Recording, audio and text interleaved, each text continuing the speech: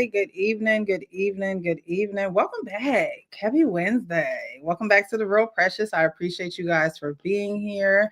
Definitely hit the like button if you're here. Subscribe to the channel, all that good stuff. Hit the notification bell for all, not just some, not just your favorite, all, so you know that we're going live.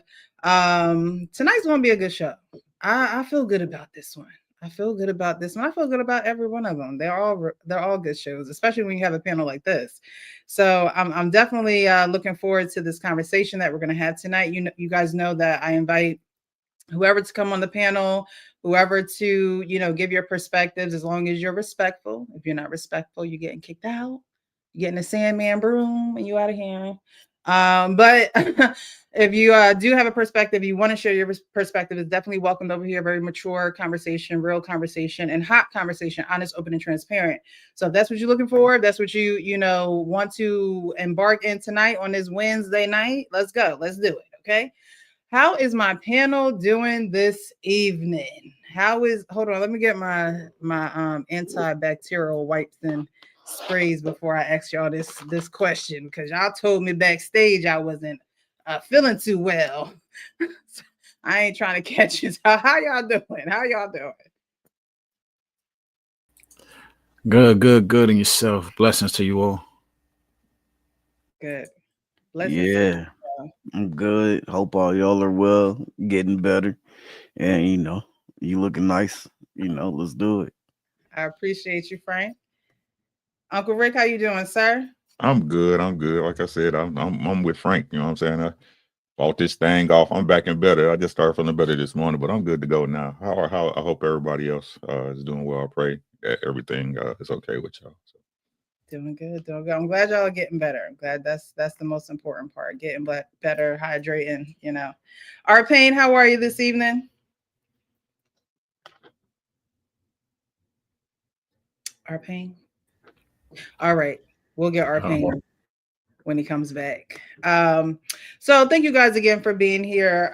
Like I said, I'm going to drop the link in a little bit once we get into the topic a little bit more. But before we do that, I do want to shout out some people who are watching with us. So Fish in the Fit, good evening, everyone. Good evening to you. Thank you so much for being here. Tarika, the best bond in the land, says, evening, everyone. Please hit the like button as you come in. Yes, hit that like button. Hit the like button. Go outside of the live chat and just hit the like button, thumbs up button. Tarika Smith says, please subscribe and share a video. Show your support through the cash at Michelle 1500, $2, $5, $10, whatever your heart desire. Okay, I appreciate the support. Sean Bolden in the building in the chat saying good evening. All J Dub is here. Good evening, Sister Precious, the panel, the chat, and the mods. Happy Black History Month. Yes, blackity black. Okay, happy Black History Month. All right, we need a longer month, like Whitney said. We need a longer month. All right. J Dub also is giving some love to the people in the chat as well. Marriage, politics, and sports. Good evening, all. Hopefully, our Pain comes back. I hope he's okay over there. J Dub giving some more love in the chat. Just do boxing says, peace, my bro. Appreciate you. Darnell Lucas in the chat. Hello, good people. Hello to you, Darnell. Thank you so much for being here. 183307 in the building. Hello to you. Time, Bishop OG Ricky Williams in chat, family respect and blessings. Miss Polly Wright says, looks here. Lord, I done lost my face to so many of y'all. I appreciate y'all. King Asian Man says, salute, chat. Top Cat 68, salute, Uncle Rick. Miss Polly Wright, hello, Precious. Hello to you. Thank you so much for being here. Time says 18, Blessing Tribe family. Salute to the panel from King Asian Math. J Dub giving some more love in the chat. Hotter than an oven. Okay. I'm a steal that one. Hotter than an oven. All right. King Asian Math. Salute Uncle Rick. Time send peace and abundance your way. 183307. Thank you. Yes, vitamin C. Y'all get them vitamin C packets, pour it in your water and chug it, okay? Tarika says, please let's get these likes up. Hit the like button. Hit the like button. Here you go. He right there. Hey, okay. They was asking about you. Our Pain, they was sending for you, okay? King Asian Math, respect. All right. Coach Ferg. Coach Ferg always in the comments before he on the panel. He said, you know what? I'm going to just kind of give my little hello and then hop up on air. I appreciate you. I hope we see you soon. What's up to the kings and queens? Chew the Fat with Smooth podcast. What up, panel? You might have to jump up on a panel. You might have to come up on here. Okay, I'm gonna drop the link. Red lipstick vibes. Hello, beautiful. I appreciate you for being here. Thank you, thank you, thank you. Check, hook the like button. Okay, chat. Just tap it real quick. Okay, tap it real quick. Champ Talk reactions. Much love to the chat gang. All right. I appreciate the love. Y'all came through tonight. And those who are on you guys' channels, y'all came through tonight. I appreciate you. We got some folks watching on Facebook too. So I appreciate y'all. All right. Thank you. Thank you. Thank you. Let us know where you're watching from. I'll be looking at my analytics from time to time, but sometimes I don't. So y'all let me know where y'all watching from. Okay. Be safe. Some schools are closing. The weather is starting to get a little funky again. We done had a little bit of, that's probably why a lot of people are sick too. Because spring want to be like, gotcha. And then pull back and it's back to so, you know, definitely wash your hands, dress warm. Just because it might be a little warm one day, don't mean you could just go naked, okay? Just still cover up. I'm just kidding. Okay. So we're going to get into this video. It's a video that I found on YouTube. You know, we talk about relationships all the time. We talk about men, we talk about women, how the women should be, how the men should be.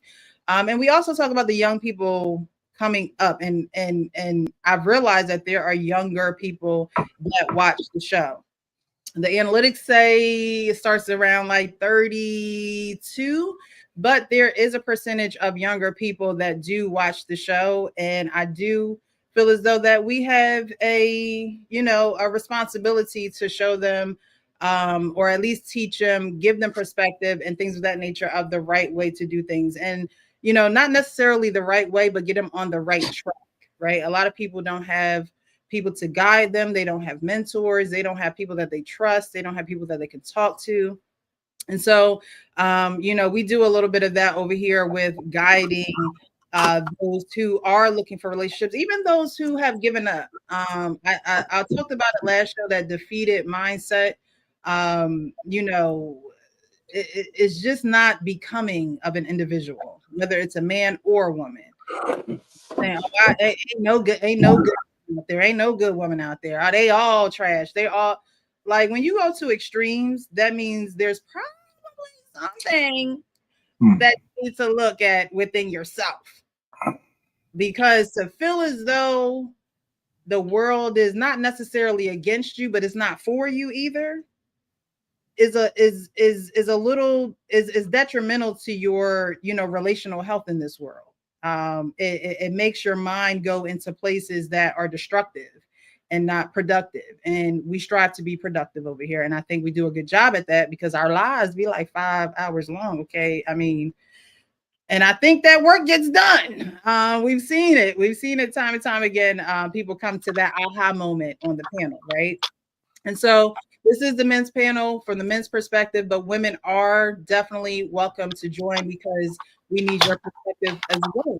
Men ain't doing it all by themselves. They need someone to be in partnership with, in relationship with, in harmony with. So ladies, if you'd like to join, definitely join. If not, you can also, participate in the chat as well. Okay.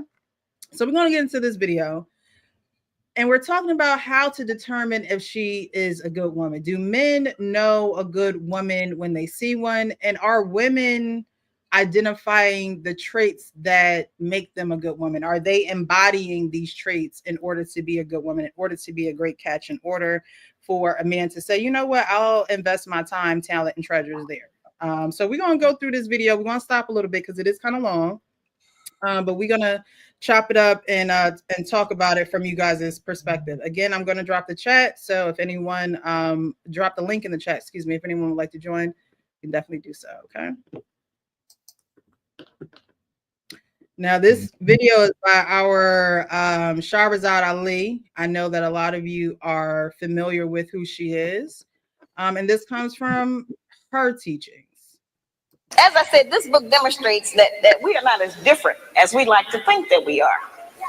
So what I'm going to go over real brief right now is what the attributes are of the good black woman. Since she's not on television, we may not recognize her. Okay. I'm actually gonna stop it right there. I know we just started, right? But she says we're gonna identify the traits of a real black woman since she's not on TV and we can't identify her, right? Do you guys believe that there is a good representation of women on TV? No. Absolutely not. I think it's the worst representation. Okay. Uncle Rick saying no, shaking his head no. When was there a good time, or when was there a time where good women were represented on TV? The Cosby Show might have been one. As far as black women, I don't think that there was too many other representations that I can remember. I would say what's her name from Good Times, Flo. She was also a supportive wife. I don't know about it's arguable on whether it was quote unquote good or not, but the supportiveness is what I'm referring to as far as being good. But other than that, I don't see too many fellas. Do you? Well, yeah, I wasn't even talking about like sitcoms and stuff like that. I'm talking about the way women represented themselves as regular people on newscasts and stuff like that.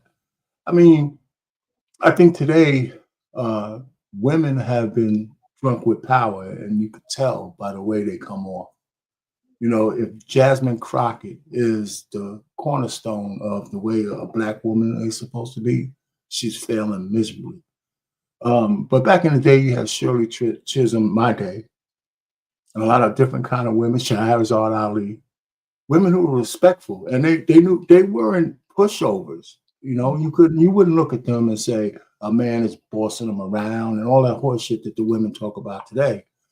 But you could feel that they understand that there's roles out there, right? For men, if they wanted a man, they would probably rather him be the leader as opposed to some puppy dog licking their boobs, you know? So the women were different back then from that standpoint, you know, so they were more in tune with their real nature than they are now. That's what I would say. Payne, I guess one of the points that I was specific, I think I was trying to be specific to is that the two women that you just described, Shirley Chisholm, as well as back in the dinosaur, they didn't really get TV time. That's what she was saying. They're not on TV. They existed. I mean, there wasn't no TV. There was no shit that there is today. So it's a legitimate question based on their ability to reach out there. They got TV time, but they didn't have social media time. Right? So they didn't have social media. That's the biggest difference. But, you know, these women were big enough I've seen them on newscasts. I've seen them on stuff, you know, that kind of stuff. On TV. I didn't meet them personally. Yeah, I mean, I kind of took away from that almost the same thing as what Sean did. Yeah, I mean, you know, when growing up, when you're watching like Family Matters, you know what I'm saying, if you don't have like say like the best family structure and things like that growing up, you know, when you're seeing these positive influences on TV, you seen them pretty much because they came on at the same time every day. So you had, you know, Miss Huxtable, you know, you had what's her name, Harriet Winslow, you know, so you had these women that you seen at home, you know, where no matter what they were doing, they were still taking care of the kids, you know, doing what they got to do. You know, even when you got to the Fresh Prince of Bel-Air, you know, Viv, you know, she had a career, but she still, you know, made sure she took care of the kids, the needs and things like that. Yeah, man. So I took it that way, but then I think now we have, and for a while we just had way more reality TV. you know, so you don't get the even if you did have the positive women on TV like that every day, you would still get a big dose of reality TV, Bad Girls Club, you know what I'm saying, all that shit. So you're gonna see the majority of those women gonna be fighting their ass off or doing this or doing that, throwing drinks on people, loving hip hop. Yeah. You know what I'm saying? You get more doses of that than you do the, you know, the older shit that we used to get. So. Yeah, me personally, I think it started mid 80s, the mid 80s when it went away from I was born in 73, right? So when I was growing up with Shorty, remember that women, especially, and this is not just black women, this is women in general in the Western world, right? Women, especially if they were professional, they had to present themselves a certain type of way. Mm-hmm. You know what I'm saying? You like back in the day, it couldn't be no politician or no woman in power with no weave on her head. Y'all know what I'm saying? Mm-hmm. Right? But nowadays, especially now, if you see what was happening in the news today, these women, look, angry, bald-headed women, you know what I'm saying? And the one woman with her $1,000 weave, $1,500 wig on. What's the other chick name? The one in Dalton, right? Oh, then you see what I'm saying? Like, and to focus, to put it down on a nuclear family level, right? Again, if we want to use the comparisons of like the Claire Huxtables or even like Sean said, the Evans family, right? These women were always, even though, especially in Claire's position where she was a lawyer and her husband was a doctor, even though she was in a profession of power, they still remained, as far as clothing and attitude, demure, right? Within the family, right? So now what we got, like he said, like Frank said, the basketball wives, the wives of Potomac, right? And even though these women have money, stature, and power, they still present as masculine while being under a man, supposedly. Right. So I think it's been a gradual increase of it. Like I said, I don't understand it in our culture where it's cute or acceptable that a wife, or even a mother is presenting herself like the rest of the women in the street. You know what I'm saying? That's my take on it. Hey, Uncle Rick. Hey, or my bad, Sean, but or the ones who have the money and, you know, project that marriage is a game. You know, I'm jumping from dude to dude. Got an African dude this week. We married. Oh, now we divorced. I'm married to a football player. You know what I'm saying? Oh, we done. No, married to a basketball player. You know what I'm saying? Just showing that, you know, to them that you know, marriage, the sanctity of marriage ain't real to them. And, you know, sometimes, you know, that's what is portrayed in our society, because those are the girls, the women that, you know, that the younger girls see too. You know, when they see the Porsches, you know, from the Housewives of Atlanta and shit like that. Like, it's like, well, you know, well, she got married 5 times, but, you know, by the time she was 40, you know, so if I get married 5 times, I got married, you know. So and what's crazy, Frank, is that these are presented to us as the best of us, right? Right. That these people are the best of us. You can't go anywhere out here and say, "Oh, Candy Bird," so you know what I'm saying? Yep. That was a valid point. Those are very valid points, and not to mention, just again, the mentality is just like it's crazy when you think about it. It like when you think about it for real, it's nuts. You know what I'm saying? You be like this is what people value for real. Like, and I don't take the lies and excuses of people talking about it. No, because this is what people be trying to model their life after. Yeah, and what's funny when we speak about it, I was watching one of them shows, and what stood out to me is when they were in celebration of an achievement, they would go twerk. Like this was their applause, trying to clap. Right, people's mamas. Yeah, you hear what I'm saying? These is people mamas, and they're all egging each other on, and yeah, girl. I'm like, yo, really? Where are we right now? What is going on here? And not trying to be, above or trying to look down upon, but I can't help but not look down upon. I'm trying not to judge, but I can't help but to observe. And there's judgment that's there naturally. Yeah, the reality shows, I swear it just say don't die in the contract. Like that's all it must say, don't die. Just don't die. You can just do everything else, just don't die. Because to sign contracts to beat up on women and to drag them and to tear their wigs off and to talk about and to beat each other's families up and things like that. To me, it's like what is it? A Bombarian. It's just like bam boom culture. It's sad because they wouldn't continue to produce it if the demand wasn't there. That's what I'll be saying, right? It wouldn't be needed. You couldn't sell it if it wasn't a market for it. You see what I'm saying?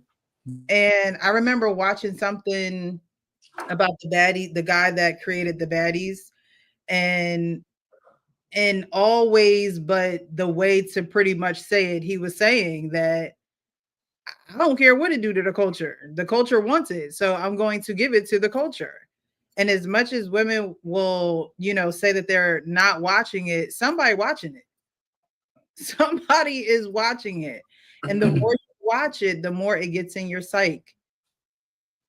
And you may not think so. You may think that it's just entertainment.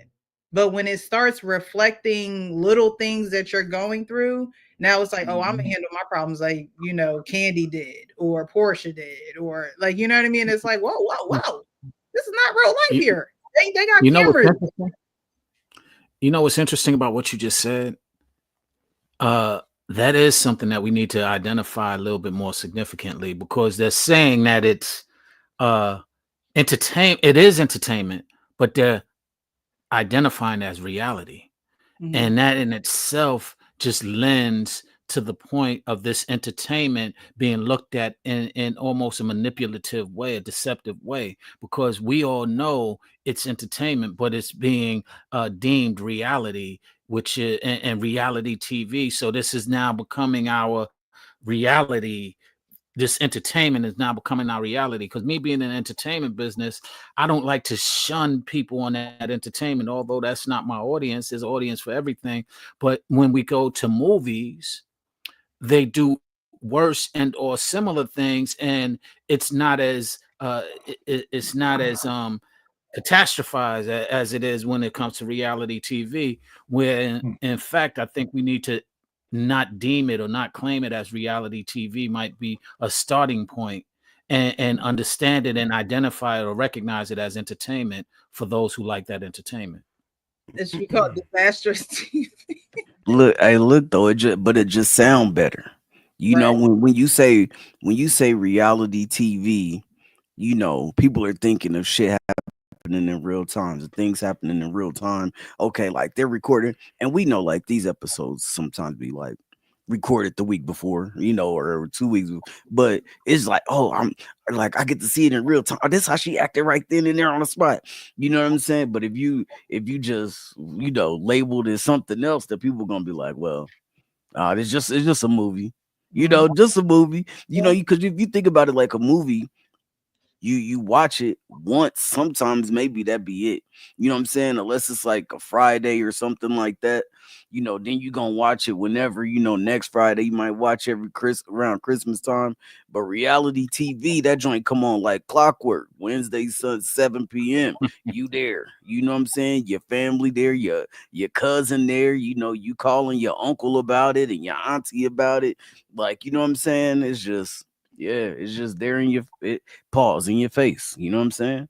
I think the truth of it is that all of us, right, when we see these things compared to things that go on in our life, it's just you having the common sense to know that's bullshit. You know what I'm saying? I think it's so successful because it truly plays to the human nature of people.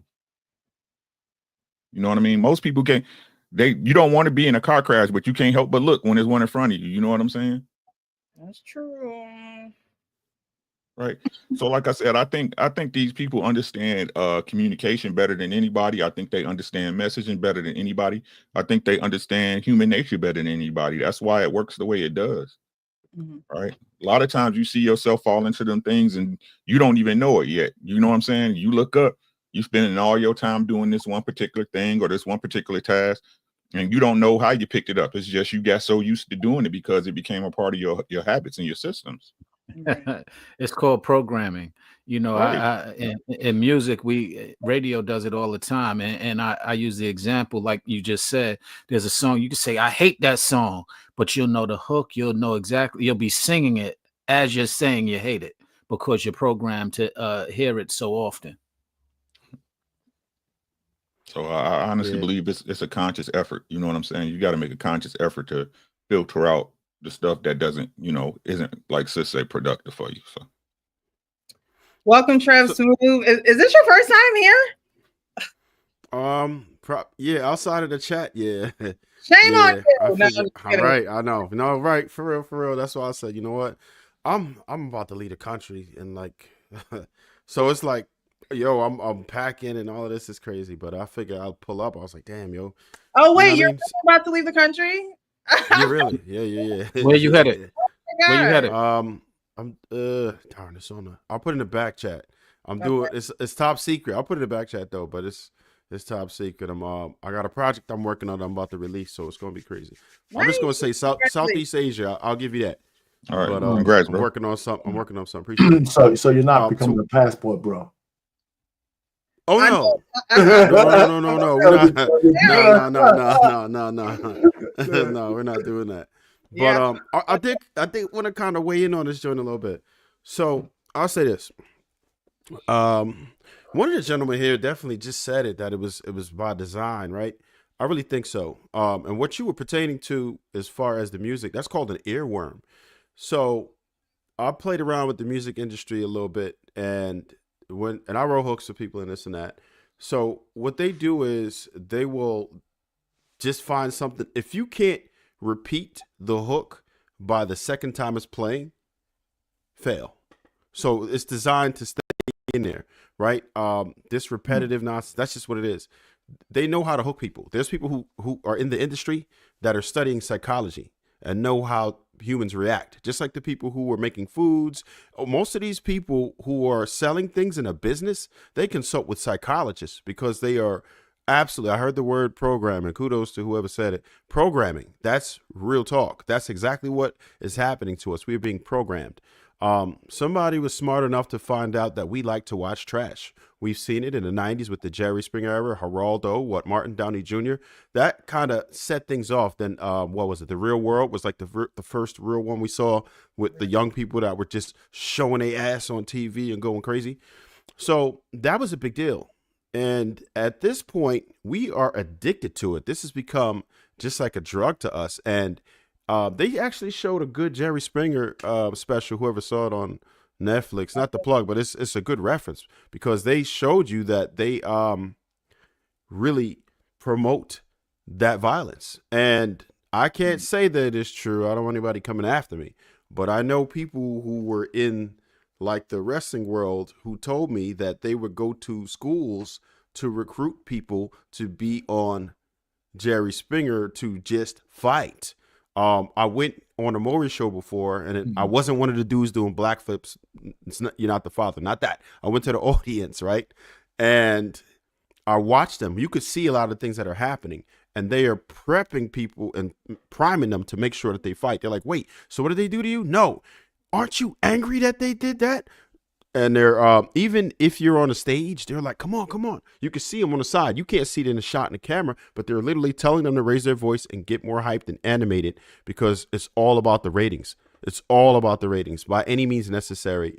Don't think that anybody in business, particularly where they're shareholders, that are going to care about you. They don't. All they care about is keeping their job, and the only way they're going to keep their job is shocking you more than they did last week. So it's a shame what we're dealing with right now. And I heard the Cosby Show being mentioned. That was legit, man. Good times. We had some shows where we had some great examples of Black women back in the day, and it was what you would strive to be. They don't promote that anymore. You saw what they did to Bill Cosby, man. Once you start trying to change the game and uplift certain communities, they coming for you. They're gonna get you the hell up out of here by any means. By any means, if they have to disparage you, if they have to put something on you. And not like for what I don't know. I don't want to get too much into the Bill Cosby thing, but we know we kind of know what happened with that. We know that there were people doing far worse than whatever he was doing, which was part of the culture back then, not to excuse it, but just to explain it. There was a lot of people doing a lot of things, and you know what happens in Hollywood, right? And there's a lot of people who were not like him that were getting away with much more. But when you are certain people, then they're going to get you up out of here. Simple as that. You want to buy stations, you want to control, you want to put things out there that's going to make people look better in a better light. Hell no. We need you right where you are. And it's unfortunate. Yeah. Thanks, Trev. Coach Ferg, how are you? Thanks for joining. We literally just started, and we're just talking about. Can you hear me? Yes. Yeah, we got you. What's up? What's up, Chris? How you doing? Good. How are you? I'm okay. We literally just started, and we're just talking about, are women depicted as good women today on TV? Do you see any shows where you see good women? I see. Okay, so I like to talk about the sisters because I love a light-skinned to chocolate sister. Right? I see the depiction of a strong woman that's emotional. They show them as strong women. They police officers. It's a little show. Of course, Tyler Perry writes the show with they doing the little White House, and she's sort of running the White House. Crazy mess, stuff like that. But as far as even in commercials, sisters and brothers looking good together with some brown babies with some good hair, that's not seen at all. If they got a sister, she light skinned with a white boy. Even the brothers, they got him with old good hair. They don't have them melanated together. But I think for me, especially in this modern time, it's a good time to start creating those dynamics on our poor level. We the working man's level. And I think it could change because I think YouTube just changes the game. We could change the dynamic and force it. We can force it. But who's willing to be strong enough to do it? We already know what's bad. We've been eating garbage all my life. We've been eating garbage. So it's time for us to stop putting it on our plate and just move different. So who's willing to do it is the question. Great question. Great question. That's why we're here. All right, so we're going to keep going on in the video, but I just wanted to stop there because we just don't really see a good depiction of, and I would say family anymore. If you do see family, they're breaking up shortly after, right? Or they're getting back together and they're breaking up again, and there's a lot of dysfunction. And not to say that there's not dysfunction in family, but at the same time, it leads to a disaster, and it doesn't necessarily lead to a new level. Although there might be dysfunction or bad things going on in your relationship, that should prompt you to go to a different level in your relationship and not necessarily out the back door.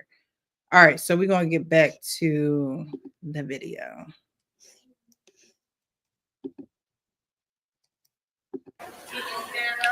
Now, the good Black woman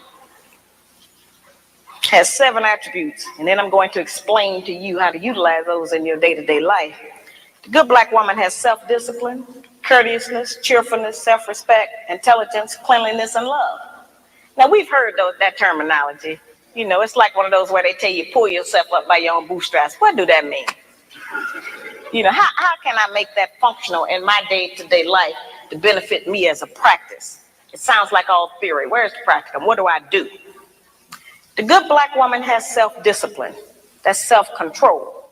Let me make that real for you, sisters. We can start with our mouth. The good black woman can control her mouth. She don't have to say everything that comes up. It's okay if he get the last word sometime.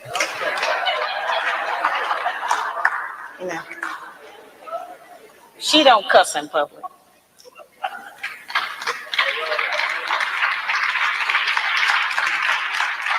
And she works on not cussing in private. She don't tear a man down with her mouth because they can't out-argue us.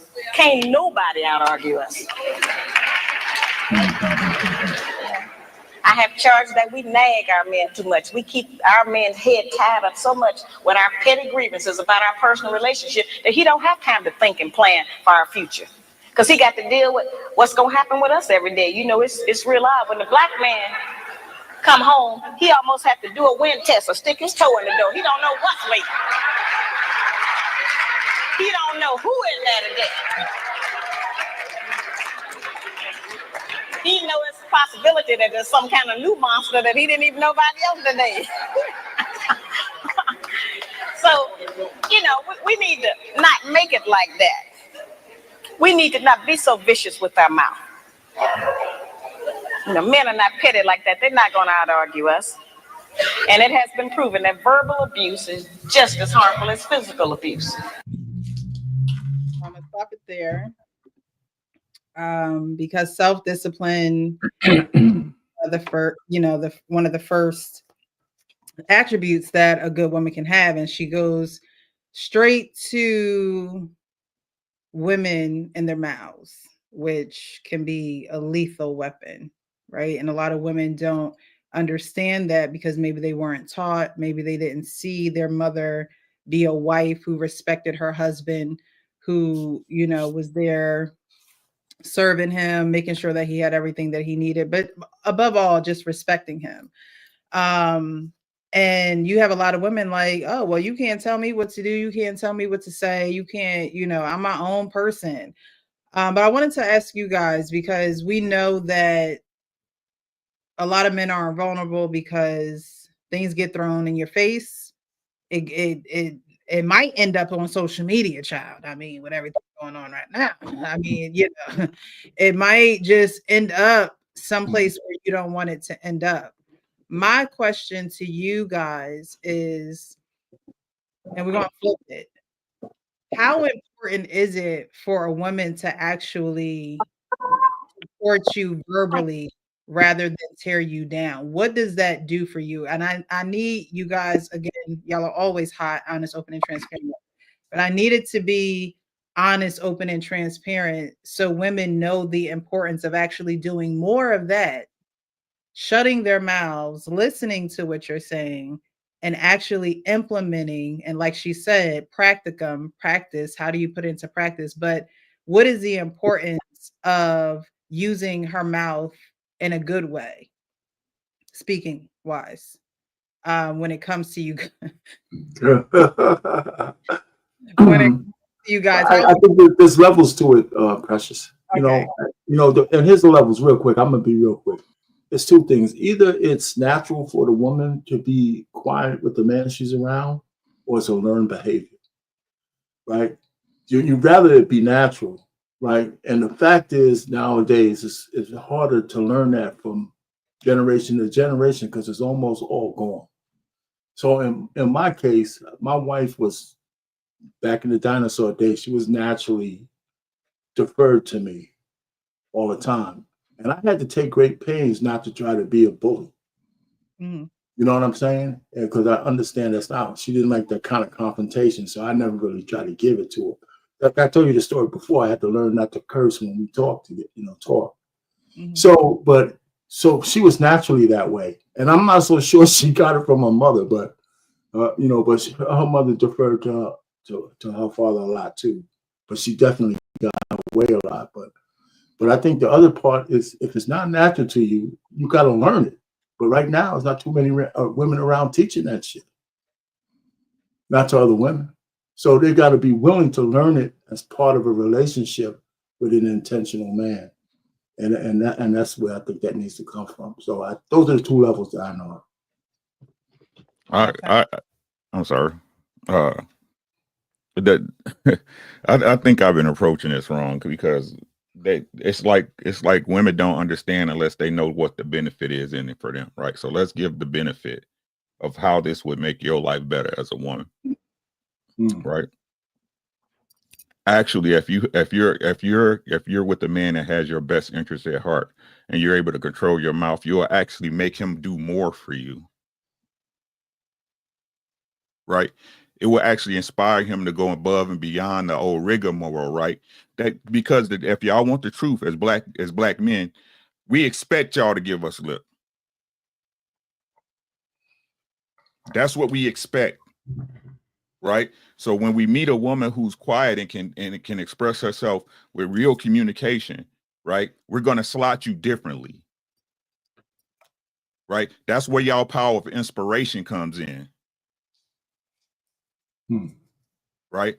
So how does that benefit you, right? It benefits you in two ways. One, if that man is really about you, he's going to elevate you. He'll break his back for you for real.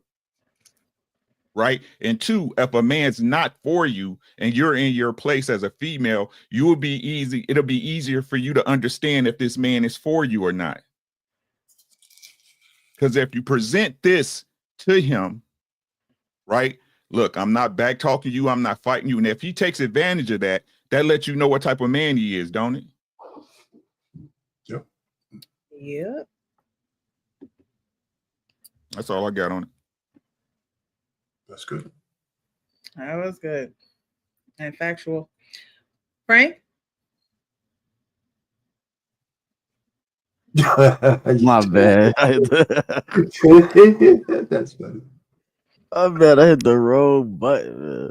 No, I agree. I agree with both R Pain and Uncle Rick, man, on both of those. I think that's the same sentiment as the femininity, can get you very far. That feminine energy can get you very far with the man, rather than always trying to meet him with the rah-rah type of vibe.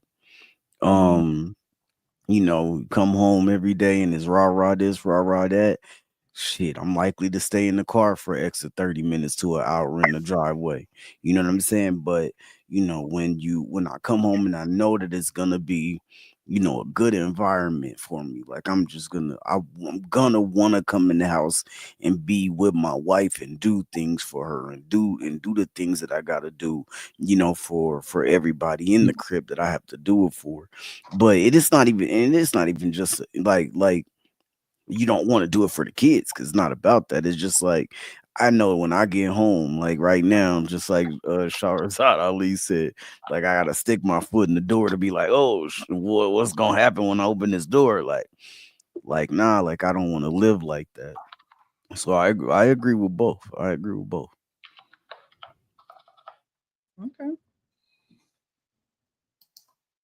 Thank you so much for joining the panel, Miss Polly Wright. Thank you. Yeah, no worries. I didn't know. I know everybody got a chance to go, but yeah, I'll say I think that a lot of us don't realize as women how we can affect men, in good and bad ways, both ways. But someone who is like very loud and disruptive, like all the time, I don't think we realize sometimes how really like that negative effect on a daily basis, like really disruptive. And I would try to say if a woman could try to put herself in that position, anyone who's like been in a role of working, by that, like taking on like all the bills, like there's a lot of single moms like that. When you get home, like, do you want to hear that? Okay.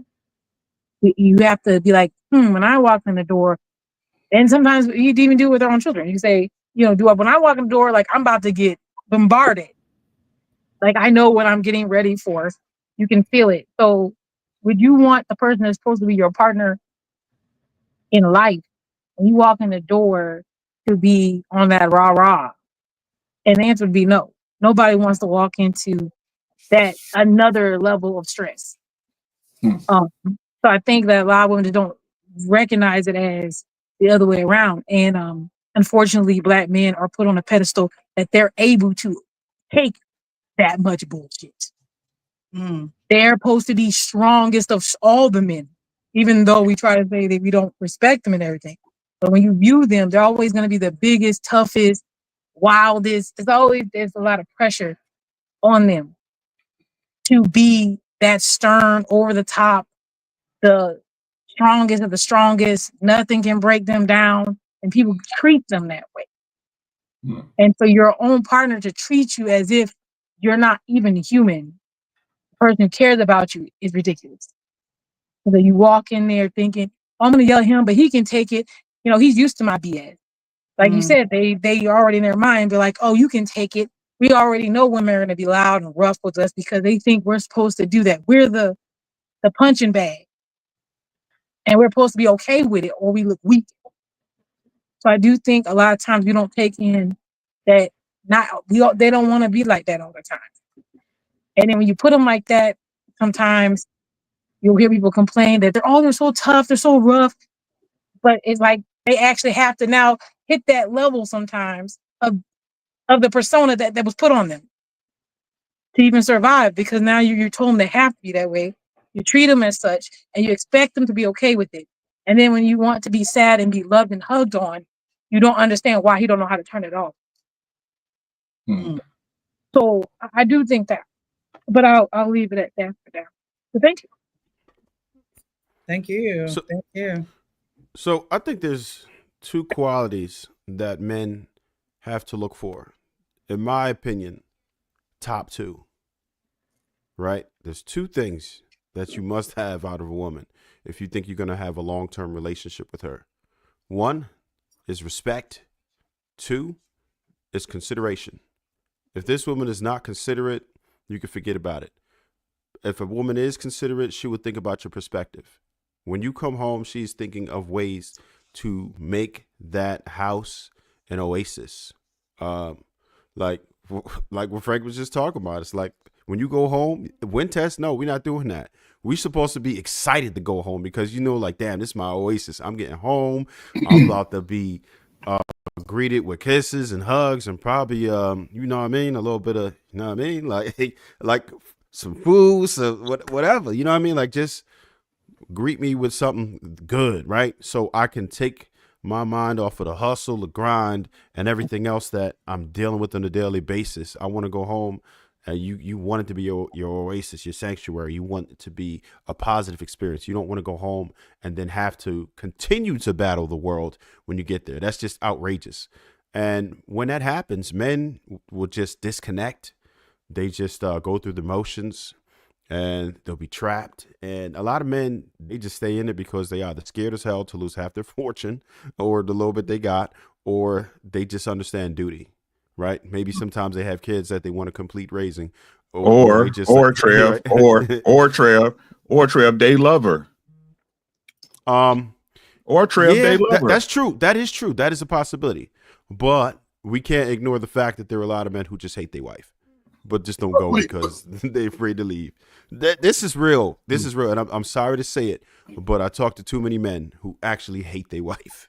And it's a fact. And they will not leave because they are scared to have to change their entire lifestyle, because they are scared to lose half their 401k, half their pension, everything else that comes with that, and having to readjust and start all over, right? And continue to take care of a woman that all their responsibilities are relinquished from you. So it's one of them things, man. It's unfortunate, but I think that women just have to take time to consider, right? I think all of us as humans should be considerate, because when I'm thinking of how I can make the person I'm with their life easier. What is it that you do, and how could I make that simpler for you? How could I make you more efficient? How could I make you more comfortable, right? And a woman should be thinking the same damn thing. That's just how we have to behave. If that's your part, that's your other half, your spouse, whatever you want to call it. it should be your duty. You should accept it as your duty to make your partner's life easier. And one of the main things that the problem is a lot of women sometimes feel like a man is just a convenience or a tool.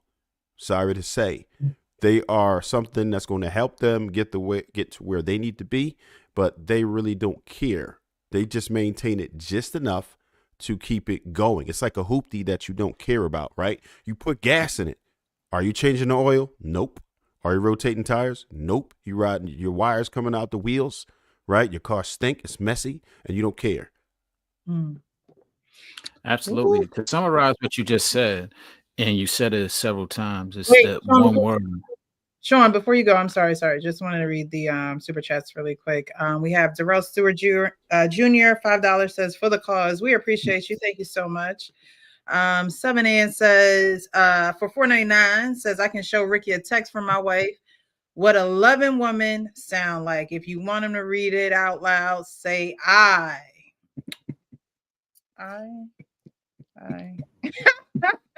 Nah, thank you.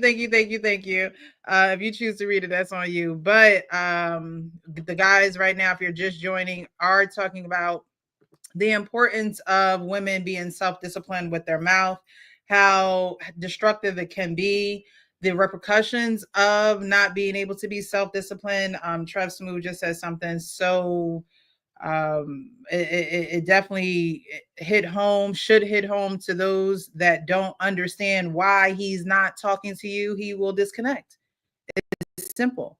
He will disconnect because he's not able to talk to you without, trying to figure out if you're going to go off, if you done had a bad day, if your cycle done got you going crazy, if he just doesn't know. He doesn't know. And because he doesn't know, and it's not that he's not trying to figure it out, but who wants to go to a crazy person who doesn't want to sit down and talk like human beings?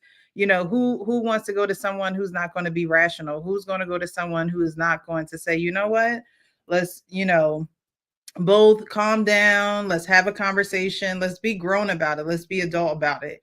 No man is going to, like Shiraz Ali said, is going to out argue a woman. It's just not going to happen. He's not going to do it. And so that's where we are in the conversation.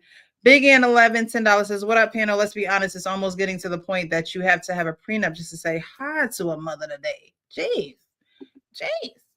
All right, Sean, I didn't mean to cut you off, but I want to show love to those who were showing love to us. So proceed. Okay, what I was saying is we don't need to make it complicated, and to simplify and summarize what you just said is the one word he used significantly, which is consideration. Consideration, if you have consideration, respect is natural. Respect is there because you're considering that you're respectful enough to consider that person. So if we just look at the root of how we, the good woman or the good person, that good person has consideration for somebody. That good person has, mindfulness towards being humane to another person, which is what humanity is. And often we are not practicing humanity anymore. We have lost it, and we become savages and are proud to say it nowadays, which is a horrible, reality. Mm-hmm. Yeah, I would agree.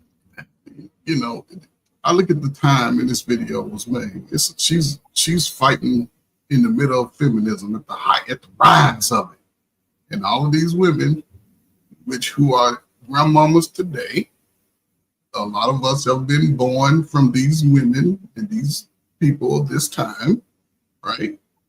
And her message is true today. A lot of guys don't grew up with that. If y'all got a sister and you can't be in front of, if you can't handle a woman a certain way, it's something wrong. I can see that in your home growing up, you didn't have a say so. You didn't have nobody vouching for you. You didn't have nobody giving you encouragement.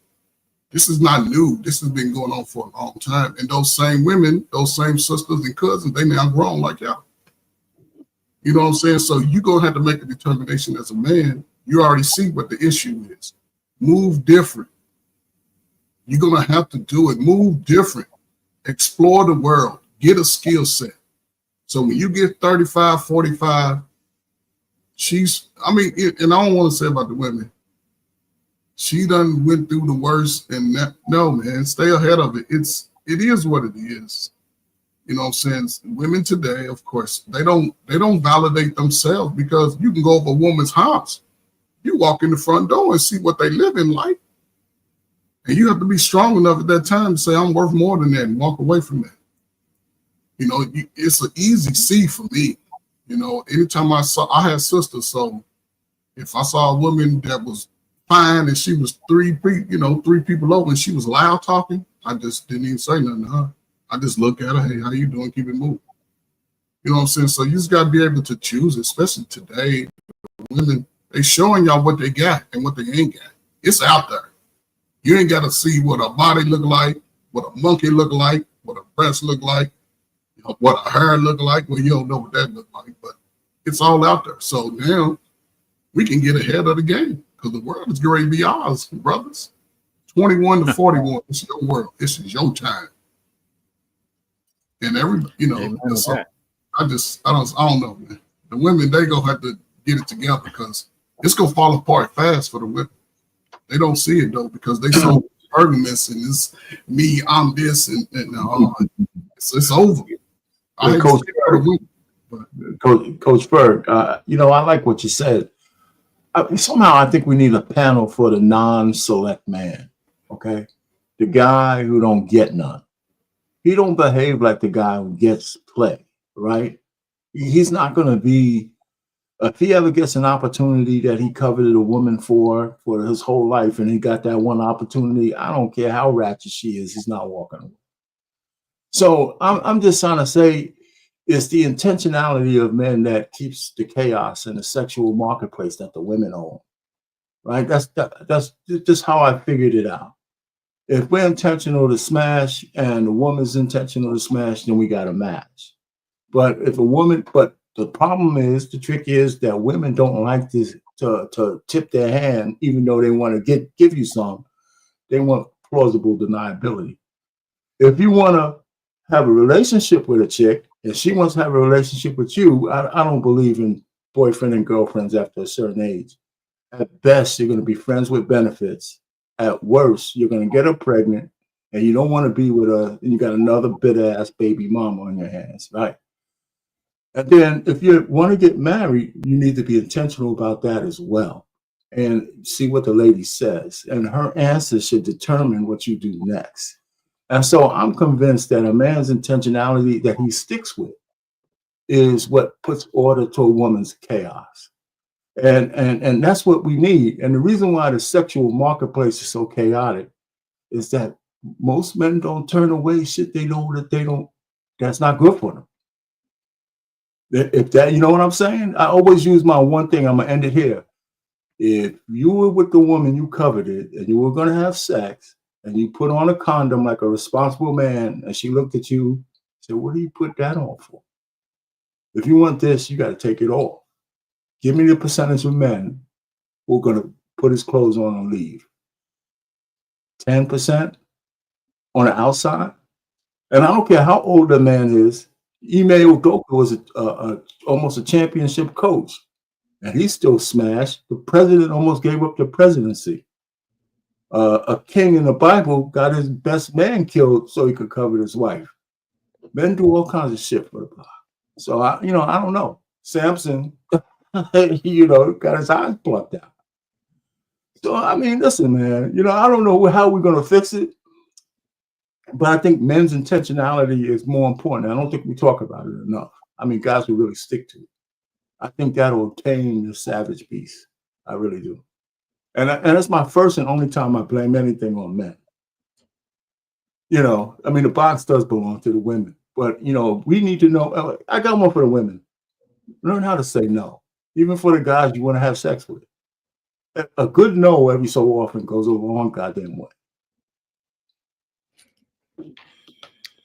That's the best I got to offer for the rest of the night. I'm logging off. A good no, is that men that you're talking about? So what? You said a good no. Is that to the men that you're talking about? No, for The man women. say No, no? no. Women back in my day knew how to say no. You couldn't even beg for it. When they said no, no meant no. Okay. And women so today don't know how to say no for the men they want to sleep with. do men? They make all kinds of concessions. I mean, they did it back then, but there was a fair amount of women who knew how to say no. Look, the black man is irresistible, guys. We gotta admit this, right? The lowest of the low is still having babies, right? The lowest of the low. Look, it doesn't matter. The women have all the information. They have their intuition. They had their girlfriends, their fathers, their best friends who all gave them the information on how to spot a bad dude. But every black man is so irresistible that when it comes down to that thing getting hot down there, they can't say no. It's impossible. Can't do it. Not when I pull up. Which puts it back in our ball court of us being able to say no. But it's been years now that the boy man has not had nobody to encourage him. My sister, hey, come on, man, y'all heard it from your own houses that you go shut up, boy, get out of my face. Some of y'all still don't know how to clean up your room. It could all change. If you walk in and our house smell like feet and butt and all that, man, get out. Get away. You can always listen. It's somebody out there who's it just smelled like feet, man. It was still going in, man. You got to we see this again. We need to learn how to say no. Bro, it smell like feet. No, we can be better, man. We can take over right now. Black men can take over. I can't stand y'all. I can't stand. Now, Precious, you see how quick they jump on the bus? Change up. Listen. Look how quick this why I don't get where we keep having these conversations about men don't take accountability. We have no choice. It's our default. It's our default. See how quick they say, hey, we need to learn to say no then. Them hoes hoeing, right? It's our default. Yo, that's some bullshit. But anyway, we talk about we leaders. Well, let's lead that. Let's lead. If you smell feet, you lead. I'm saying be selective. This is Coach Berg. I'm not. Your point is super valid. This is not an argument. His argument is valid. It's not an argument. It's the facts, right? But the thing is, this is what I'm saying. We are so quick to eliminate our women's responsibility in any goddamn thing. Anything. You are absolutely. Hold on, Sean. You are absolutely right. We supposed to be leaders. We supposed to be leaders in every single aspect except her body, correct? Every single aspect, but her body, correct? That's true. That's what they say. I mean, to be honest with you, if we understand our leverage and power, we actually can leverage and power that as well. We have done it in historically, and it's done right now naturally often. You know, we have. I give you examples. Negatively as well as positively. Negatively will be a positive one. Show me the example where where a guy walked away from a nice steaming piece of pie and stuff. Give me one. Most men are irresponsible, but I don't want to blame it on them. I won't even go in that direction only because that doesn't condone the irresponsibility of those actions. No, God damn it. This is what's wrong with y'all. Listen to what I'm saying. The one responsibility they have, Sean is saying, is ours. Yeah. Yes, he is. No, I agree. I'm just saying no. Right? No. Not, let me finish. Not what Coach Berg said. Coach Berg said, if the opportunity arises, right, and you get there and you see she ain't shit, walk away. That's what Coach Berg is saying. Right? Listen to what I'm saying. We need to stop this. Either they're responsible for their body or not.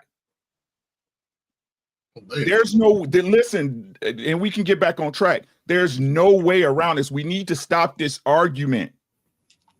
This is simping at its finest. The one thing they were supposed to be responsible for is access to their body. What I said about black men being irresistible was me being sarcastic. I'm sorry if you didn't pick it up, right? Again, if we're the lowest of the low, if black men don't establish nothing, we were slaves and don't work and don't work under our own system, right? We dirty, we nasty, we baby daddies, but still, it seems that they cannot resist the worst of us. So are black men irresistible to the point that they lie and tell us all these fake things that they need? I need security. I need you to be a leader. Don't matter when it comes to giving you some pussy. or nah. You got a good point. And again, I ain't taking away the responsibility of a woman just being a little more responsible and in control of her body. But at the same time, the point that I was making was similar to what Coach Ferg said, which was, if in fact you are presented with something, that doesn't mean you got to take everything. Correct. I don't deny or fight that point. What I'm saying is if there was no pussy to get, there'll be no pussy to get. I agree. That's just what it is. You're right. That's just right. I say what it is all the time. I say bro. it to women all the time. So let me take a step back and take your stance, right? So if we're responsible for their body, what is this woman's empowerment thing? Some BS, but we won't go in that direction right now. What is sexual liberation if they never had nothing to liberate? Again, it's some propaganda, but right. So again, like I'm saying, listen to what I'm saying. This is 2025. Shout out to Cat Williams. The truth will be revealed. This is no longer an argument, right? Women control access to sex. What people keep trying to tell men to do, right? And listen, when I said this on another show, they tell us to wear condoms, not to protect us from sex, but to protect us from who? From them. Right? To protect us from them, to protect the man from getting exploited, for not taking care of a baby that's not his, for not putting a baby in a woman. Because if the women were all well, the same way they say if men were all great, there wouldn't be an issue, would it? It's their body, bro. They allow people into their body. And if they have no standard, what y'all telling us to do is what we never tell women to do, which is fight their nature. Every man loves new pussy. I don't care who you are. If you trained yourself to make choices through life experience or somebody else, that's something you programmed yourself to do. But if you didn't have the consequences of dealing with these egghead women out here, you will fuck every single woman you find attractive. That's a fucking fact. That's the nature of most men. I'm laughing because I say it to people all the time. I say it to people all the time. If I lived in the 60s or 70s or the 50s where there weren't as many diseases, I'd be a straight hoe. Right. A man being monogamous is a learned and trained behavior. Every man knows this. That's why they say when you get married, oh man, goddamn, man, you giving up all his ass up, right? You giving up all his ass out here, boy? This is not an argument. Can we please stop doing this? When it comes to sex and access, it's their fault. It's simply what it is. It's what it is. It's hard for a man. You get used to it, if you smooth and you got expert. But that first time that pussy was in your face and you had to walk away, tell me it wasn't hard. Tell me it wasn't hard. This is what I. You're right. I think every man remembers the first time they had to walk away. This is what I push back on it. And every time I challenge men on this, I become a simp because that's some bullshit. You control yourself. You learn how to control yourself. You learn how to. That's what makes us humane. Otherwise, again, we'll be Right. savages. You learn, And we it. can That's be what I'm savages. saying. We can be savages, but savages Okay. does not allow us any type of decorum, Understood. any type of Understood. structure. Not arguing that point. I'm not arguing that point. You said the same thing to the learned behavior. Exactly. Again, so and listen to, this is my baseline on this particular argument. I'm gonna let it go, sis. My apologies. Right. Why don't we ask women, when women act within their nature, what do we say? We say she just being a woman, right? What happened to just let a man be a man? No, I say No, this not even I don't attacking. say it I'm to not either attacking one you. of y'all. It's called I'm not discipline. attacking it. No, I understand that. I understand no, that. I'm not attacking Nah. you. No, Right, no, I'm not arguing that Right, point. I I'm want sorry. you to. Go ahead. Go ahead, Rick. I'm not even attacking that point. What I'm saying is that Right. if we have the understandings, right, that women operate within their nature with hypergamy and wanting to oppress their friends, right? Why are we required to operate out of ours? And if we are, that's cool. We need to come to we need to come to the consensus as a society. Again, that contract we talk about, right, Arpain? Right? That contract we talk about, right, Ferg? Then we need to have a conversation about where the hierarchy is. If I'm expected to do more than you and be better than you and sacrifice myself for you, then there's no woman empowerment. There's none of this shit. That shit don't exist. It's a lie. You are under us. You are under us. That means you answer to me. Right, but that's my point. You're right. You're lending to the point that I'm making. If in fact we exercise our discipline a lot better, we will have a lot more of that position that you're talking about. But we don't, because we keep on condoning those lack of disciplinary behaviors, and then when our people under us get wild, we start blaming them. It's not condoning. People don't condone it. It's just that we can't control other people's behavior. How many times do you need to say that men need to have discipline, right? You can't control their behavior. So it's always going to be with us, just like the poor is always going to be with us, just like all that stuff. So when you say the word discipline, it's almost like saying abstinence. Some men are going to have discipline, some, and most won't. So how do we deal with it? That doesn't mean that we absolve women of being able to say no. And when women say no more often, the guys who don't have discipline ain't going to get laid unless they want to go to jail. You know, it's as simple as that. You know, we can't have it both ways. I agree with Rick. I mean, the conversation is already too much, because the bottom line is it's a woman's body. She has choice. It can't be my body, my choice in Planned Parenthood and not in the bedroom. You know, I mean, or in the courtroom. You know, so it's got to be consistent around the board. Your body, your choice. It's got to be your body, your choice everywhere. Right. I'm speaking for the future of young brothers today. We old brothers. We 40 something. Well, the future of young brothers, what? But what I'm saying is, I'm just saying, be more intentional and selective.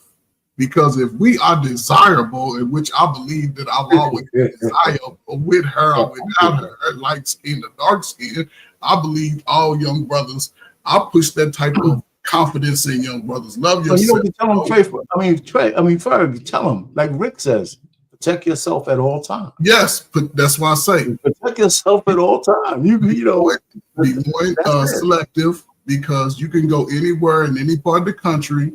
You got that nice little look, smell good. You're gonna get 3 or 4 of them but you gotta be more selective. That's what I'm saying. Once you start seeing who she is, she gonna say a lot. Don't listen to it, but don't see how she move. That's all I'm saying there. Don't waste time with that, because you don't want that type of chaos in your life. But for every one that turn you down, it might be 5 that may go. So I'm just saying, especially as an adult, you can go anywhere in the country. You can go anywhere in the world. So you just think about the girls that you grew up with. That's all you gotta do. You know how they act. So just be more intentional, more selective today, because the women are already telling you out loud that they don't really want you. You gonna come with your money. So just be more selective, and you'll never go. Listen, man, you won't have no problems out here. And then you done worked and got in good shape. Shh, man, please, man. They're gonna be paying you and flying you out. It'll happen. They're gonna fly you out. They're gonna spend their taxes, and you can get all right. So Coach Ferg is saying, what did she just say? The first rule, self-discipline. If we follow that rule, everything else will follow. All the box we want will come, all the money we want will come if we follow the first rule of self-discipline. But she's talking about women, though. She's talking about women. Right, who's supposed to follow men. She'll also go into men a little bit down later, but there is a double standard, and we can't sit here and act like there isn't. The rules for men and the rules for women aren't necessarily the same. But I agree with women give that access. So if you're going to give that access, don't complain about what happens from that access being granted. And that's one thing women don't take responsibility for. Oh, well, you should have wore a condom and you came inside of me and blah, blah, blah. Well, you gave him the access, sis. You gave him the access. So now you are partly responsible for what happens after access is granted, point blank, period. And you can't run from it. You can't argue him down. You can't blame him for everything that's happening. You gave him access. Whether he was being irresponsible, whether he was just, trying to get the draws, no matter what it was, we as women have to take responsibility for that. There's nowhere you could just take it off yourself and just put it on somebody else. No, every time you complain about him, think about you opening your legs. Every time you complain about him, think about you moaning and groaning in his ear. You gave him access. Absolutely. And you know what's funny? My body, my choice, however you phrase it. The way that I look at it is when you give that access, you relinquish your authority. And that's the problem. You don't want to face that reality. You relinquish your authority. So that choice that becomes yours when we're talking about the AB word, you've relinquished that because now it's no longer your body. It's their body.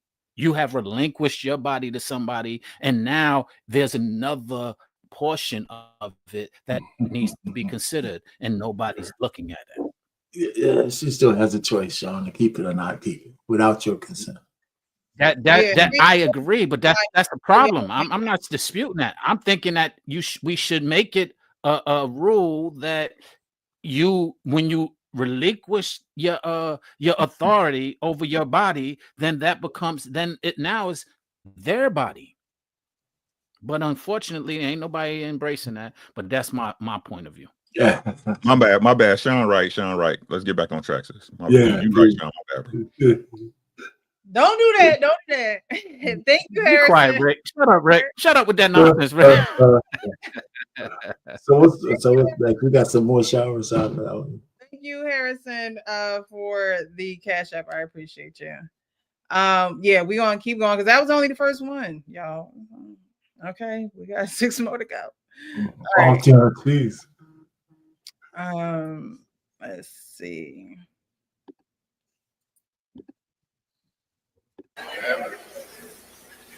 So let's not use our mouth to do that to him. The good black woman is courteous. She says, thank you, baby. I appreciate you doing that. I appreciate every effort you make. Try harder. I'm going to work with you. Thank you. I know you did your best. Now that's a whole new language.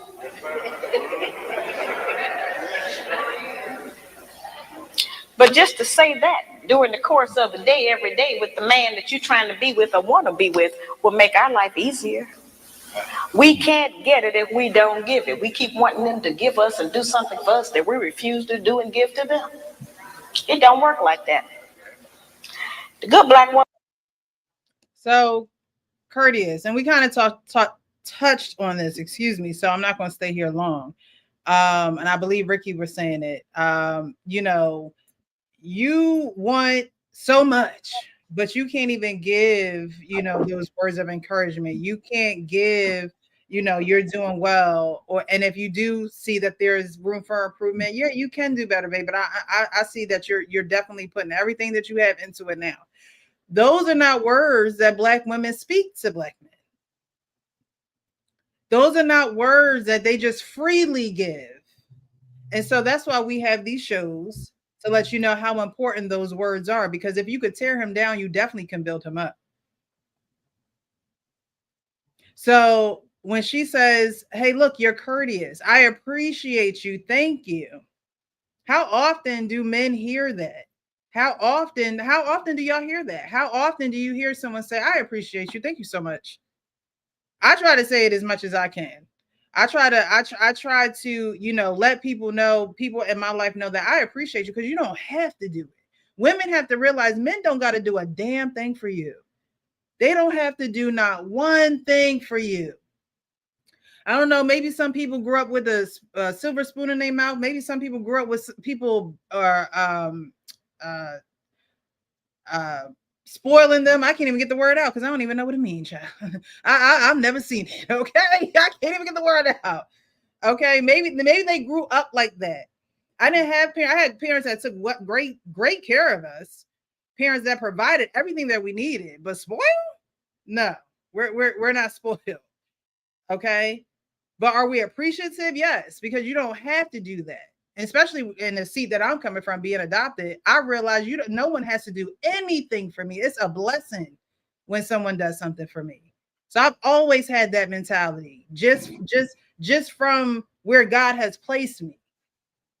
But some women will never look at it like that. They'll never look at it as just saying, thank you for what you do. They feel as though you have to do those things for them. Oh, you better be doing that. I give it up to you. I give you this coochie. Right? That's what some of them will say to you. I put this coochie on them. What do I need to say? No. Thank you. I appreciate you. You're doing a great job. Keep up the good work. Those words are necessary for a man to hear, because when he's torn down in the world, why would he want to come home and not hear those things? Why would he not even act out of appreciation from hearing those things? Uncle Rick said it earlier. Saying those things will get you a lot more. And women just don't realize it. They don't feel like they have to do that. They don't feel like they have to say it. But remember, with you feeling like you don't have to say those things, just think in the back of your head, he don't got to do what he's doing for you. They can stop at any time. He can shut it down just like that.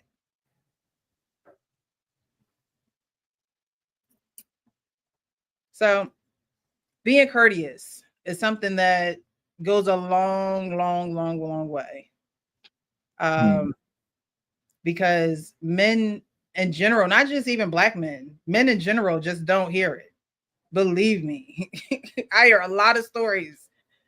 Men just don't hear it at all. And those who do are very appreciative. Those who do treat their wives right. Those who do, wives get treated with the utmost respect, because that's a form of her pouring into him in a way that he's not, he's pouring into her in a different way that she pours into him. What a man does for a woman is not something that a woman has to do for a man. You show it in different ways. And if your words can move him, if your words can take place of going out in the workplace and putting in that sweat and tears, why not just give it? Why not just say it? Do you guys find it difficult to find women, or do you guys think that women find it hard to be courteous to you and say, I appreciate you, thank you? Do you find that women find that hard or difficult? Absolutely.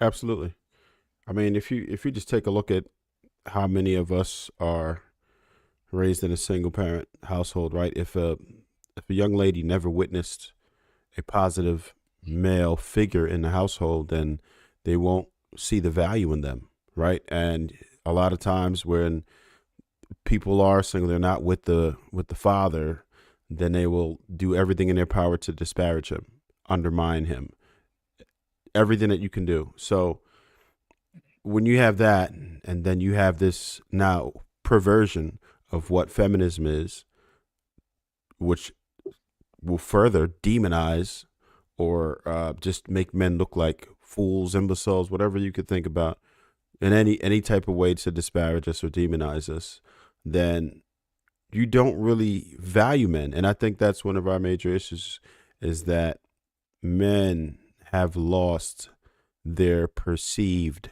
value. And if you don't value something, how could you treat it well? Name one thing in your life that you don't value that you treat well. I would agree. Value as I agree with that, though. I agree with I feel like it's so easy to say thank you. I feel like it's so easy to say I appreciate you. Again, it depends. Like you said, it depends on the ladies. It depends on the two things that I said. One, it's got to be something that's natural for that woman as a person, or something that's learned. And like Trev said, there's nobody teaching that. You know, I happen to be grandfathered in to a lady who's been taught that. So my wife and I, you know, I'm just kind of big up in my wife. She understands respect. She understands a man needs to have his ego intact.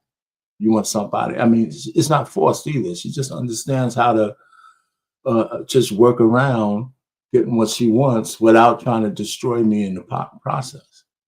You know, and it's just natural. I don't envy the guys of today, you know. I mean, I you know, I just think that women have reduced men today for the most, and we say not all, but for the most part, a lot, right? To, I would say dicks in the wallet, but now it's just really just seed. They don't want us anything for anything else other than our seed, it seems like, because they don't want to marry us, but they want to have babies. So Ebony K. Williams said it from the top of the mountain. I just need the seed, and I'll pay this much money for it. And she put that shit out into the diaspora. You know, so you know, so I mean, it's not every woman who could say it like her because she could afford it. But the truth of the matter is, you think about what women say, from the youngest to the oldest, because they have enough tape of a little girl saying, "I don't want to get married, but I want babies." Right? So that's prevalent. You know, so it's horrible. So, I mean, like I said, I don't envy the guys of today, but you should always be intentional so you can weed out those chameleons so you don't waste time. Yeah, but look at the opposite of Ebony K. Williams. What's her name? Judge Lynn Tober. Ain't that her name? Yeah, when she said that, you know, she never like talked crazy to her men. She never talked bad to her men. You know what I'm saying? Well, how much airplay does she get? I know. I'm just saying. I'm just saying the difference. I was just showing the opposite side of the Ebony K. Williams. You know what I'm saying? Like, you still got women out there who will value you, you know, and will do the things like your wife, like your wife does. You know what I'm saying? And things like that. And they can still be a professional and still have their, you know, their lane and still treat their man with respect and show him love and all the adulation that he deserved when he come home from work and things like that. So yeah. Yeah. What you just said, what Trev said is absolutely correct. It's the value. And what you just said, Frank, is also a key to it. I always usually ask a question on why are we at that point? Like I asked the brother last week when he said the same exact thing. He said, all I want is the child. I don't want the baby mother. I don't want the relationship. All I want is the child. And I asked him why. He went through a plethora of reasons that he had been through that led him to this place. And the same with the Ebonies and all of them. They're there for a reason. Now, I'm not condoning their actions or their beliefs, because they now have lost the value because of their traumatic experiences. And that happens a little bit more commonly now than it did in the past. And unfortunately, we need to really get to the root of that so that we can start addressing and maybe giving resolutions to it. Can I ask you a question? If we say go back 35 years, what side of the gender role do you think had the most traumatic experiences growing up as a child until today? The males or the females? The men or the women? I think the man did. Man, I say men. Men? Okay, yeah, I would say men. And most men during that time have, especially men of color, we've always been held accountable. From kids as boys in school, elementary school, the highest expelled, the young men, the highest unemployed, the lowest getting married. So we are in a lot of bad numbers. Not saying that our numbers are high. It makes it look high, but it's really not that bad. But we in a lot of bad numbers. And even with over this period of time, and it's gotten sort of to a new level, a lot of this behavior for the women is all learned through women. It's all learned through women. There's nothing that says if you had a father, you would be considered lucky based on the studies. And especially if you had a father living with you, you probably in the top 5, 4, 3, 2% in the Black community. And even with that, you still may be an outlier, because even people that didn't have it would be like, oh man, that shit, I mean, come on, man, you had it good. No, we all of this. But, and the point I'm trying to make is, as of today,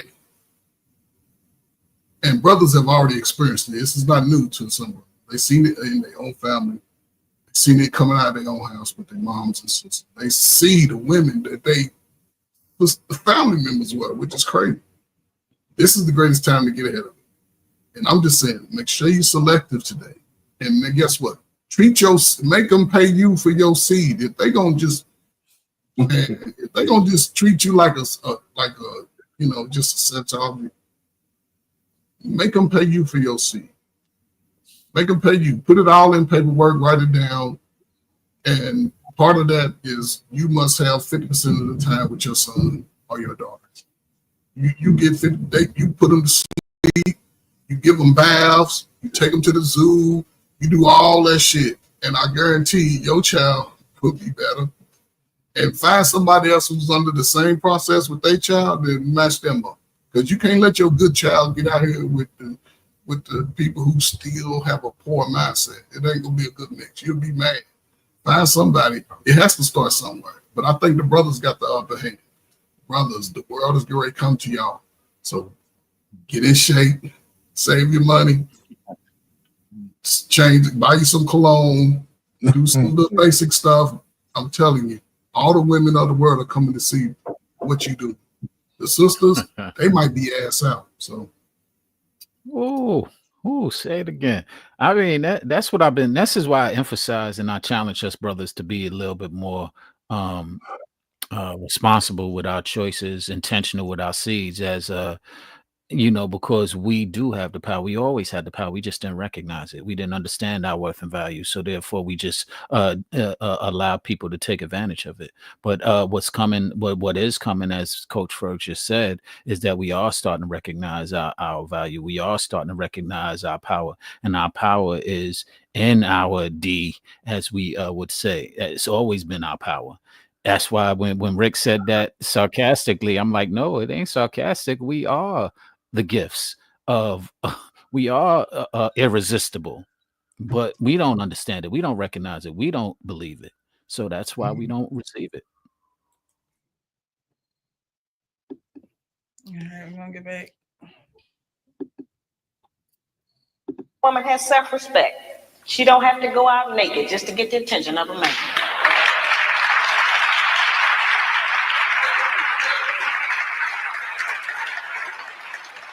I have sisters all over the country, and they come up to me after the lectures, and they'll be talking to me, and they'll say, well, all he think about is sex. All he think about is my body. I say, why don't you show him something else?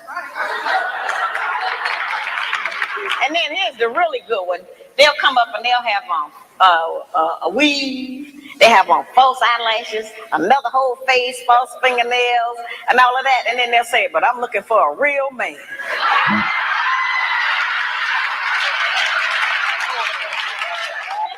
It's real deep. I say, why?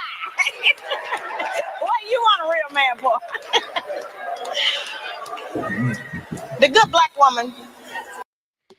So that one pretty self-explanatory, right? Wanting a real man, but the man can't even see your real face or your real hair. When was this again? When was that again? That video. I think it was about 7 years ago, I think. Maybe more than that, actually. How many years? I mean, that's when she was a young woman, right? Younger woman, right? So I forgot the date on that. So anyway, it was a long time. It looked like the 80s. Yeah. It looked like the 80s. Ahead of her time. We're saying the same thing today about the chicks with the false eyelashes and the fingernails and the hair. And it's crazy, man. It's just That's why when Kevin Samuels was alive and he would reference her, these videos was prevalent then and like still prevalent now. You know what I mean? So yeah, it's just, you know, I mean like just like I heard a woman the other day say, all the guys, matter of fact, you know, my show dog, Pop the Balloon last was they did a catch up on one of the couples that matched. And she was like, I don't wear lashes, I don't wear weave, I don't do none of that, but I wear long nails. She's like, that's my thing. That's all I've been doing for the last 5 years. I just wear long nails. All the dudes pop they balloon because they felt like my nails was too long. I don't care. This was my thing. And I just was just sitting there like, damn shame. You know what I mean? Like everybody telling you like, yo, you like this is it. Like we don't want it. It's okay. But she like, shit, I'm gonna do me anyway. Yeah, I'm gonna get chosen by somebody. Yeah, man. So tough, man.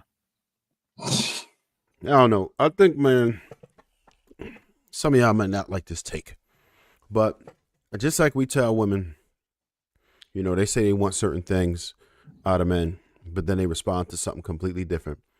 I think the same thing applies. We watch these women with the fake butts, fake breasts, fake hair, face beat up with makeup, and guess what they Instagram look like? Likes, every emoji you can think about, attention, free cash apps, all that, right? Men are responding to that. And even when dudes just say, oh, well, they just want to smash, the game look the same. You don't come out and just say, I want to smash. Most dudes aren't capable of talking like that to women. That, let's be honest. Most women can't talk to women like that. That is not a real thing. So they come in, they run the same game like they want to be wifey. They tell the woman whatever they want to hear. We know that. We know that's what we do. We tell women what they want to hear so we could get the box. That's what it's all about. So until men stop responding to them, ignore these women and eliminate them from the dating pool, they will always exist and they will always be prevalent because we have to ignore them and we don't. As a majority, there are some of us who know better, but the majority of us don't. And if you go up and down social media, particularly the younger guys, this is exactly what they're rewarding. We have been rewarding bad behavior for years, and we got to stop. And we also got to hold our peers accountable for contributing to it because we are further perpetuating the issue by not even calling it out. Yeah, I mean, you gotta certain things like that you have to call out, but then you just avoid it, honestly, because if a woman has the fake hair, the fake nails, the fake booty, all of that, like what type of mother is she? What type of mother will she be? And then it's like, okay, she's a mother. How is her daughter? Is her daughter gonna want to wear wigs? The long nails? Have the you know, want to show all the tight clothing, you know, so you got to think into the future. And I feel like, you know, a lot of women who want to do all the nails and all that stuff, like, yeah, it might be cute, but to me, it also tells me you have no style of your own. You don't know what your actual body looks right in. You have not taken the time to explore your femininity at all. You don't know what kind of tops to wear. You don't know what kind of bottoms to wear. You don't know what kind of, hairstyles to do that frame your face. You don't know. You just don't know what to do. So you're just doing what everybody do. You're just doing what everybody do. And no man wants a carbon copy. I mean, it might be cool to play with for a little bit of time. But do you really want a woman who looks like everybody else?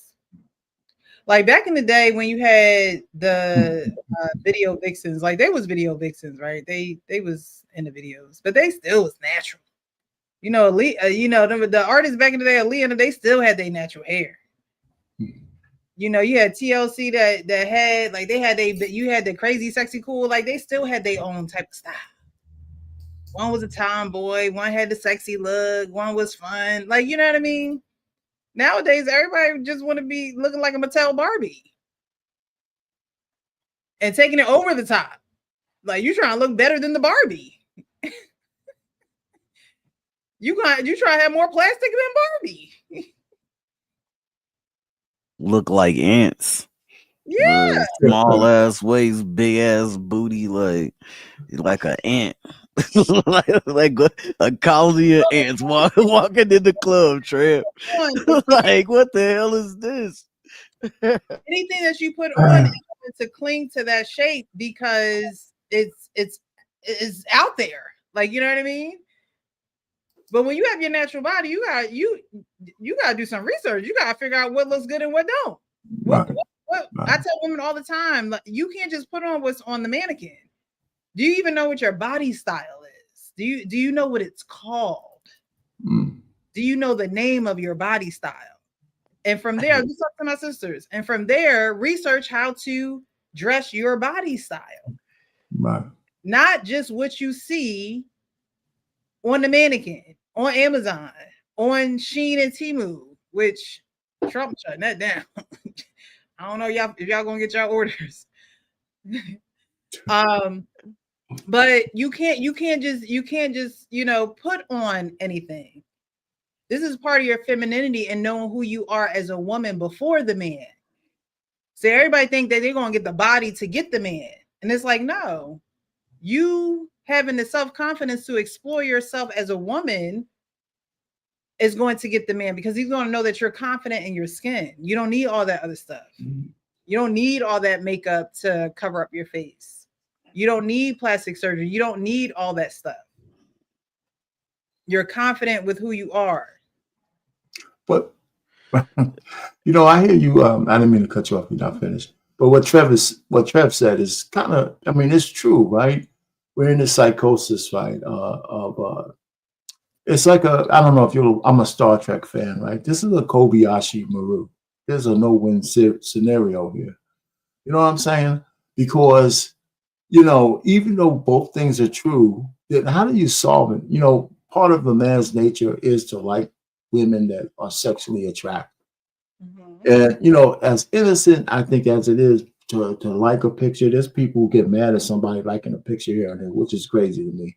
Right. But, so men, you have to lie. But even the guys who wish to have an opportunity to lie to some of these IG models, they never get that opportunity. They put all these emojis in there. They give themselves to the world. Is that equivalent to a woman who says, a woman who has all these high expectations of what a man should be, but has a baby by six babies by 7 baby daddies? I don't know how we get past, so I don't know how the twains meet other than people really being real with themselves in terms of intentionality of what you want to do. There are some men, very few, who will talk to a woman and say, listen, I don't want a relationship, but we like each other. Let's hook up. Very few guys can do that or expect a woman to say, okay, I agree. Because like I said, women want plausible deniability. So she's got to really like you in the beginning, but still it happens. So we got a mixture of all that, but there's never no solution to it because men are going to always like the pictures. And that same guy who likes the baddie in the picture is going to say, that's not my wife. I just want to smash. Right. And so I don't know how we get past it, because I don't think half the guys will recognize a good woman if they see her. Half the guys won't even recognize. Well, I don't know if there's a necessarily a solution. I think there just has to be an understanding of what's happening, right? Men like The men, understanding is the solution.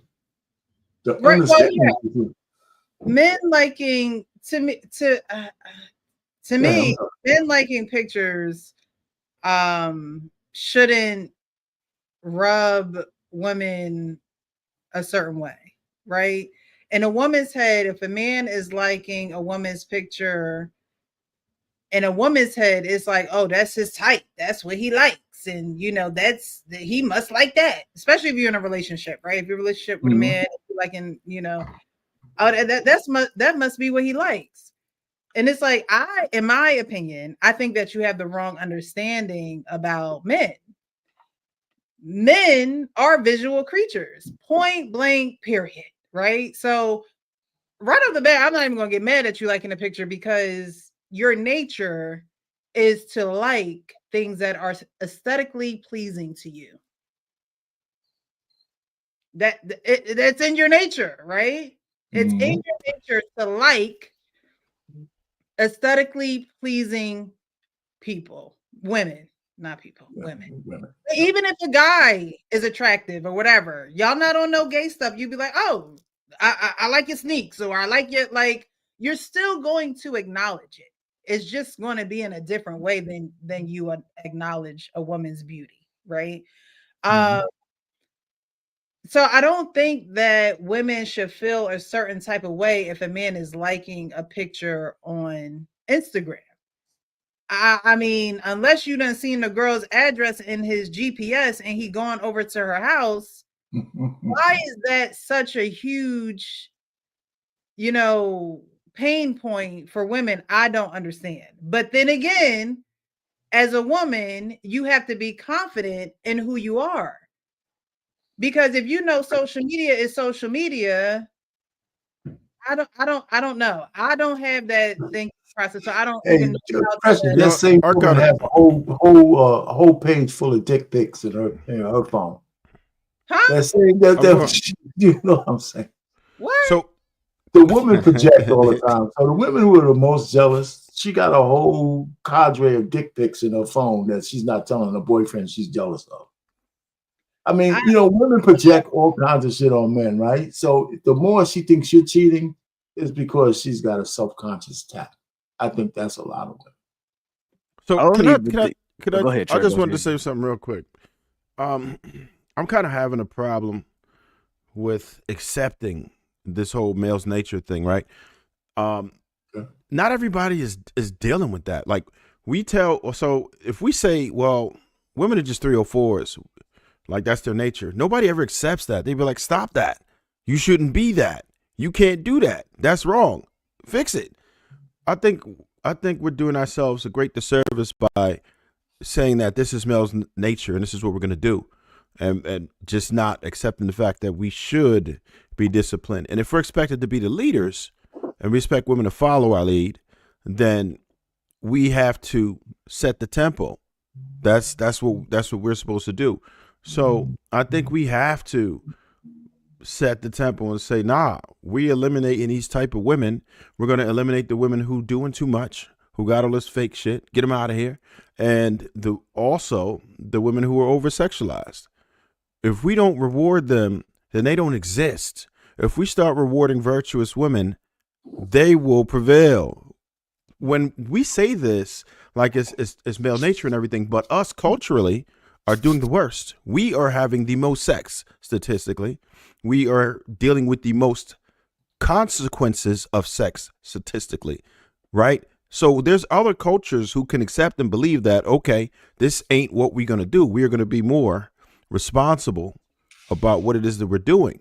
So why is it that we're having the disconnect? Why is it that we can't accept it and say, no, we're going to fix this shit. We're going to hold people accountable and stop the nonsense and stop calling things male nature when it just means that it's a cop out to say I'm not disciplined.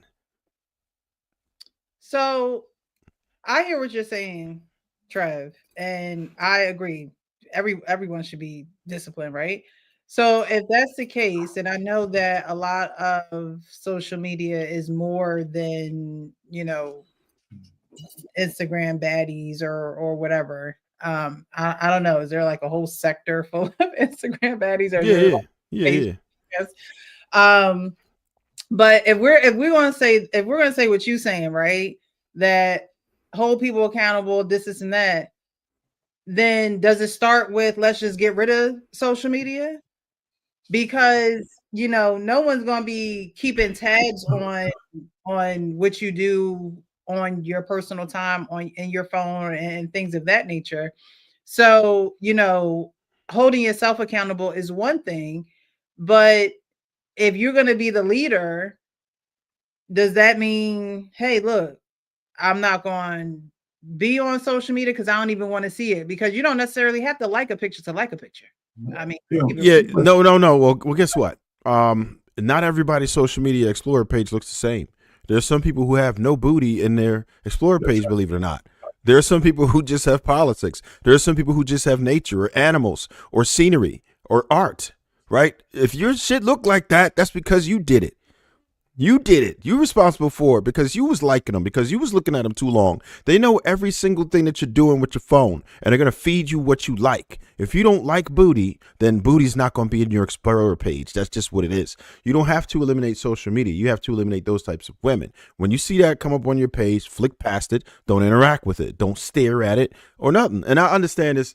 For some people, it may seem unrealistic, but I think that's the root of the problem. It's because we just don't see it as realistic, and we keep accepting mediocrity or below as normal, and it shouldn't be.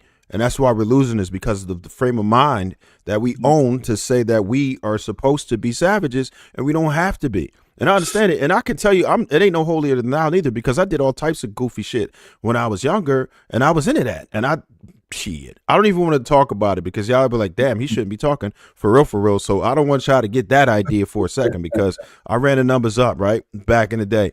But I understood from my mistakes. I can tell you my son is not going to do that shit, though, because I told him about like what he really is supposed to be doing and how you're both supposed to be responsible. And you should be looking into legacy and marriage and getting right and finding you somebody good to build a family with. That's what I tell them.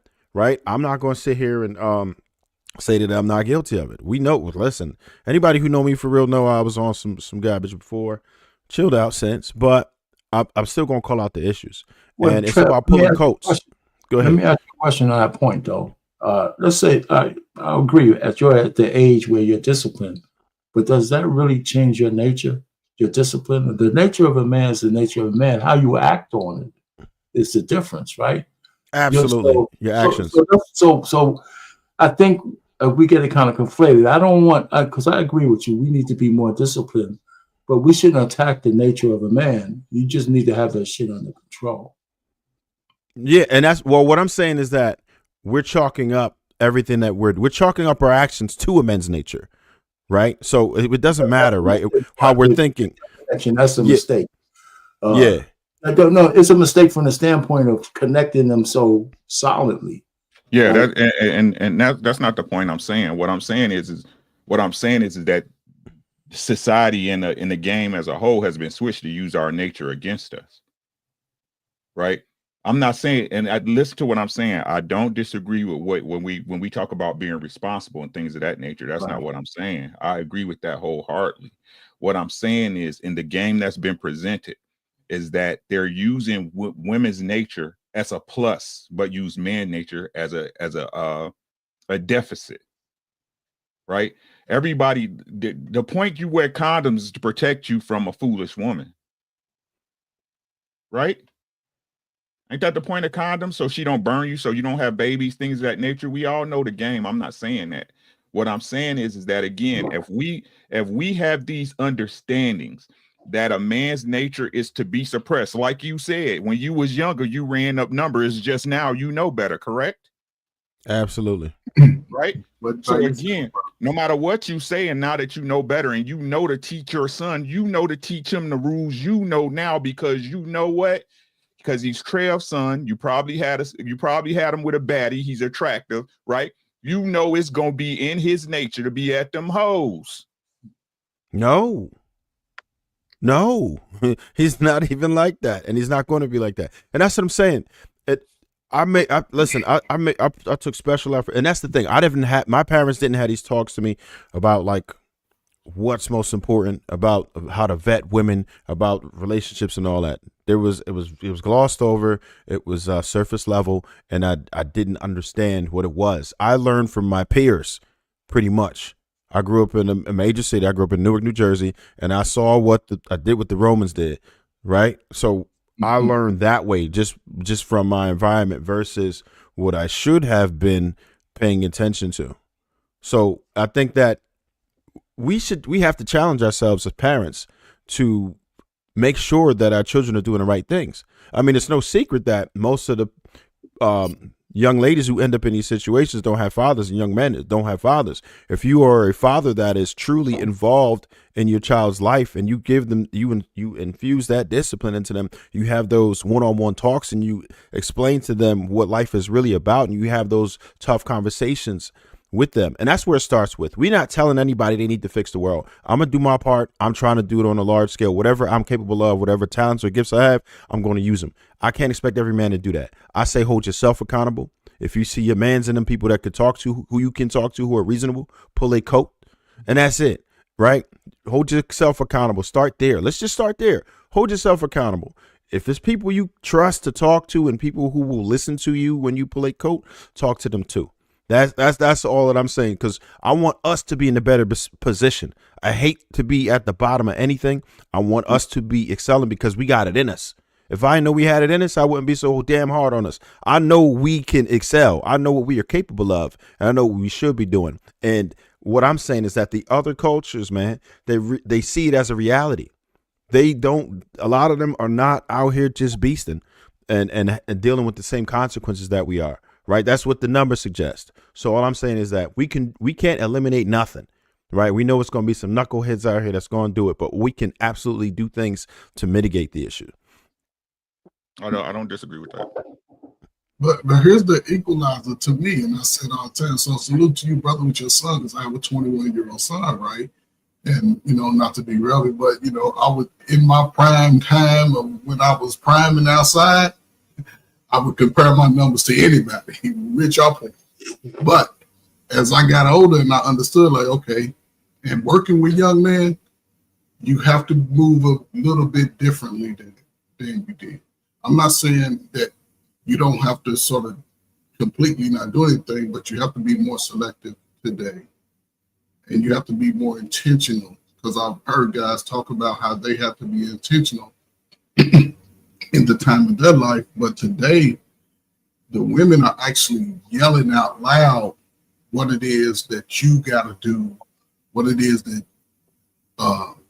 they don't want, places they won't go. So protecting a young man's seed is definitely important. Being more intentional about whether it comes to his work, whether it comes to his education, his career, whatever it is, because for so long, brothers have been told they less than, and the sisters' behavior, it's like it's just continued to get almost worse in a sense. The uniform has been the same for 40 years on the sisters.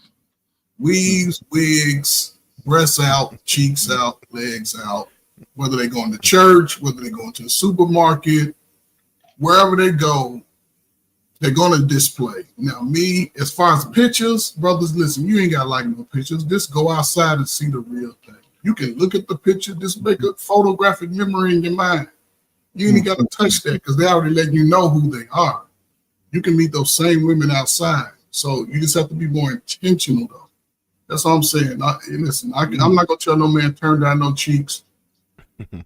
Be more intentional, more selective, because you'll never run out of opportunities of a woman. You'll never run out. They're going to always come. It's more them than us. And if you got a car, you can travel, you and your buddy.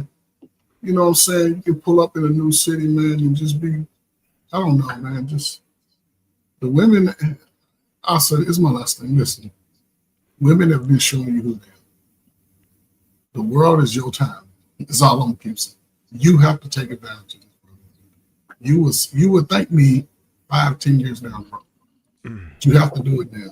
The sisters are telling you who they are, and they showing you. Listen to what a woman do, and a little bit of what she said. If she's not your woman,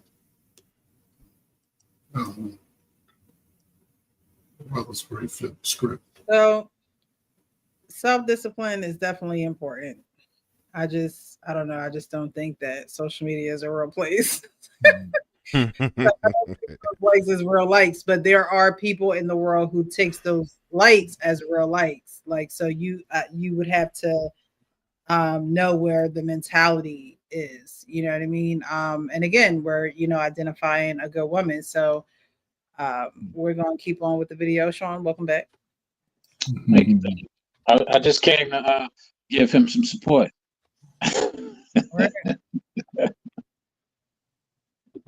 Can pull a dress down without thinking that it devalues her. She doesn't have to use her body because she has so many other good attributes about herself to get the attention of a man. We can take the sisters in a position to take all of the charge and sexual energy out of the Black community by just dressing differently. We have the power and control over that. That don't stop you from being beautiful. That don't stop you from getting a man. And it certainly puts things on the right perspective so some other judgments can be made other than physical. It don't take no knowledge, wisdom, and understanding to have a sexual reaction. That's the most base. We spend less time doing that than anything else we do.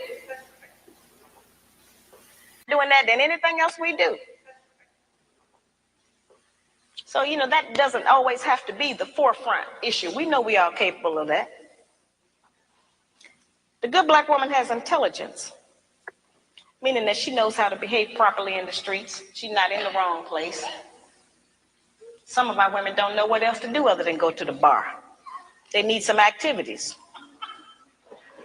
Some of our women thinking that staying home on the weekend is some kind of sin.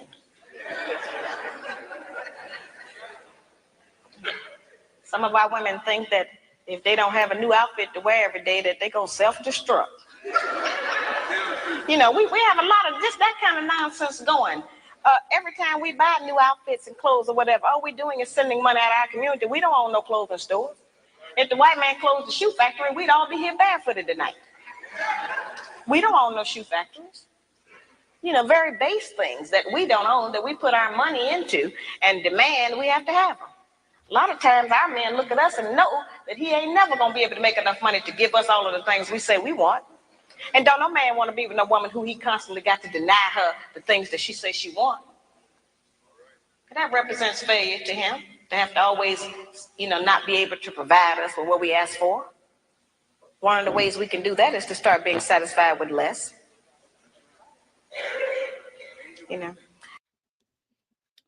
So, intelligence. She talked about women feeling as though it's a sin to stay in.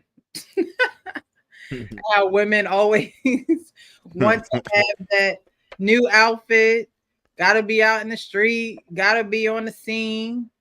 Is that I think that's a young woman's perspective, but there are some older women who will be out past the street lights come on, out past dark, that don't have that intelligence of saying, let me get my behind in the house. You rarely find me out at night. I went out tonight because I went to Michael's. Okay. I want to start my own little project soon. But that's also because I slept earlier. So I was like, you know what? Let me go out real quick. Shouldn't have, but we supposed to be getting snow and stuff and all that tomorrow. So I said, let me do it tonight. But there are a lot of women who don't have the awareness of I need to be in the house because crazy things happen at night. If you don't have the protection, you're not gonna get it. You shouldn't expect someone out in the street. Now, honestly, this not the 90s no more. I remember back in the 90s, people really looked out for their neighbors, like truly looked out. Now, nobody want to get involved in nobody else's business. So even that intelligence of saying, hey, I shouldn't be out past a certain hour. I shouldn't do this because there could be a possibility that I might land myself in a situation and I may not be able to help So, do you guys find that women don't have that type of intelligence? They want to be on the scene. They want to be out. They got to have something to do. They don't want to be homebodies. Do you guys see a incline in that or a decline in it? Wow, it's an incline. I don't think it's. Go ahead, Frank. I was gonna say, you can see it at these little pop-ups they have all over the country. They have to be seen. They want to, you know, put their little outfits on that they done overspent on. You know, they got $1,000 purse, $2,000 purse, $500 jeans, some $600 red bottoms, and you know, some old funky perfume they done spent $200 on, and you know, all the makeup. That's, you know, I don't know. It looks like you made a mud pie, but listen. They do this. This is who they are, which is unfortunate. You know, so everything she's saying is spot on. This has been the default for the last 30, and now that she's speaking about it, back then when I was a kid, it's been going on almost my whole life. I remember one of my high school girlfriends putting weave in her head, and I broke up with her. Like, where weave? That ain't your hair. If any of y'all had sisters that had baby dolls, that's all it is. And if you 50 years old and you still putting blonde weave in your head, come on, man. It's challenging, but they're not living their life for us anyway. So. Wow, you said a whole lot, Ferg. And I don't know if it's intelligence, but to Coach Ferg's point, they want attention and validation, and they're overconsumed with trying to receive it. And all of the antics that we're speaking about, the eyelashes, the hair, the weaves, the BBLs, and so on, is just their attempt to get more attention. Why they need attention and validation so much? That's a great question that I wish I could answer off the top of my head, but that's where the issue lies, is why they need all of this attention, similar to what she was just describing. And as he said, it's been going on for over 3 decades now, probably even longer. And we keep on looking at all of these other things that we debate about, simping and blah, blah, blah, blah, but missing the actual core of where the problem lies. And so we never get any resolutions or even attempt to get any ability to attack to get some resolution. So it's kind of confusing, and it's confusing to me why we keep on going in this cycle. Well, so let me just go real quick. Hey, JT, how you doing, man? Hey, JT. Let me just go real quick. Listen, I have 2 daughters. One is a millennial, and one is a Gen Z. So they're relatively young. My millennial, she's not young anymore, but they're not married. But they're still under my covering. My youngest daughter will be 26 this year, but she still lives with me. So I know what her schedule is. You know, she don't go out at night. And when she goes, if she goes, well, you know, it's darker earlier now, but wherever she goes, I know. And when she's coming back, I know. And how she's getting back, I know. I don't have to ask. She always tells me. She works, you know, when she goes to work, when she's coming back, if she's coming back late, I get a text. We'll be back late. I'm going. My oldest daughter, she's got her own place. She's 30-something, 31, 32. She have a birthday coming up. But if she leaves town, I know. You know, but she tells me, we had a conversation, say, don't let no guys know where you live. She said, no, I'm making sure they don't know where I live. I don't know whether she's doing that or not, but I'm taking her word for it. You know, she does a lot of stuff, but conferring to me. But I told both of my daughters, I want you guys to find somebody to cover you. You know why? Because I'm gonna have to live to 100 years old if y'all don't get married. Because I gotta do it. You know. And they you know, we have these conversations over dinner all the time when they come over to the house.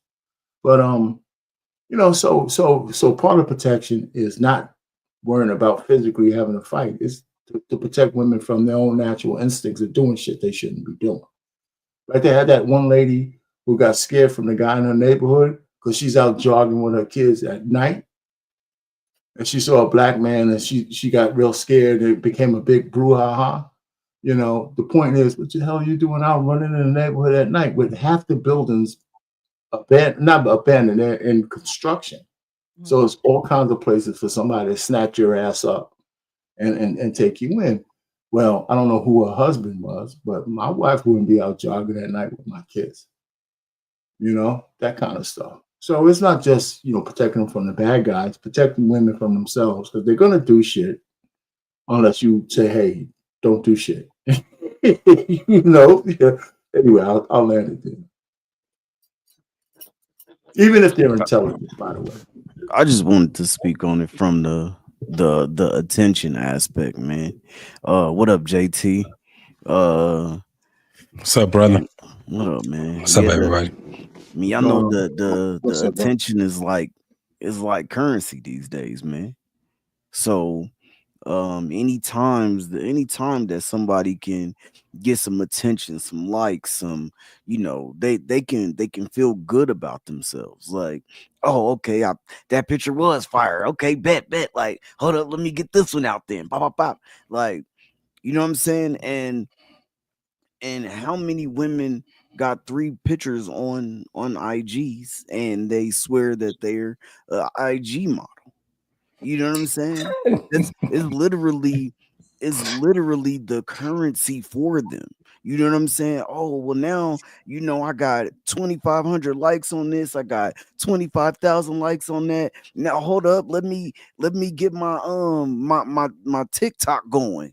You know what I'm saying? Now they got 25,000, 30,000 likes on, on TikTok. And it's like, okay, well, hold up. I might be able to make a little bit of money. Now I'm an influencer. No, the fuck you not. You ain't influencing shit. You taking some pictures in your little ratty ass weave. You know what I'm saying? And like, this is what you've been doing. You've been doing the same shit. Your mama was doing it too with her ass out at the Freaknik. You know what I'm saying? And so, yeah, it's just that. And so I'd like that part of it is nothing to figure out. We just know that likes and attention pays people, man. I'm like, it pays them some sort of, man, I'm just gonna be like, I can just do what I want to do. You know what I mean? Can't nobody tell me shit. Like I heard a woman say, can't nobody tell me nothing. I make my own money, right? What you do? OnlyFans. You know what I'm saying? It's just like, damn, like that's the standard though. Like that's the standard. That's some scary shit. But then those same women will get in relationships, and like I said, their man or whoever will like a picture online, and then their head is so extreme because their dopamine comes from that. Their dopamine comes from getting those likes and things of that nature. So they're not going to look at it as, oh, he's just scrolling, liking people's stuff. They're going to look at it as, oh, well, what you like her pic for, and what what you doing this for, and what you doing that for. And it's like, in his mind, it's like, it's no big deal. But because social media is a big deal to this woman, in her head, it's a big deal, And so there's a disconnect between, that social media life and then real life, because a lot of women can't disconnect from the likes and the attention that they get from social media. They may not get that in real life. They may not, get that same reaction from people in real life. And so it messes with their mental. It messes with their self-esteem. It messes with how they actually conduct their lives, or they'll just stay that internet, social media girl and not really interact in real life because she fears she won't get the same results. Because at the end of the day, she really could be a catfish. She could really not even look the way she looks online. And so she will continue to feed herself with that false sense of, um, I don't know, gratitude or self-esteem. When if that's not what you're getting in real life, then that's probably not real. Be careful, fellas. Walk up in that motherfucking Charles in the seat. Yeah, Like, walk up in I that don't really, motherfucking Charles in the seat. yeah, yeah, it could be anything. Yeah. Definitely. Could. Mr. Frank, what's up, everybody? What's going on? Hey, hey, Everybody hey. doing? Frank, there would not be any Freaknik slander on this panel tonight. The women at Freaknik in 94 was wholesome. Now, I don't know anything after that. They was all wholesome. They was angels, dog. Oh, shit. Oh, my God. Yeah, man. That's one of the things that... First of all, let me ask, because I'm just coming up on the panel. Was there a original question that you had proposed to the fellas? No, we're watching a video with Shahrazad Ali, and pretty much she's naming the 7 attributes of a good Black woman. And we just stopped at intelligence and how she talks about how women don't want to, the women think it's a sin to stay inside. They don't want to be, on a Friday night inside. They'd rather be out in the out crowd or on the scene. And they don't necessarily have that intelligence to say, I don't necessarily have to be everywhere with everyone. I can be hidden. It's okay to be hidden. I don't think women of today know what hidden is because of social media. Social media makes everything so public. So I didn't necessarily have a question. We were just going over that part. Oh, okay. Absolutely. Well, shoot, I think everybody, because I did hear what most of the fellows had to say on that, so I don't have too much to add to that right there. I'm sorry. I did ask if there's an incline or a decline of women, wanting to be out. Do you see a incline or decline on that? Oh, it's absolutely an incline of women that want to be out there. But from what time frame to what time frame though? Because it's been happening probably for over 20 years. So, it's been an incline of that, where you had women that wanted to be, even before social media took its toll. You had the barflies, you had the club rats, you had, the women that wanted to be out there on what we call in Detroit the Strip. Everybody have what they call the Strip, someplace where everybody is parlaying and hanging around. You got the cars coming down, muscle cars, low riders, or somebody got a brand new joint or something like that. Everybody used to show out, and you had those women that was out there. So yeah, it's just been more of an incline now than any time, because now they just don't be outside; they be on social media. So it's a big difference. That changed the game. Most definitely. More women go to the strip club too. Oh, and that was the thing too. Yeah, you had the whole thing where women wanted to be doing what the men were doing, going to the strip club instead of being a part of the strip club. They wanted to actually go get their little dollar gun, shoot the dollar gun up, pop bottles or whatever, and then it just got to the point where a lot of them end up being bottle girls and barmaids, not bartenders, and then they eventually gradually said, well, look, I'm trying to get all the money. And then they end up getting on that stage and, shaking their ass for a little cash. So it's changed big time, because I used to trip because of my homies. I mean, like, you take your woman to the strip club with you? And it ended up being a thing. It's a thing now. Well, women literally be going to I'm like, it looks weird to me to see a woman getting a lap dance from another woman or throwing dollars on her. That looked crazy to me. It's like, damn, y'all just gonna go ahead and just put your woman into the boys club, huh? Hey man, women love the strip club. It's crazy. Yeah. They do. I think it's the, you know how they say every woman got a little bit of gay in them. I think it's by default, You know bro. what I'm I think they gay by default. You know, they say every woman got a little bit of lesbian in them, man. So Let's say like 80%. I think it's a solid. it's about a solid 80. Yeah. It's a solid 80. 80%. Yeah, because it said a lot of women like to go to the strip club and just enjoy the ambiance just like a man would. You know what I'm saying? And some women like to do, yeah, right. You know what I'm saying? The ambiance, the aesthetic. You know what I mean? But they say that some of them use it as a form of foreplay. You know what I'm saying? In a relationship. So that and women can't stand men having their own space. Women can't stand men having their own space. good point. They want to be in every space that we're in. Maybe that should give us a clue, you know, but they can't stand being, you know, I mean, it's like crazy. It's like, no matter what. I mean, and I'm going to be quick on this one. Like in the NBA, in the locker rooms and football rooms, right? The women want to be in there with those stinking dudes after the game with their Johnsons out and all that so they can get the real flesh story. But, you know, men said, you know what? We're not going to try to do a quid pro quo because nobody wants to be in a locker room with you stinking ass women after a game. You know what I'm saying? But men don't go into their rooms. They come into the men's room. And men are starting to push back at that. But women just love to be where men at. You try to have a gentleman's club with no women allowed, if you take $1 of public funds, they're going to break that shit down. Don't break that shit down.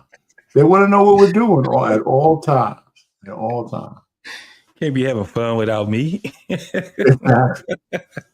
You know, yeah, exactly. No unauthorized funds. Never any unauthorized funds. That fund got to be authorized.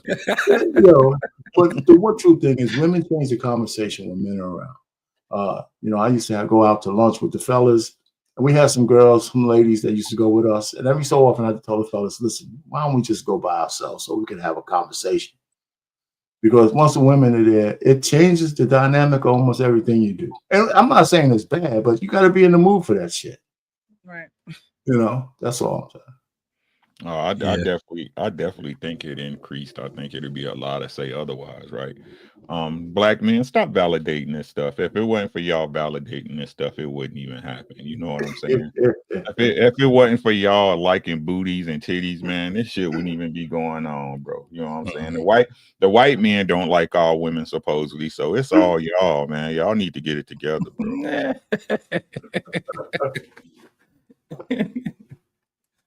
For sure. Man, that's crazy. The good black woman is clean. Now that's a hard one. The good black woman try to keep the house clean. Good black woman is clean by her own body. You know, a lot of those things we kind of take for granted, but all of our people don't know about that. There are people who are angry with me because I even describe the fact that some of us as sisters don't have the proper personal hygiene, as if that don't exist. We have too much falsehood and pretense going about our condition. Everybody that's dressed up ain't clean. You know, that's just the truth. We have to look at our condition in the light of truth. Stop reacting emotionally and pretending that just because we don't want to deal. One of the most difficult things that I deal with out here is trying to teach our people the difference between an actual fact and an opinion. Our people think that they can accept or reject truth based on how they feel about it. Your feelings don't change the truth. The truth is just going to be there. You can feel any kind of way you want to feel about it. Those kind of emotions have kept us from growing. Because anything we don't like, we just reject that and say, well, I don't believe that. That don't mean that it's not the truth. It just makes you a disbeliever. The good black. So cleanliness, that one's self-explanatory. Yes. But I think you were speaking on it, Arpain, earlier. I think it was you. Could have been someone else. Maybe. If it was good, it was me. No, But I y'all, think oh no. Coach Bird. I think it was Coach Bird. I think it was Coach Or Bird. maybe it was if it smelled like it was supposed to go in there or something like that. Maybe it was Coach Berg. But it is true that a lot of women are not taught hygiene. They're not taught how to, they out here getting all these feminine products, not realizing the thing clean itself out. You don't need all these douches and all this stuff, or maybe Douche. maybe y'all been doing so much. Both of them. It ain't going to clean itself out. But there are a lot of women who were not taught how to be clean as a woman. And I don't mean just washing up and things of that nature, but I mean really taking care of themselves as a woman. Mm-hmm. And these companies have gotten a lot of young people's money, women's money, thinking that you need all these products and you don't. It is very simple. But because they didn't have a woman teach them how to do certain things, how to be feminine, and that nature of knowing how to take care of their private parts, they are now 35, 36, just learning these things. And it's sad. Some men have taught women how to take care of their bodies. Mm-hmm. There are some men who have told women what to do with their bodies because they don't know. I think that that's sad. To me, Channel, a lot of motivated men. You can look good on the outside, like she said. You can look good on the outside, but you're not clean on the inside. I think I think the whole plot or the purpose of the video is these are indicators of what a good woman presents, right? If I see a woman with a dirty house, it ain't no red flag. It's a stop sign. It's over with. You know what I'm saying? No. To be pleasant, right? Like I said, a woman that can control her tongue is a gem in most men's eyes. You know what I mean? Mm-hmm. Gentlemen, are we responsible for these lessons that the women's supposed to have? No. Are we responsible?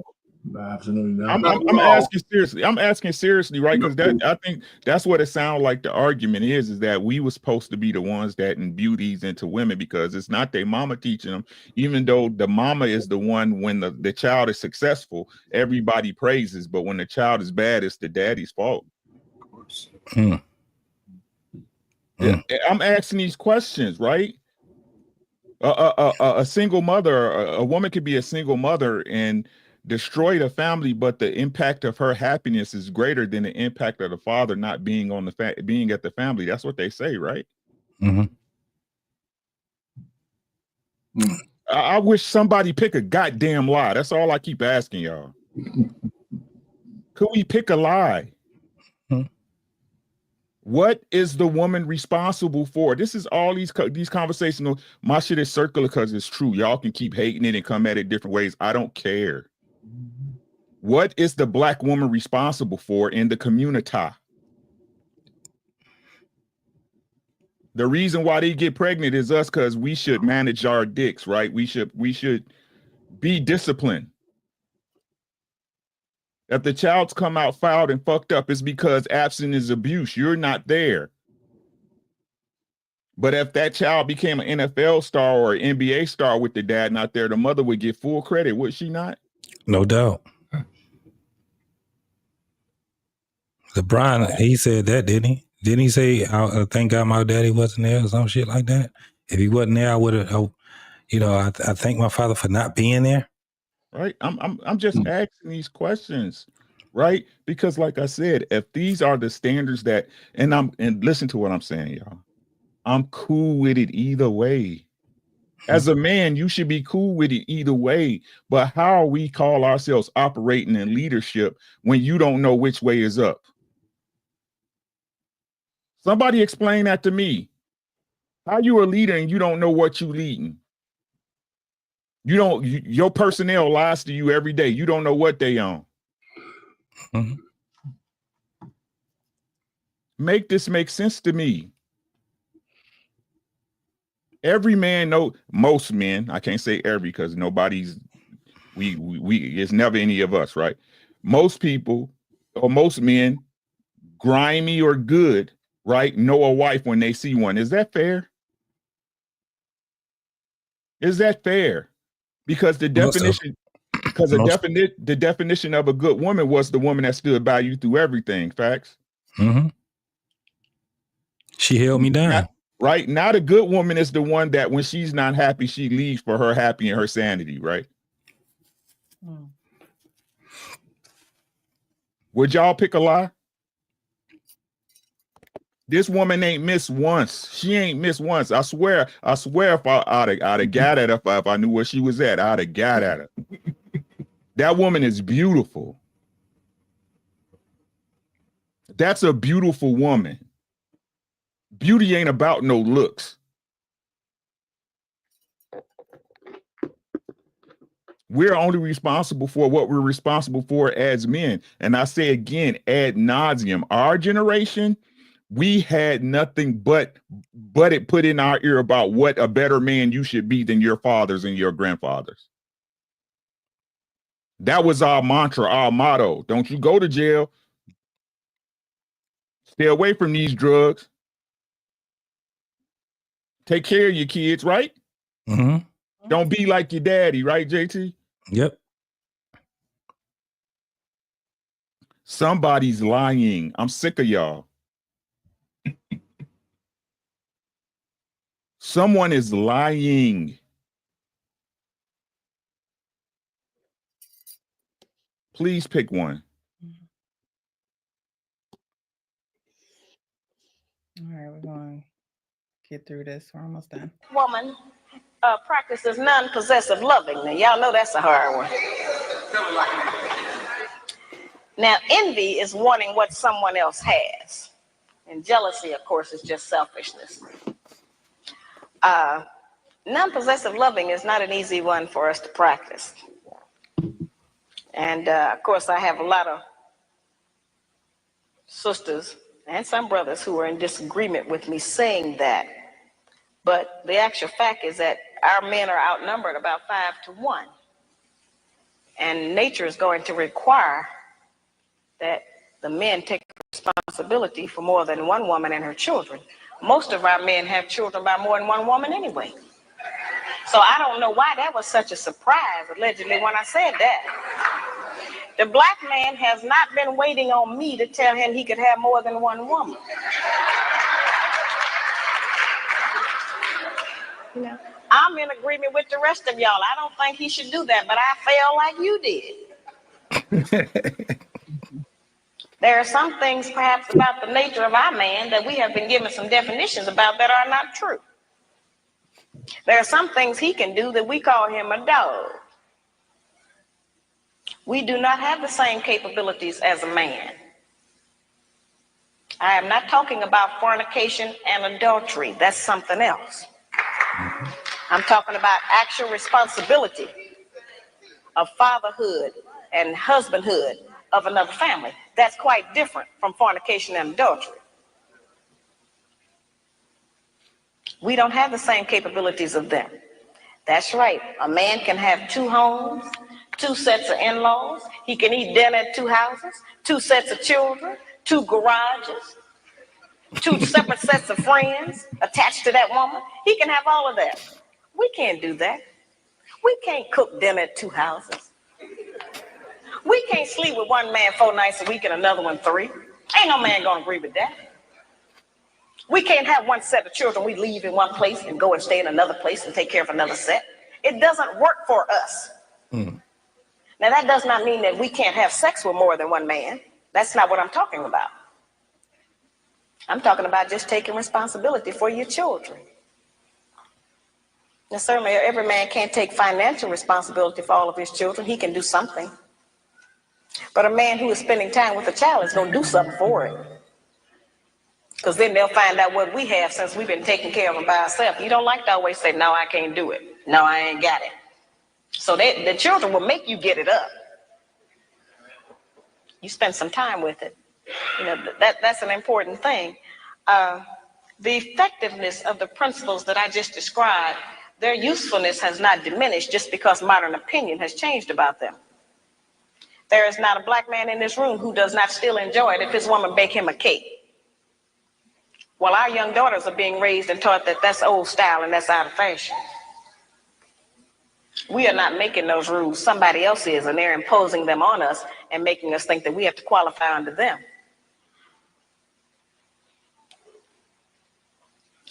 I tell the brothers, just like I tell the sisters, if you have a woman that you've been working with for months or years, and you can't get that woman to get in agreement with your program, then get rid of her and get another one.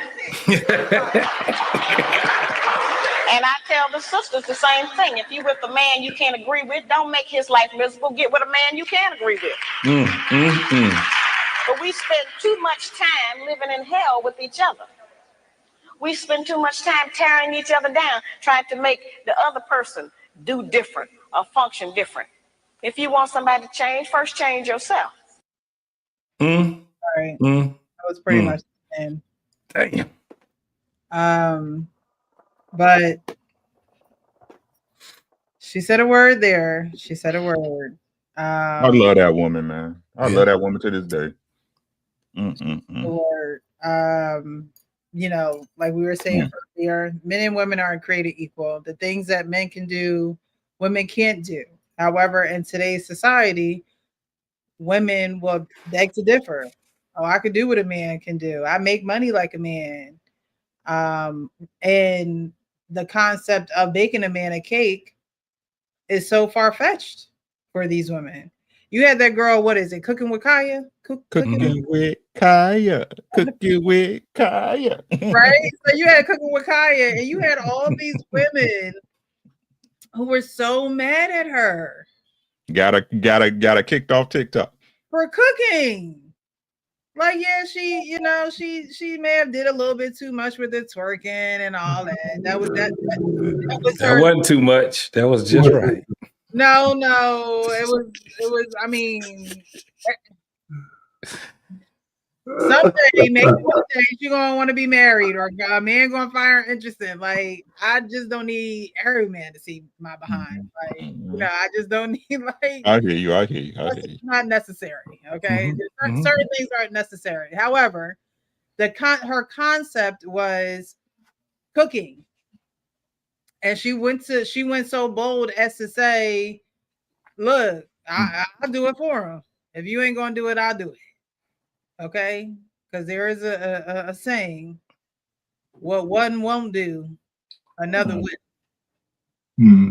Saying, what one won't do, another will. But you had so many women who were angry, upset, got her kicked off of TikTok for what? Because the woman wanted to cook? No. Cook? No, because she was showing a basic standard, right? That men was attracted to. That's why she got kicked off. Say it again for the people in the know. She was showing a standard that men were attracted to, right? You got so many women where men have been talking for years and years and years and what they like. Very simple things. Be quiet. Sometimes I just need you to listen. Fix me a sandwich. I didn't say oxtails. I just said a sandwich. Right? Rub my head a little bit. Tell me you appreciate, like, simple things. And like you said, they saw a standard of what men found attractive and things that men say that they want, and they got the girl kicked off of TikTok. It's funny. Oh, what a shame. Well, they was mass reporting her, man. They were just hating because I guess they were intimidated by her and worse yet, she was, like you said, the standard. She's raising the bar like, oh damn. These men are gonna expect us to do this now. They want us to cook. No, hell no, that ain't happening. You want us to look sexy for you for no reason? Nah, we're not doing that. So they mass reported her ass up out of there. That's all they did. They said, we getting her the hell up out of here. And they did. They were successful at it. And shame on the damn social media platforms for allowing that. When you literally could go on and you got women flashing body parts on and getting away with it. There's people who are getting mauled, and it's okay, right? Beheaded. Because somebody, yeah, all types of stuff. So what I'm saying is that if you're gonna allow that, then listen, bannable is bannable. I don't think that was the best way for her to do it, but all right, whatever. People like it, whatever. She ain't completely naked. She's not bannable. I don't think that anybody. Yeah, there needs to be someone actually investigating this and seeing if somebody is truly violating the TOS, and that's stupid. You shouldn't just be able to be mass reported and get up out of there. It's crazy. And just in case you didn't know, just in case you didn't know, there are people who have sued social media platforms for that and have claimed injuries and damages. Yeah. So if you get banned for no reason, get you a lawyer. And Trev, it's another thing too when it comes down to this whole thing of what she was doing. It was good for social media content. Whether you liked it or you didn't like it, it's kind of like the Kendra G type of thing, right? You can make content off of it. You can have actual, show clips, get panels. What do you think about it? They didn't even want to have a conversation. They would like, get rid of that heifer. Yeah. I don't want to talk about it. Just get rid of her, right? That's crazy to me. Yeah, that is. Just because you don't like something, I think that's crazy. Yeah. Hopefully they're going to get better. I think that there have been some improvements. Well, we're going to do that with quotation marks, improvements, because if you go on Twitter, you see some things that are certainly hard to argue improvements, but let's just say they have loosened up a little bit to where you can put more things on there. But, TikTok is not us, so I don't know what trend are going to follow, but Meta and YouTube kind of X is just off the hook. X crazy. The hook. X is crazy. Yeah. I'll show you some things. Crazy. You Twitter ever right seen now like, is crazy. Crazy. You ever seen like HT to Giga? Yeah. It's God. X off the chain. Twitter's crazy. Yeah, but you gotta really be careful what you click on with Twitter, man. Because you don't know what you're getting into. That mother off the chain. Oh wait, I'm saying what? Okay, X and Twitter. I forgot they were saying. I'm thinking the same thing. Yeah. Okay. Yeah, but to speak on the video again before I get out of here, it's like I said, those things that she presented sound like to me those should be the basics that a woman presents. You know what I mean? The baseline. But now it seems like those things are something that's in a mythical creature that's seen somewhere over the water when the sun hits the sand just right type shit. You know what I'm saying? Right. Like these are supposed to be the basics of womanhood. Right. Not just of womanhood. But the understanding is, again, that men, we better come with our shit correct, right? You better have your money together. You better stand on all 4. You better stand on all 10. You know what I'm saying? You better have a decent car. You better take care of your kids. But whoop the whoop. Right?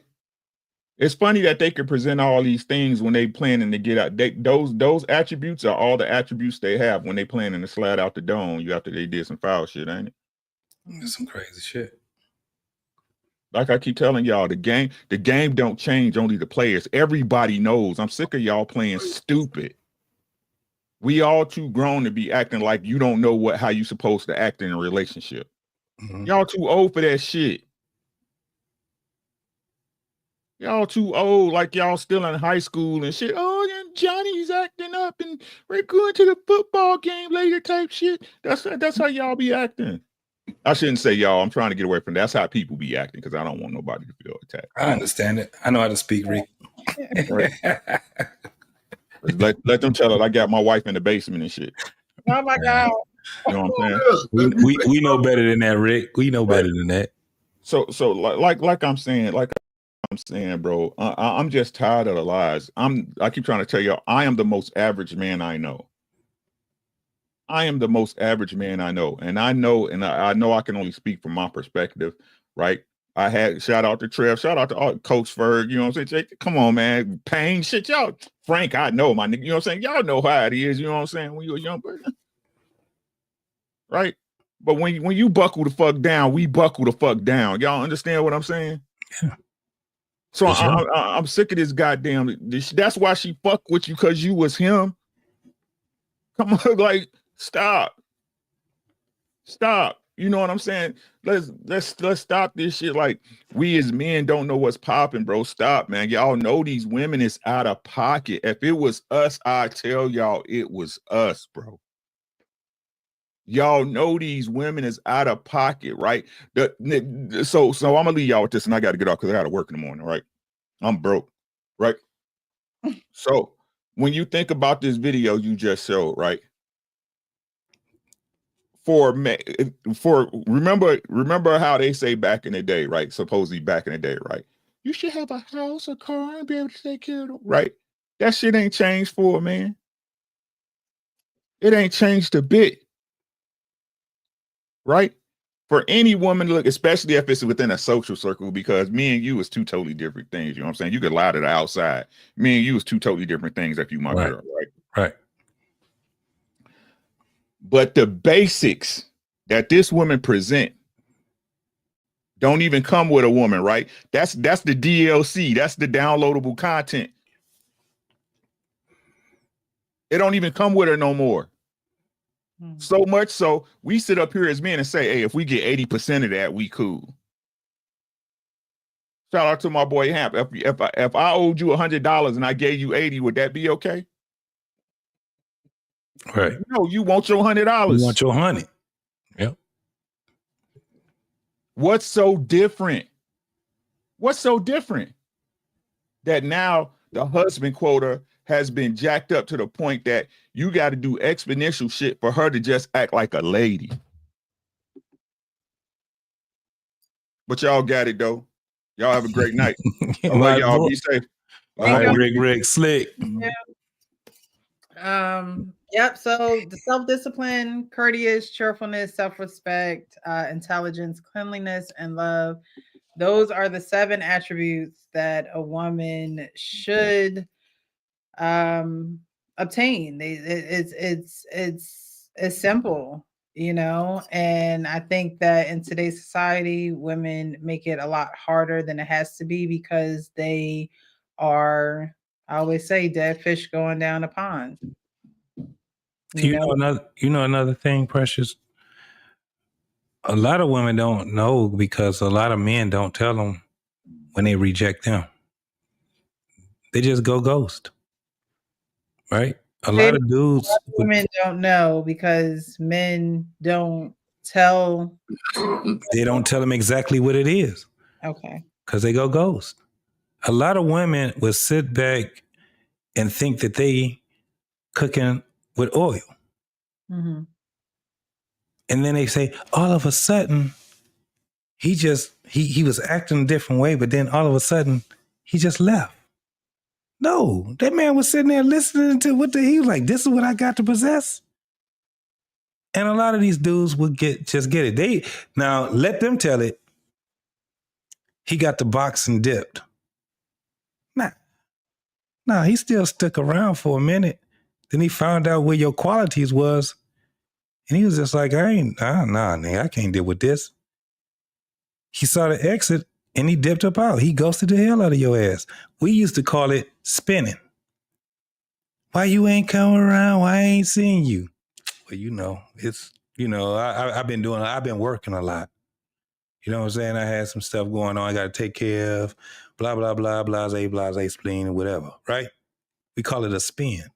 And then eventually he just ghosts you. So what happens is that once they start getting on these panels, they get to talking, their only story is the nigga just disappeared. No, just say that you didn't get the answer. The nigga knew what you was. He heard you talking. You know we could see you lying type of shit, right? He just didn't feel that you was, you was valuable enough for him to tell you where, what he gonna do? Sit back and have an exit interview with you and then tell you exactly what you went wrong The reason why he's rejecting you, nah, this dating. This ain't who America Got Talent. This dating. I'm out. Peace out. And a lot of times women know too. I mean, is it up to a man to say, hey, I'm not messing with you no more because of this? I mean, integrity wise, if you feel as though that would be, integral. But at the end of the day, women know when they are not acting like a lady. They know when they are not saying things like, I thank you and I appreciate you. Again, women have this self of entitlement when they get with the man, thinking that, okay, he's going to do everything that I need him to do, not realizing that it is a yin yang type of situation. The man is going to be the man, but at the end of the day, you have to be the woman. And being the woman does come with, these 7 qualities that you have to embody in order to, even make a man interested in you.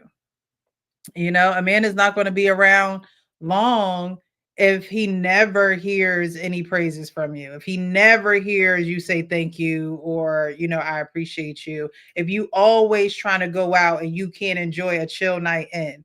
Like, dang, we just went out the last 4 weekends. Like, why can't we just stay at home? Or, even if y'all are not together, him observing the life that you live singularly, he'll observe that as well. Like, oh, she always out, or she always got somewhere to go, or she always buying new clothes, or, these things that were talked about in the video. Those are things that men do look at, because if he's adding you to his life, he's going to start calculating those things. He's going to start thinking about those things. Like, okay, well, either he's going to shut him down, or he's going to say, this is just not the woman for me because she just got a lot going on and I just don't need that in my, in my world. I have what I have going on and I'm okay with that. If anything, I'm adding her to, again, make it easier. Trev said this when he first came on, that what I have and what you have should make each other's lives easier. And to me, that's a team mindset. That's like a team mindset. You know what I mean? When I come on a team, my gifts should be able to make whatever we have going on easier, and vice versa. But women don't see it like that. It's always what you're going to do for me, or, where you going to take me, or, we've been together for so long and you haven't gotten me out of X, Y, and Z. And it's like, are you truly looking at yourself as a woman? And men say that women need to take accountability, because are you really your best woman? Can you really say that you're your best woman? Can you really say that you've seen it done correctly? Can you really say that you have someone that can hold you accountable and check you when you out of line, when your thinking is skewed, when you think it's all this man's fault? Precious. So do you think, and I need a real answer. Do you think that a lot of these young women's relationship demise is because of the silence of the women before them that's not telling them the truth? I think the women before them are lying to them, and that's why they are the way that they are. Right. So my mom and dad raised me. I seen the way my mom interacted with my dad. My mom also instilled certain things in me as a young girl. So when I became a woman, it wasn't a foreign language to me. Right. Like when we was younger, my mom used to have me iron my dad's clothes for work. Back then, I'm like, why am I ironing his clothes? Mm-hmm. Like, you usually do that. Why are you telling me to iron his clothes? Right. I didn't understand then it was almost like a training, It was almost like, all right, well, when you get married one day, you're probably going to have to iron his clothes. And I don't want you to have attitude about it. It's just what we do as wives, right? Mm-hmm. But I didn't see it like that then. I saw it, why do I have to iron the clothes? Mm-hmm. You iron our clothes, Mom. Well, I gotta iron his clothes. Right. The But math ain't mathing. my mom really instilled service inside of me. I always say like service brings me joy, but service don't bring women joy because they see it as something of a how I thought when I was younger. Why do I have to do this? Yeah. That's how women think nowadays in their older age. Why do I have to do this? But I think that it's not. That when they were younger, they would have an understanding in their older years of why it's necessary, of the importance of what you get on the other side of it.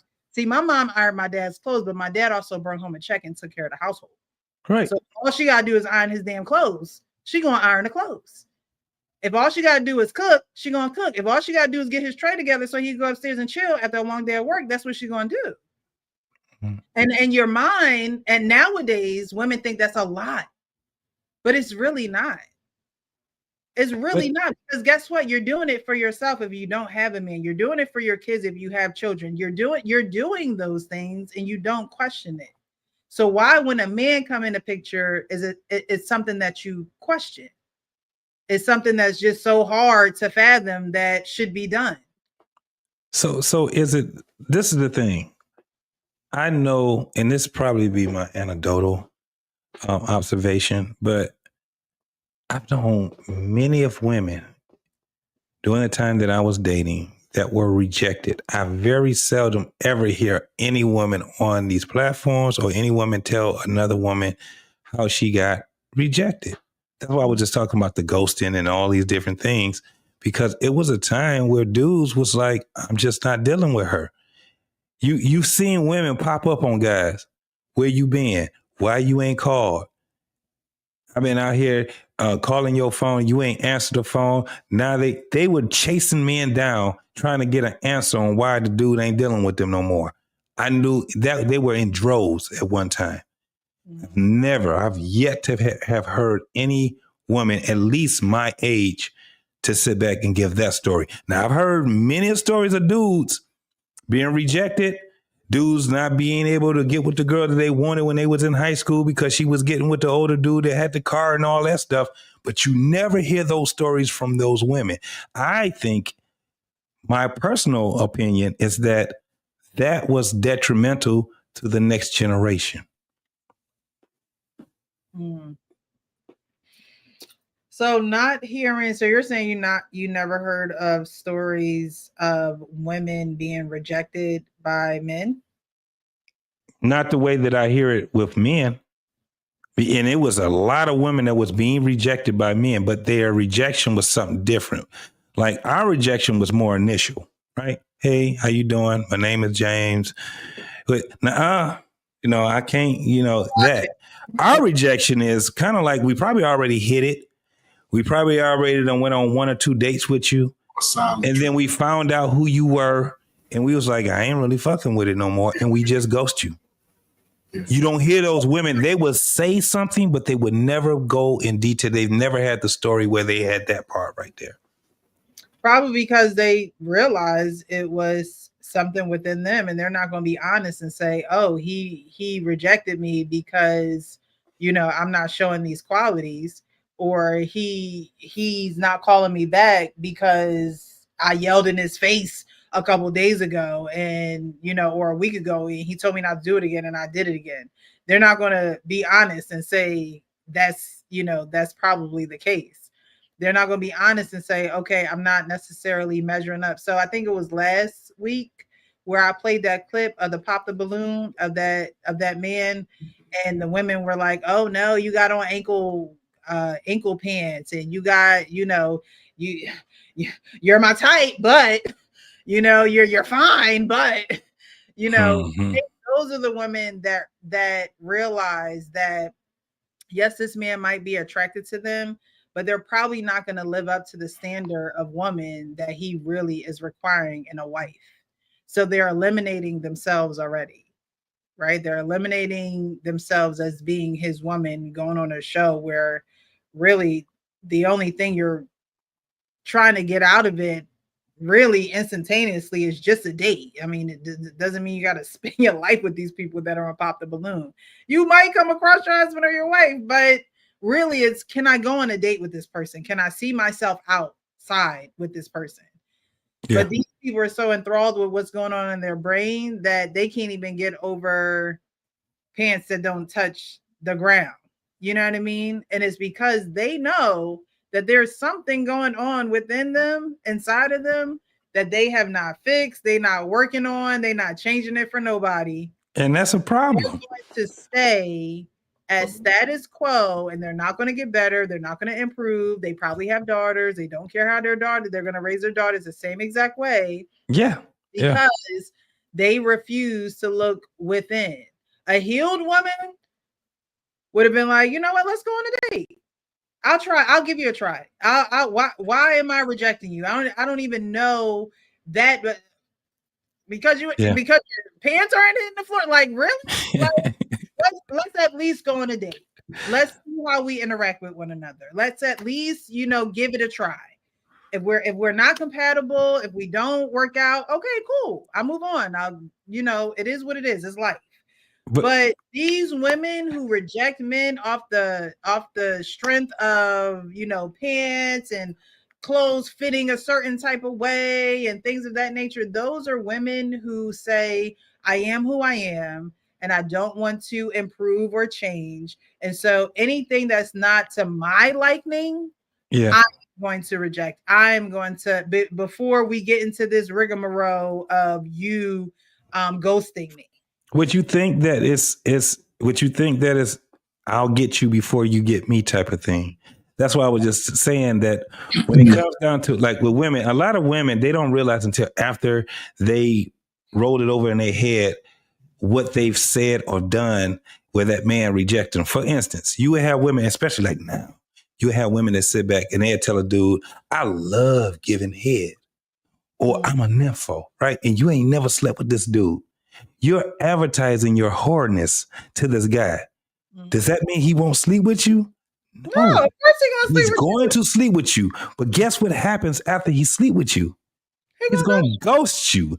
Right. And they don't. That's what I'm saying, that they are not telling these young women, because it's too many of them doing it now on social media. There was women that was doing that in the 90s and in the 80s that was saying it, and they understood why that man ghosted them, because of the things that they led with. And sexuality was one of the things that they led with. With a man, he screwed them, but he did not stay with them. But they never told the next generation. Well, aren't we missing something? Yeah. Women who behave that way are not intentional either. They're not. All that kind of stuff. All the women who don't want to give anything, they're not intentional. A lot of women don't want to they don't want to have a man in their life in any real way other than where they could come and go. I think a lot of women don't mind just being somebody's girlfriend. You're good for now, but maybe not later, right? Because I'm hearing a lot of women don't want to be married, right? They don't have to, a lot of women don't want to be married, and a lot of women come up with excuses about not being married because the only thing they can't do is have sex with other men.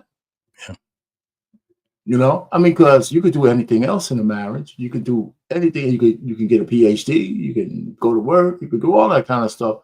One thing a man is not the men that I know will agree with is to share you with another man. So all these other excuses they have for not wanting to be under the covering of a man is really because they want their freedom. So that tells a man that even if they tell that sexual story, they're telling you that, hey, listen, we're cool for now, but maybe not later, right? Until I find something else better. So men might not be intentional, but that's the way women aren't intentional either. Because if you find an intentional woman, they kind of stand out because your conversation should tell you that. You'll hear it from them. I want a little bit more. Not just playing hard to get and they have a maintenance man banging it out, when you can't reach them on the phone. I'm saying you should be able to kind of ferret that out. But I think we're just like, going like this. The men don't want to get married because they feel they can't trust a woman anymore without the risk of what she could do to him and his finances and everything else, or lose, or more important, take his kids. And a woman, I think a lot of women don't want to be married because they don't want to be tied down to a man, because they know what it entails. If you have a real relationship, you gotta be under his covering. You can't be the free spirit. You can't say what you want the way you might want to say it. You got to have some respect. You got to have all that kind of stuff. I don't think women want to do that anymore, and that's why the birth rates are going down with intact families. I'd rather just have the kid go ahead and burden my family or whatever the hell it is and raise it myself. I don't even want to have the man in the kid's life, because that means I gotta have some kind of accountability to him for how the kid's being raised. There's far too many women saying that shit, so they alienate the father. So we just got so many things messed up, right? Men not being intentional, because that'll eliminate a lot of women, and women not being intentional about their sexuality, and the fact that most men that I know only want one thing from you besides respect, and that's exclusivity. And they don't want you to be a thought. They want you to be somehow, some kind of virtue left in your body. What kind of virtue do you have left? That's the only way we can measure you. So I don't know. It's just, I don't envy the guys of today. Yeah, I agree. Listen, I'm gonna give a shout out to my mom, my dad, and my auntie. For real, because my mama let me know a lot about females, and I have sisters, so salute to them too. But women, okay, as I'm talking, because everybody's give these women the modern women. There's nothing modern about it. It's chaotic. We in a modern decade, but it's nothing modern, because Sister Ali has given, that's a blueprint what she gave out. Right. And the fact that here we are, because it's not, these behaviors just don't affect grown men. It affects young boys. Those young boys are growing up in the house with those women and sisters getting the same type of treatment. Right. Shut up. Your daddy ain't shit. What if he's disruptive, he can do whatever. He in school terrorizing. Well, his daddy ain't around. What is with you all day? You got a part-time job because it's hard. But it's so messed up. Yeah, man. Hey, don't let the kid look like the father too. Oh man, he gonna get it and act like him. Hold up, hold up, JT. He may look like the father, but by default they gonna say he act like him. But he's acting like the mama. Act like the mama, right? You know what I'm saying? And that's the thing. And somebody said that in comments. Look, it's the fact that black men are saying something about it and making moves about it. That is the problem. I hope he's saying that's the problem for the women. Because the fact that brothers are having the conversations today, it's going to expedite their growth. I'm trying to tell you. It's going to expedite these young brothers, 21 and 31, who started to say, you know what, I'm not ready to accept this nonsense from these women that I graduated high school with. And here they are, 60 pounds heavier than me. I got more money today. I can move around. I suggest move around the country, fellas, and start slow. I ain't saying go overseas, just start slow. Start slow. Women don't see it because brothers have always had to work from the bottom. Yeah. And brothers have been consistent in working from the bottom. But now this feminist mindset, this feminist ideology is, guess what? It's going to be put to rest, and it ain't got nothing to do with us. We just going to jump on that, get on that ride and take advantage of it. Because these women that want to be interrogative and want to say, gimme, gimme, gimme, Big Daddy government go cut you off. Now you ain't going to have no choice but to make a good deal with the Earl. You don't have no choice but to make him a cake to come in. You better come over his house with a cake. Right. Mhm. Don't come over with an apple because guess what? Earl know how to bake that cake too. He got YouTube. Mm-hmm. He know how to get it together. So, ladies, y'all gonna have to figure this out quick. Y'all have children, send them off to their daddies. And y'all gonna live in y'all little village and huts, and y'all can play scissor legs all day. Just Oh my God. be nasty. And, but I'm telling you, brothers, we here. I'm gonna keep saying it because I can see it, brothers. You gotta have a little bit more intention about the type of women that you want to have sex with. All of them look good. Get all the mental pictures you can get. You can go out every day and see 200 fine sisters.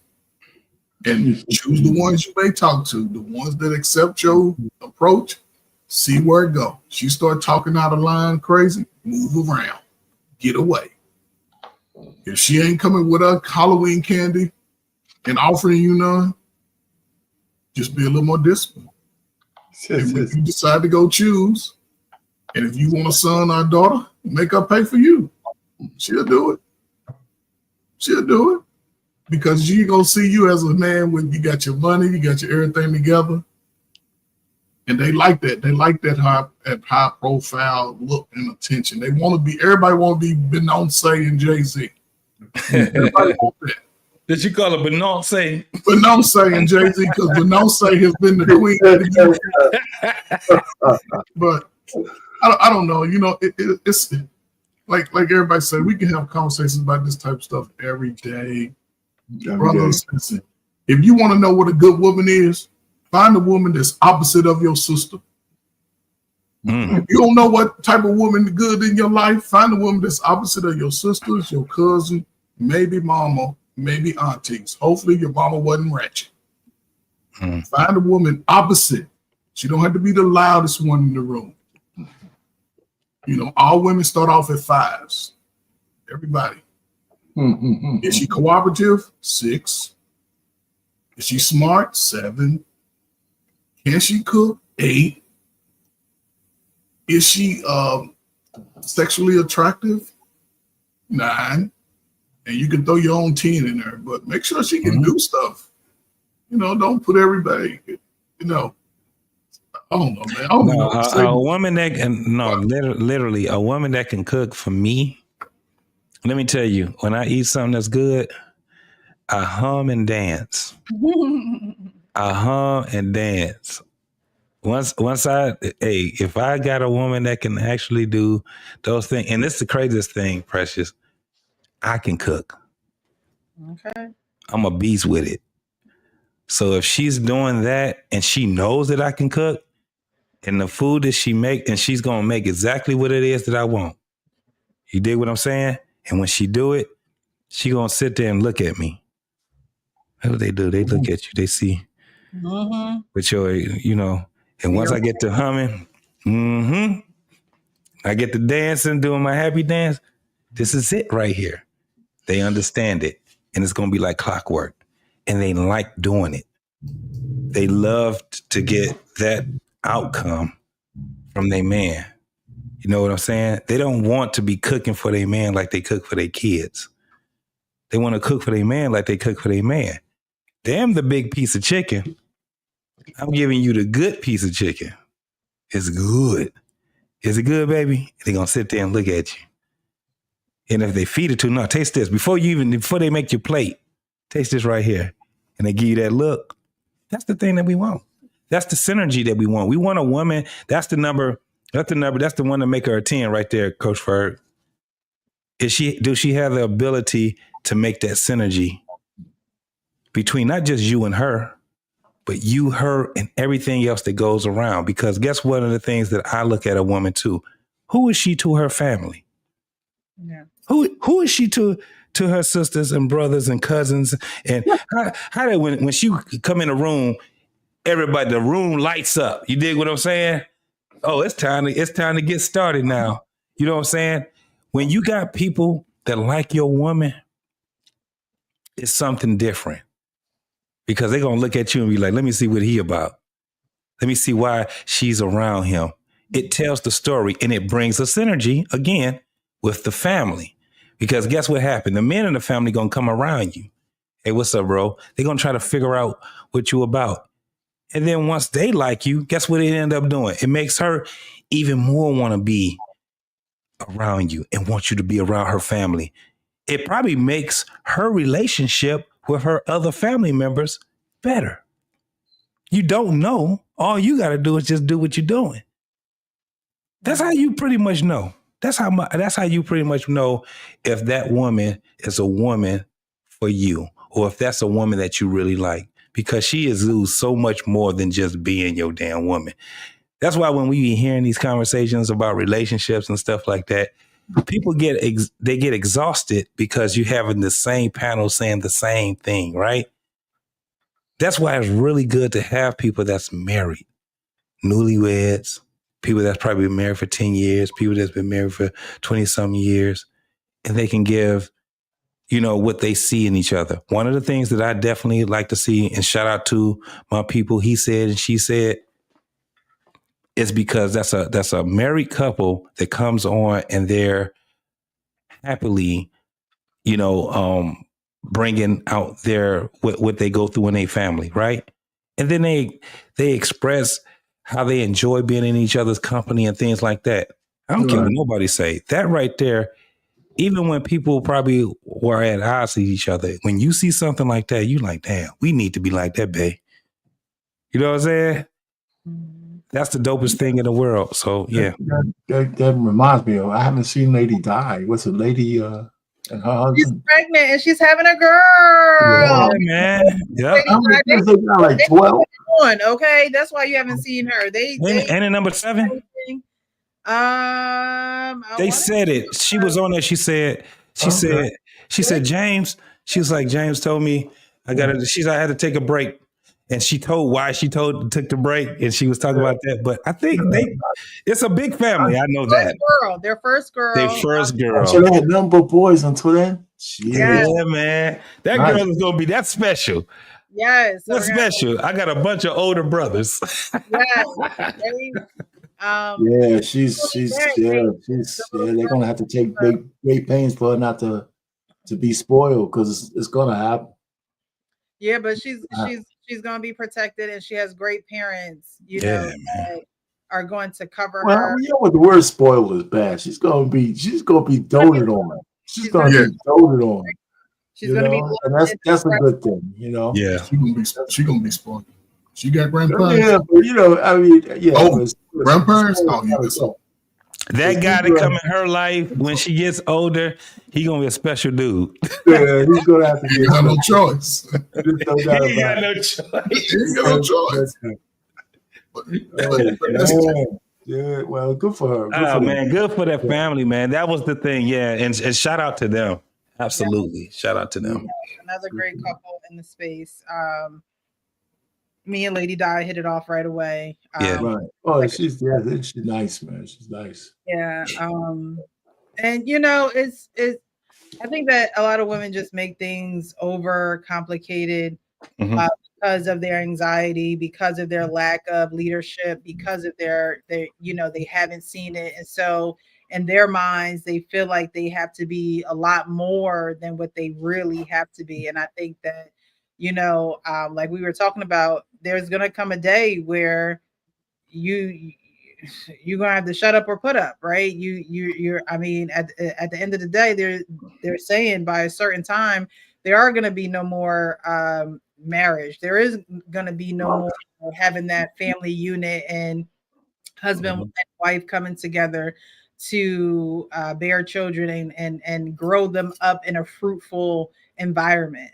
And so, we have these conversations because we value family. You go in certain houses, I've gone in certain people's houses, they have families and things of that nature. You don't even see the family up on the walls. You don't see that anymore. You don't see photo albums of, I don't know, in my parents' basement, we got photo albums of the family and memories you just look through. And, I was just thinking about this with my sisters, like these pictures that we have in our phones. Back in the day, you had to go to CVS or Walgreens to get your pictures developed. You had to, wait 24 hours and go back the next day to get them things developed. And now we just store everything in our phones. And We don't have those old time, practices that we used to have, or that nostalgia, or those memories to make you want to value family. Yeah. I saw one guy on social media, and he was at a funeral, and he said, we need to stop letting these funerals dictate when the family get together. Right. And somebody said that he was out of line for saying it or something like that, but it's true. You need to stop allowing funerals to be the time and the occasion where everyone comes together as a family. Absolutely. We just had a family reunion this weekend. Yeah, I'm having one in and I took off. I said, look, I need off because you was at a family reunion kind of thing too? We have one every year. We have one. That's where you were. Yeah, because we had my cousin just was in Maryland. Everybody just converged on a house. In the wintertime? That's crazy. Yeah, wintertime is crazy. A great time. We see a great time. Family, all the generations there. Like I said, I keep the family tree. It's funny that it was one of the first times that so many of them came up and sent me a copy of the family tree so I could look at it. Mm-hmm. So, so I was happy they started asking. Right. And if women aren't right, Facebook is the new photo album. Yes, and it's true. Because don't nobody want to see a million pictures of you, right? Like it's like, and there's nothing wrong with that. I've met Precious. I met probably about 200 family members through Facebook. It's crazy. We have the same last name, and then the first thing they're gonna ask you is, who is your father or who is your mom, right? And then they're going to try to trace it down. And then next thing you know, you find out, yeah, we are family, and they be from a whole different state, a different city or whatever. And it's a beautiful thing. That's one of the things I do like about Facebook. I'm glad that they changed everything over from the, all the ratchet stuff. You get a little bit of it on Facebook, but basically if you are it's basically for family members and people that's in your city or whatever it is, and people that you go, it's a little more tame. It's a little PG now, right? And and one of the things that I've learned was that is the new book. That's the new photo book, because I used to have to come when I used to have to visit my parents. I used to have to come home to see the books, and I used to look at these books forever. Yeah. We had 5 books. And I look and I see myself, and it was like I visit myself so much in those books as a 3-year-old, a 2-year-old, as a newborn, and all these different things. Where now I have a grandson, and it's funny because now I can revisit myself through him. He looks exactly like me, but he looks like, his dad and people. But man, when I see me and him, I said, dog. And I showed him a picture. He was like, where you get that picture of me at? That's me. That ain't you. That's me. That's the spirit working, man. Most definitely. So we need to bring things like that back. But showing this video, I just wanted to get you guys' perspective, and just give the audience that perspective, that men's perspective, as well as my perspective on just the simple things women can do to just be better women. It don't cost you no money. It don't cost you no money to shut your mouth a little bit. Mm-hmm. It don't cost you no money to be courteous. It don't cost you no money to be self-disciplined. It just takes a little bit of focus and mindfulness. It don't cost you no money to be considerate. It just takes focus and mindfulness. And once you're mindful of somebody else, again, that service mindset, I'll always, think about something that I can do for someone else before I do it for myself. When people be like, oh, what you want for Christmas? I don't even know what to tell them, because I'm thinking about what I'm getting you for Christmas. I don't think about, myself in that way, because I'm thinking like, if I need it, I'll just get it.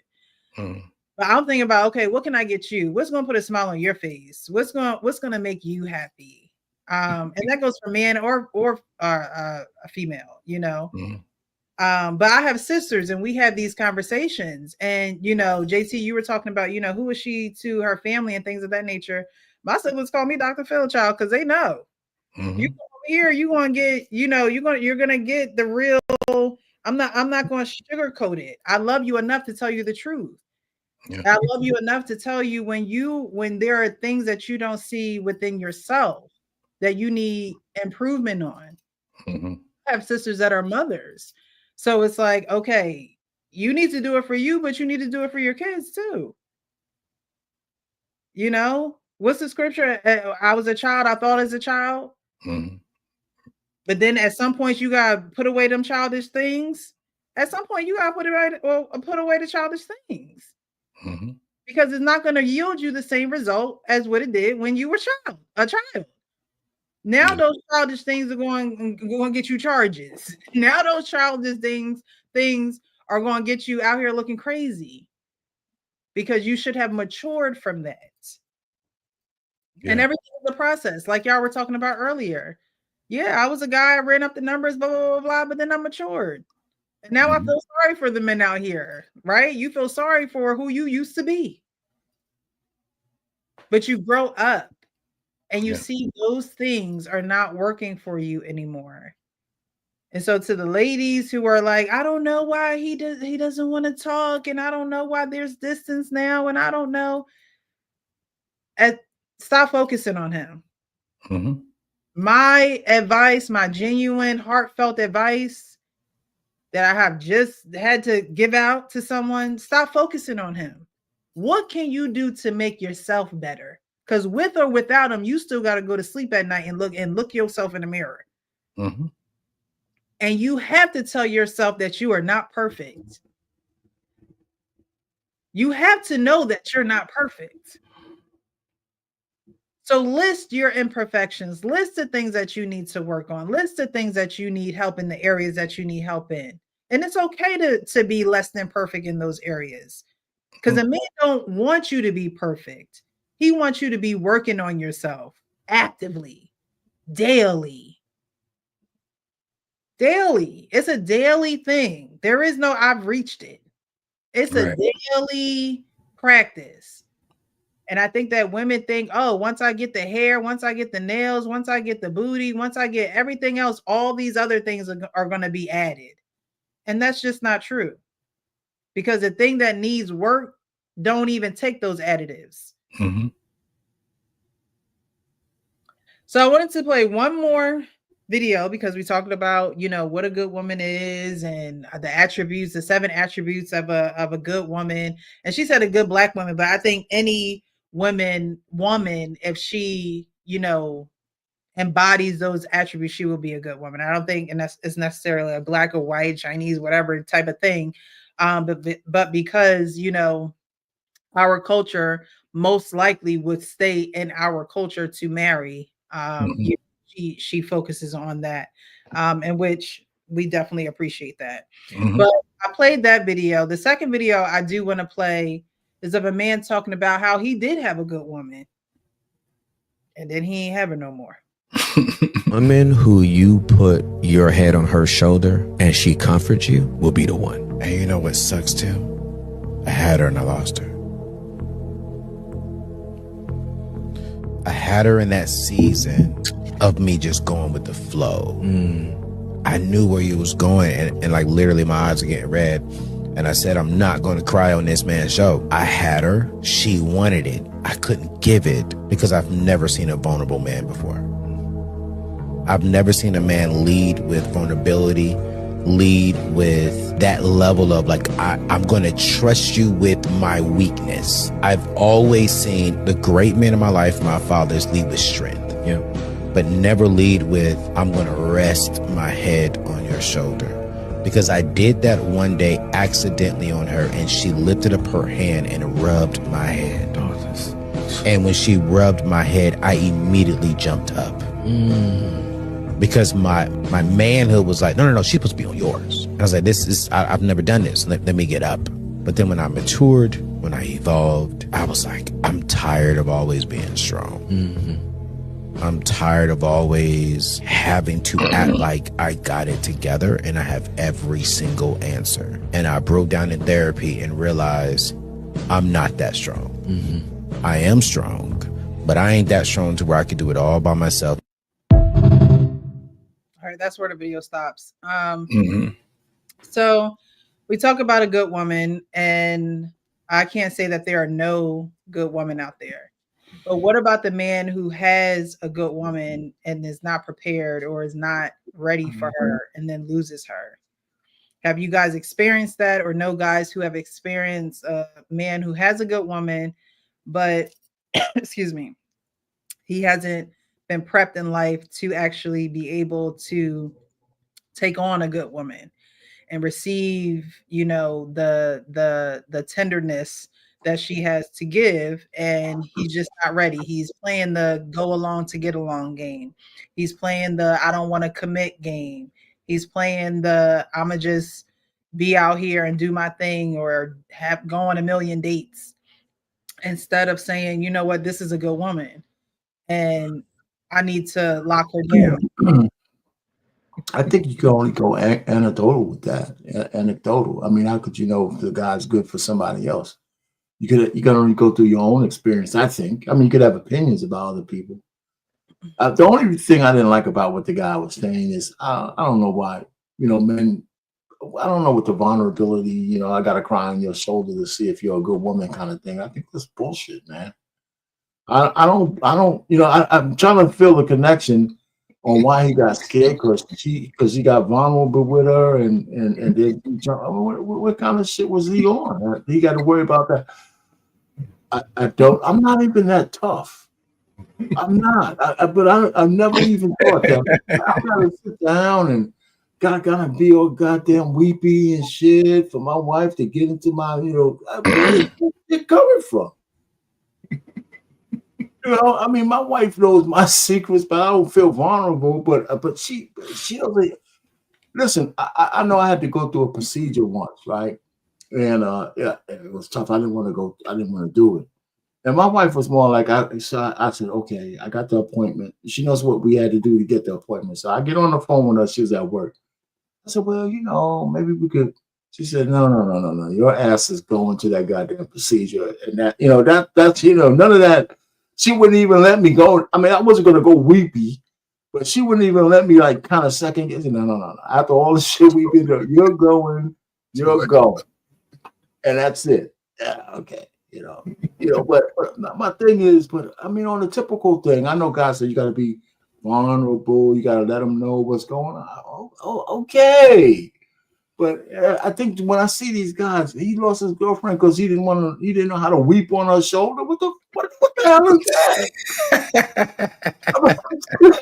that? I can't relate. I just can't relate to that shit. Okay, so I'm really done, man. I mean, you know, I can only go by what I'm saying. Have I lost girlfriends before?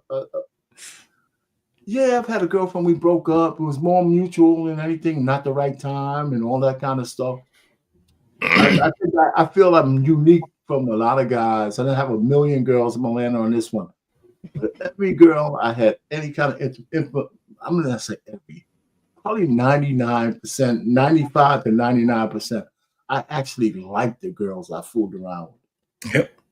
I actually liked them. I learned something from each one of them, whatever it might be. That this might be, we're only here for this time, but it's not going to go anywhere. I was in Texas for a while, had a Texas girlfriend, you know, and she was really nice. And I'm kind of saying, well, how come I didn't settle down? Well, it wasn't time. I was moving to another state and all that kind of stuff.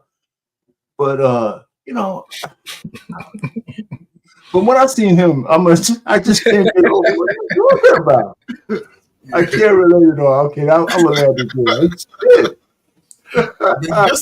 I mean, if you play it again after these guys talk, maybe I can see something. But I don't know. Am I wrong? I mean, you guys tell me. You don't gotta play it. Listen, see, President, you know, again, this is the trouble I have sometimes being a Gen X, right? Our pain's a little older than me and JT, right? Me and JT right there in the middle, right? Mm-hmm. And we've had experiences where when you're young and you meet a woman and a girl, and I don't like, you know, they make excuse. They say why they don't like you. Most women say immediately, and you know that you're not their type. Mm-hmm. You ain't gotta wait weeks for it. They let you know, right? Us, we so caught up in wanting to be with that woman that we like what we see, that we'll keep trying. Mhm. We'll keep on slapping ourselves in the head. Go over and talk, baby, listen, I'll take you out. We making all these empty promises. Some dudes making real promises, right? But then you finally meet a girl that you've been in a relationship with. And in relationships, regardless of age, I think both people are growing and maturing in some way. But salute to my mama, man. Hell, I'll cry watching a sad little movie about some on TV.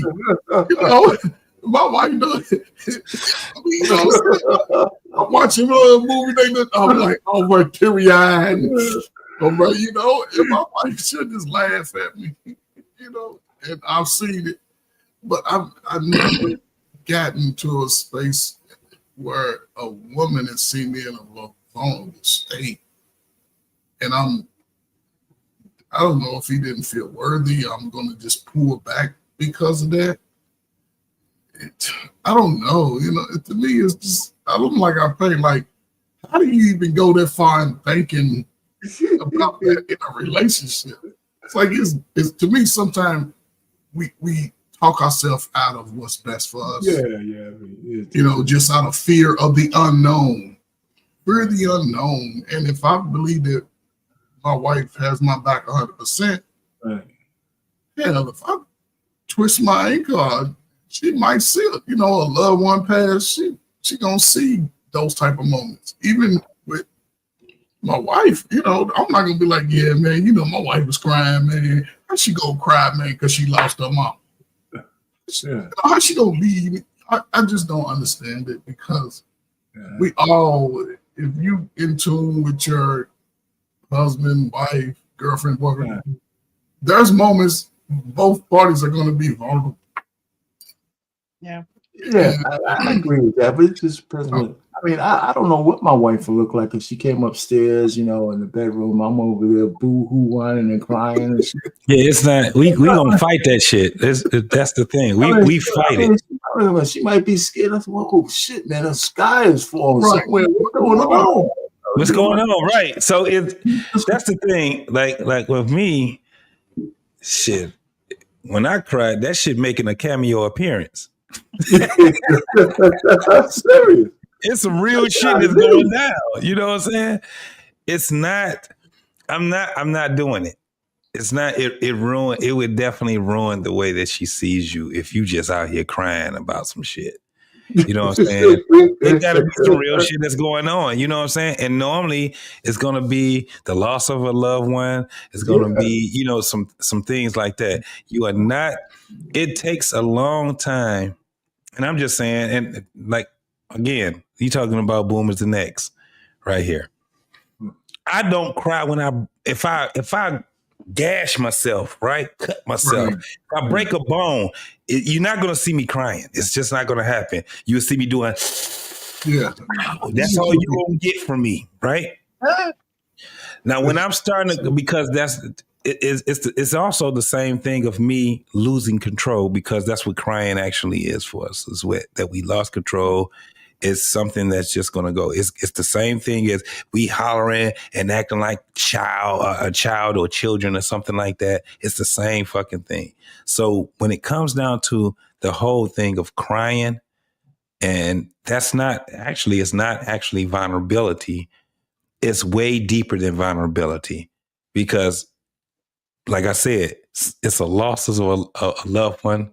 It's something that has came up and had a cameo appearance on us. We are not sitting back and we see the crying coming and we gonna sit there and embrace it. We're not. We're gonna get our ass up. We're gonna go by ourselves. We're gonna get the hell on somewhere. Even if it was the loss of a loved one, we try to fight it, right? So you're not gonna see that. And I don't like when people try to use that for, this is how a man is vulnerable. No, it's not. The way that we show our vulnerability is being truthful. Period. We're just going to be truthful with you. Listen, if it wasn't for movies, I probably wouldn't cry. at all. At all. If it wasn't, shit. I mean, if it wasn't for a real good movie that I got into, my with a beautiful background, that background music gets you. I try to make sure my wife don't even see that shit. Right. She might be over here. I'm like, there you go. Yeah. You get one tear, you try to white catch it like, you ain't coming down my face. I'm cool.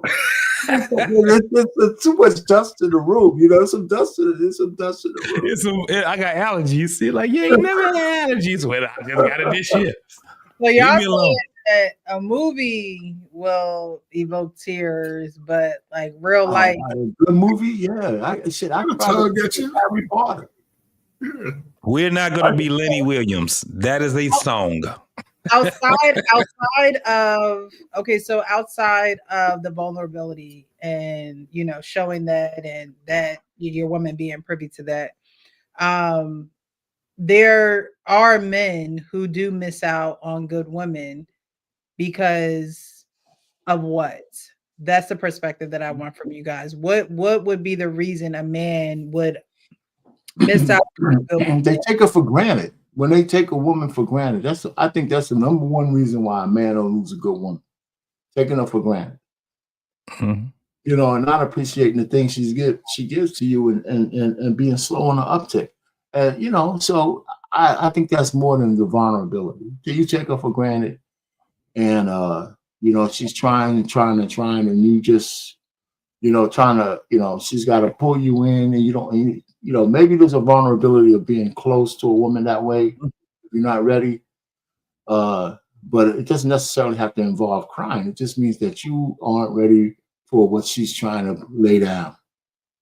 Right. And you'll take her for granted because she'll do anything for you. I think that part, I think that's the worst part of a man as opposed to letting her go. Mm-hmm. These are the guys who are in relationship with a woman for 5 years and 6 years and 7 years. And don't let them get free so they can move on without marrying. Dope. I think those are because a woman who's like that. Well, anytime I heard a woman with a guy, a regular woman with a guy for 5-6 years, and she wanted to be married, he ain't doing it. I think she's being taken advantage. Mm-hmm. I really do. Because I he had liked a close girlfriend that way, and I've seen her get hurt by a dude like that real bad. Mm-hmm. And this is the thing. He likes her. He want to be with her, but he wants to be with her under his terms. He's not. It's kind of like, what the hell? You have people saying, "What the hell are you waiting on?" Right? And it's dastardly though. It really is though. Yeah, they most of these guys they all have. It's kind of like they have different reasons, but I guarantee that those reasons are all synonymous with one another. When you have that 5 years you with a woman, you know what I'm saying? And she wants to get married. She's been hinting. She went to the point of just saying it, to the point where she's like, I ain't trying to give you an ultimatum, but she's going to give you an ultimatum and you still not doing it. It's kind of like, okay, man, let me, it's something that's a part of being vulnerable when you can be honest with her. Because one of the things we understand, though, that if I be honest with her, this can be the end of my relationship. It can be over with, right? Well, yeah, that's the point. He doesn't want to see her with anybody else. There you go. And so that's why I think it's dastardly. And too many guys do that. Yeah. Right? Because we know inherently that their clock is not the same as ours. That's another thing that we're not the same. A woman's clock is a whole lot more delicate, especially like that. You got to have some respect for that. Now, a long relationship from 20 to 25 is different than from 28 to 33. Yeah, boy. Yeah. So. Too many people have been moving like that for the last 30 years. Yeah. I've been blaming too much shit on men lately, man. I don't know what's going on with me. I don't know what it is either. No, we've been agreeing with you. I don't know. I really don't know what's going on. I want to go back to bashing the honeys, man. That's where the fun is at. But here's the thing, though. This is what's crazy, though. People don't understand that by default, we're gonna hold each other accountable for the most part because we're looking at the situation and we speak the truth to the situation. Most men don't look at listen. When I hear guys talk about feelings, that's why I say I never bring my feelings into my social life. My feelings are with my wife, but when I'm just coming to like panels and just talking to friends, I don't even bring my feelings into it. Yeah. Because at this point, most of us understand once we reach age 30, we know what's right from wrong. We know what's going to put us in a bad situation. We know we know all that. We know all that. We just make decisions for it. And that's what I'm saying. This modern movement, our time, sometimes I think this shit's ass backwards because the adults have all the information, and some that understand it, they're able to move forward. But it's just a time now where men have always been held accountable. The women are going to have to start taking accountability. And it ain't going to have nothing to do with the brothers, ladies. It's going to be the same powers that control me and you, going to make you accountable. There's more female content coming up. I ran into this girl, just a girl, a married woman. She has a YouTube channel. She comes up and talks about certain things. I don't know if she ever came across your feed, Precious. There's a few. I mean, there's a few more. I mean, before it was just like Crimson Cure, you and a few other ladies, talking some stuff that makes sense. Take heed, but it's too few and far in between. The ratchetness is out there. You get onto nice conversation, which is now a big soap opera. I hated them, but now that they're broken up, it's a whole lot of fun looking at Kitty, whatever her name is, Kitty Cat. Yeah, I didn't like her from the beginning, but she really showing her true colors now, man. But so I don't know. So Precious, let me ask you a question. Do you think it's unattractive for a man to cry in front of you?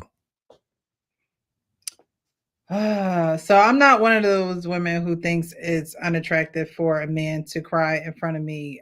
It just shouldn't be a reoccurring behavior. You know what I mean? I think that crying is a natural bodily response to different feelings or whatever, but it shouldn't be something that I see you doing all the time. So like y'all said, if someone passed away, it's definitely understandable. If it could come down to you might lose your job and it might cause you to drop some tears,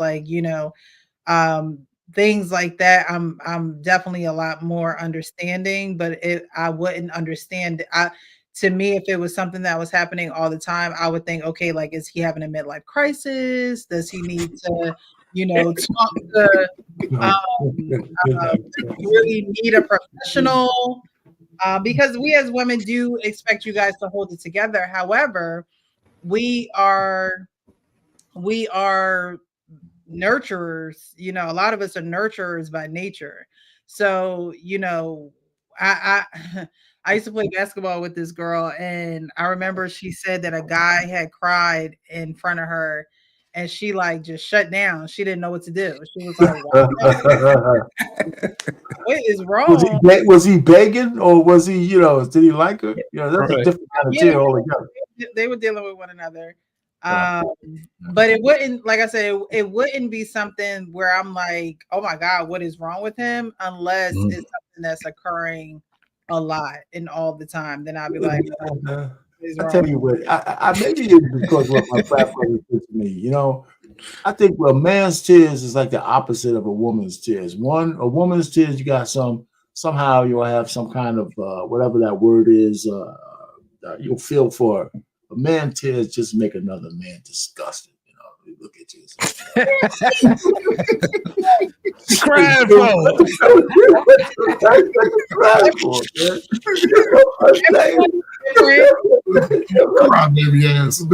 You really know, what people are going through. There, men, you guys are just not allowed to, show this emotion. And I think that in the security and the safety of your own home, that if there is a time and a moment and a space that you have that type of reaction, I would hope and pray that your wives are there to keep that space open for you, not belittle you or not look at you as someone less than human. But why Because you gotta do it in front of anybody though? My house is pretty makes big, right? So I can go into any corner and boo-hoo, whine, and cry. it makes you human. Your woman, while she sees you as a superhero, she also needs to see you as a human. My wife goes up with You know, a wet bag. She already knows that I can show her. But it's not about you showing her per se. Not feeling a way that she is being shown.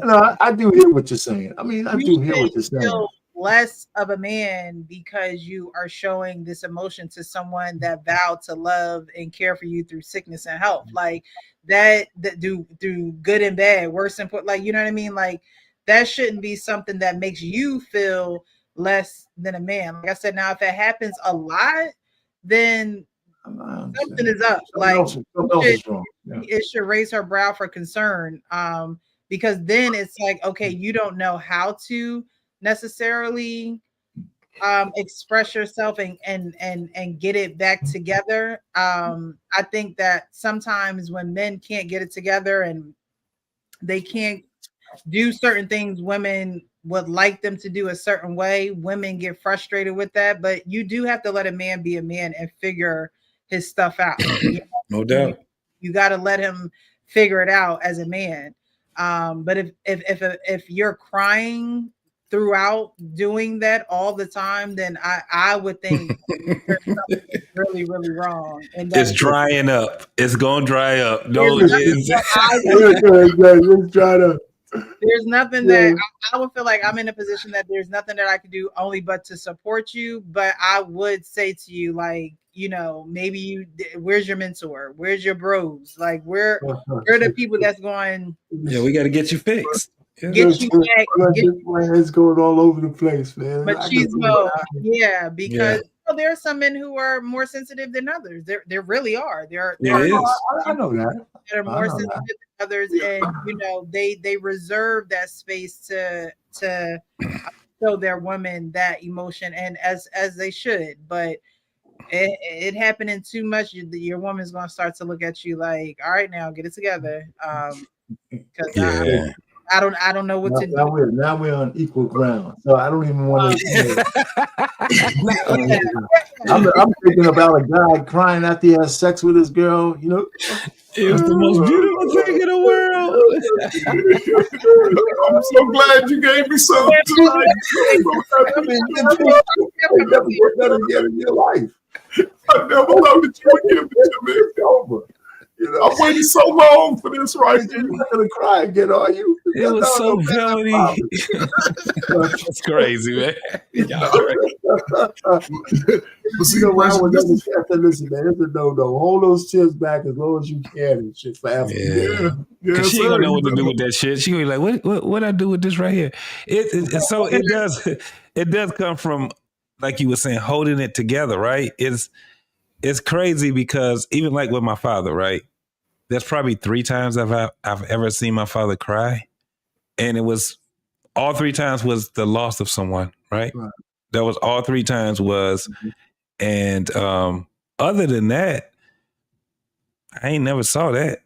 You know what I'm saying? Even when I was a kid and I was crying, the first thing he gonna ask me is, what you crying for? And if I came to him and I was like, no, you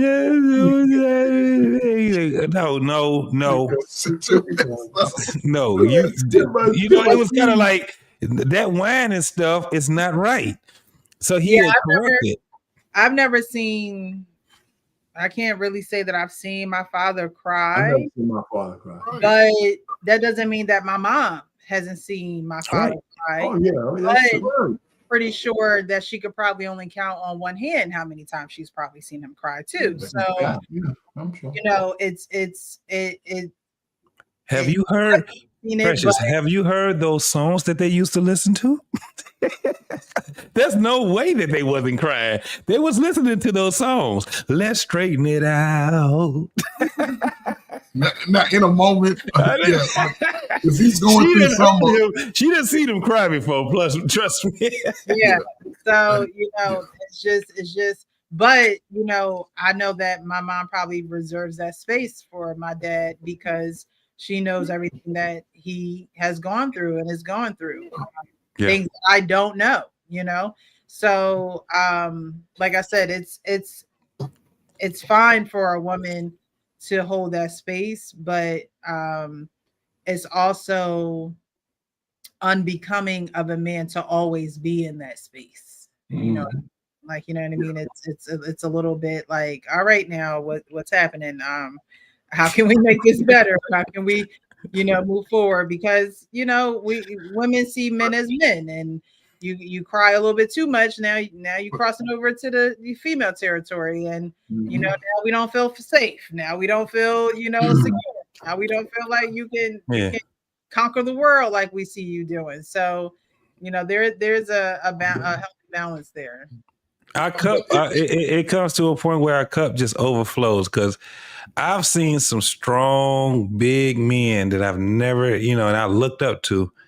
And I've saw, like I said, my father, I done seen uncles these were strong men that, they hold it together.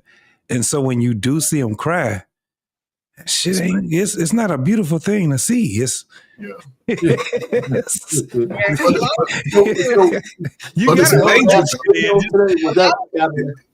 a lot of men, because they, they don't. A lot of men get out in other ways, right? So I went on a Summit conference with my job in AC a couple weeks ago, and we were all chilling, just relaxing, and there was this kid.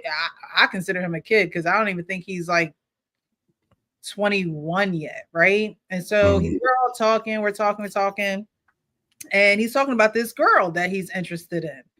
And he's like, oh, I really like her. I truly, truly like her. But she keeps saying that she doesn't like when I express my feelings to her, because every time I express my feelings to her, I'm drunk. Oh, you got the Hennessy. And I said to him, now this is a white kid. This is not even a okay. You know what I'm saying? Smirnoff. To him, I said, why do you feel like you have to be drunk in order to tell her how you feel, or to, he's listing all the good things that he likes about this woman, and she's God-fearing, and I love her relationship with God, and blah, blah, blah. And I'm like, yeah, but you like her, and you know what irks her, like, her ick, right? But the only way that you can express yourself to her and get your feelings across, or tell her, or express to her what's on your mind, is when you're drunk. And so I'm like, I know a couple of men that are like that, and they not all races, right? And I'm like, why is that? Why does it have to be filtered through that? Are men have to be so tough and strong that it takes for the liquid courage for it to act? Because JT, you said that men are vulnerable when they tell you the truth, right?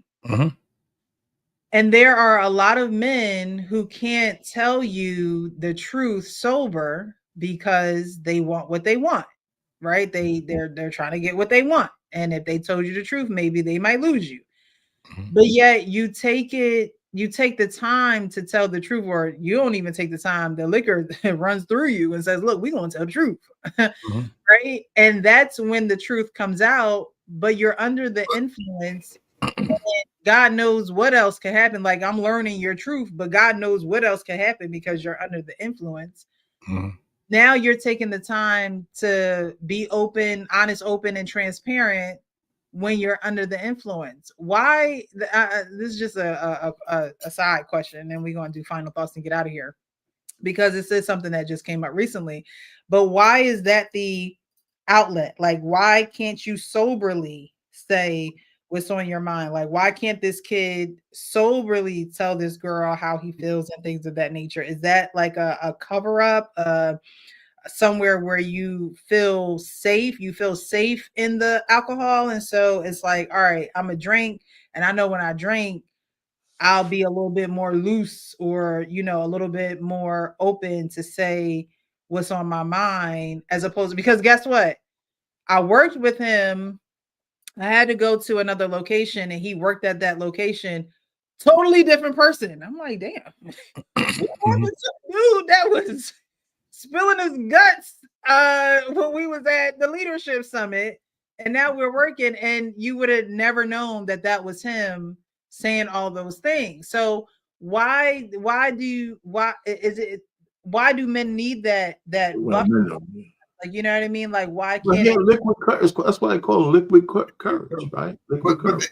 That goes beyond. There's something wrong. You got a problem. You got an issue. I would connect it to back something when younger years. I don't know how many years you can go back, but in those cases, there's usually an incident, right, in their life that they went through, and in that time, whoever inflicted that pain or trauma upon them, they may not have been in a position to speak up about it. Because what I've seen a lot of over the last 30 years in my working with young men, I'm gonna just say father ain't there. Father, as they say, father's a piece of junk. He left, right? But even in that time with mom did give him the encouragement. Mom, shut up. He doesn't feel valued in the home that he grew up in. I don't know if y'all been over dated a woman, and she got a kid, 12, 13, and you go in the house, right? The whole house look clean, but you go open up his door, it looked like a tornado just came through. Who's paying attention to that kid? That kid is acting out because he's not being heard. Most young people have not been heard. We saying, be quiet, don't do this. You know, we teaching our kids to keep secrets. And these kids grow up to be adults. And we're in a space where adults, there's nothing wrong with crying. I saw like I said, like JT said, it's going to be very few times that a kid, a younger, will see their father cry. My father boo-hooed like a big baby when his mom passed away. I was 6 years old. I'll never forget that. He was at the funeral home. My mother wasn't around. Nobody else was around but me and him. When we got back home, he was right back into being dad. But he had that time to pass that grief. And I don't think a lot of us ever take time to pass grief. We hold on to our trauma from 9 to 99. From 19, we hold on to it. You know what I'm saying? And instead of addressing it with the people, if you happen to be in that space, now I got a little drunk, I'm going to give you what's been on my mind about somebody else. I say, man, get it off your chest. Respect your parents, respect the people that you believe did it to you, but get it off your chest. It's not for them, it's for you. You can't carry that pain into your next phases of life. You can't say, I want to have a family, but you giving your children and your family all the pain that you never dealt with. Find a way to deal with it, confront it, so you won't carry it on your back for 30, 40 years. These guys are young and they taking on social pain from somebody else as if it's the worst thing in their life. Yeah. It's just, I don't know how to start. So it can also be this, and a lot of times it's this. Alcohol lowers your inhibitions, right? The things that you don't say when you're in a sober state, it just lowers your inhibitions depending on how much you drink. So you would have people that, some people that when it does, you can see it vaguely. You like, okay, they look glossy. They got the glossy eye or whatever. And they would sit back and say, and especially with men, when a man drinks, and especially if you want to know the type of pain that he's in, let him drink when he's hurt. And let him, drink a lot when he's hurt. his inhibitions is damn near not even there. So when a man is talking to a woman and they're telling them how they feel, how they truly feel, and things like that, it's actually not a good thing. It's for one, it's because you're going to go too far with expressing to them, I really liked you. I like you so much that I kind of loved you. And they're going to say some things because their inhibitions is gone. So whatever comes to mind, that's how they're going to go. They're going to listen to me. And, the women just listening and they like, damn, he's slurring his words. He sounds like he done ate some peas and don't want to swallow it. Right. So it's kind of like the thing is that a lot of women don't feel comfortable when a man is being drunk truth, right? Because if he learns how to tell her exactly how he feels when he's sober, he actually can find the words to tell her. And sometimes I don't know it's a good thing. I want to mind it out and talk to him and be able to speak the same way that they were trying to speak when they were intoxicated. It's just so happens that, again, not only do they call it what you guys were saying was what was the word that you guys were using for when you get drunk? It was liquid courage. Liquid courage, right? But let's talk about the spirit. Put spirits in you. Like literally, you would have someone that said something to someone, especially it's not a good thing to talk to women when you're drunk and tell them exactly what's going on, because the spirit is going to take over. And then when you actually talk to them, they're going to be like, you don't remember when you said this and you said that, it's kind of like, nah, I don't know. It can be embarrassing to a guy to talk to a woman and tell her exactly what's going on with him, especially when she just thought we was just friends. And he was like, I really listen. I really liked you. I really like you. I don't want to freak you out or anything, but it's shit like that. And I'm like, it just sound like you had some practice there. I'm old, man. I didn't live life. I ain't gonna even lie to you. That's so funny. So it's not a good thing at all. I would never tell another man that.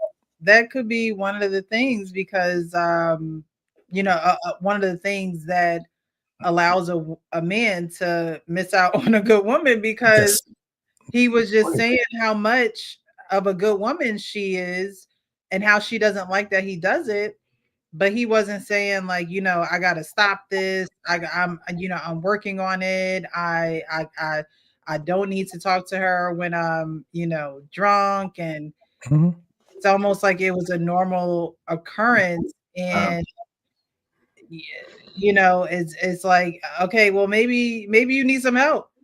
Maybe you need to stop drinking. Maybe you need That's gonna be the thing that they're gonna say. You may need to stop drinking, buddy. Yeah, because who the girl is going to continue. And honestly, like you said, no girl wants you to only be open with her when you're drunk. Right. If you can do it sober, I mean, you could drink, but let's not get too drunk where now you spilling out all your secrets and all of that, and you can't put things together when you're sober. Right. So I just wanted to kind of veer off a little bit on that, because it came to mind, and I'm sure that it could be very, prevalent with men, because you guys do hold a lot of things together, and you don't show those emotions and things of that nature, and you go out one night thinking that you just letting your hair down and you're having a good time, and then boom, you just trauma dumping because now, you know, that spirit, like you said, has taken over, Mhm. and you feel like, okay, well, this is my opportunity, but it's not even that you feel as though it's your opportunity. The opportunity is really taking over you. Yes. And so you have too many of those occurrences. It's like, okay, I need to do something differently, because again, a woman is not going to want to hear what's ailing you and what's hurting you and things of that nature when you're drunk. To her, it comes off as there is no self-discipline. You know, so a couple of attributes that we were talking about of being a good woman, you know, there is no self-discipline in that area. And women, in order to feel safe and protected, that's an area of safety and protection, being able to communicate with me when you're not underneath of the influence. Because when you're underneath of the influence, I no longer feel safe and protected. Honestly, anything can happen. You can say anything, you can do anything, and now that puts us both in a vulnerable state, because neither one of us are safe. Like you're not safe either when you're under this under the influence. So but I wanted to just acknowledge that, because I think that a lot of men do go through that. And what I have to say to that is just have the courage to be honest when you're sober. You said, JT, it is a vulnerability, right? It's vulnerability to tell the truth. So in order for you to feel safe that with that vulnerability, you think you got to have Buddy Jack with you, or Jim, or Maker's Mark. Like you feel like you got to have those with you in order to be that, and you don't. So definitely work on that. Definitely, you know, if you don't want to tell anybody what's going on in your mind, definitely try to, you know, I said this before in a video that I did by myself. It's on my Instagram page somewhere, but you know, we tell women to journal, but it's okay for men to jot some things down. It's okay for men to go to that memo and get some things out, or get, you know, sort your thoughts out and things of that nature, because at some point in time you do have to get it out. And you don't have to get it out with your woman, you don't got to get it out, you know, with your boys. That it could be something that's just between you and God, but it needs to be something that you know that you're working on, and that you're getting better in that department of life. Because again, at the end of the day, you gotta look yourself in the mirror. And so no matter who's in that place, whether it's a woman, whether it's a friend, whether it's a business partner, if you can't get that under control, then it will be something that will cause destruction in your life. Slowly but surely, you'll start to see, you know, yourself losing people. You'll start to see yourself declining in the professional field. You'll start to see women not wanting to be around you, or they'll be selective when they're around you. If there's drinks involved, I'll just leave him by his lonesome. If we, you know, out with a couple people and, you know, the drinks are flowing, it's like, I'd rather not go. So just be mindful of that. Tonight is pretty much all about being mindful. We started out with the ladies on the 7 attributes on how to determine if she's a good woman. We then played the video of the man who pretty much said, hey, look, I had a good woman, but I lost her. And reality. That's a reality that a lot of men do go through, having a good woman, or having a woman that work with at one point in time, and then eventually they just lose that woman. We're gonna get into final thoughts and we're gonna get out of here. I appreciate you guys. I appreciate those who are in the chat who have, like Arpain said, burned the midnight oil with us. A longer show. That one clip, it was about 12 minutes long, and we just broke it down little by little. I appreciate everyone who was on the panel. Frank, definitely better. Sean, you guys just continue to ail yourselves back to health.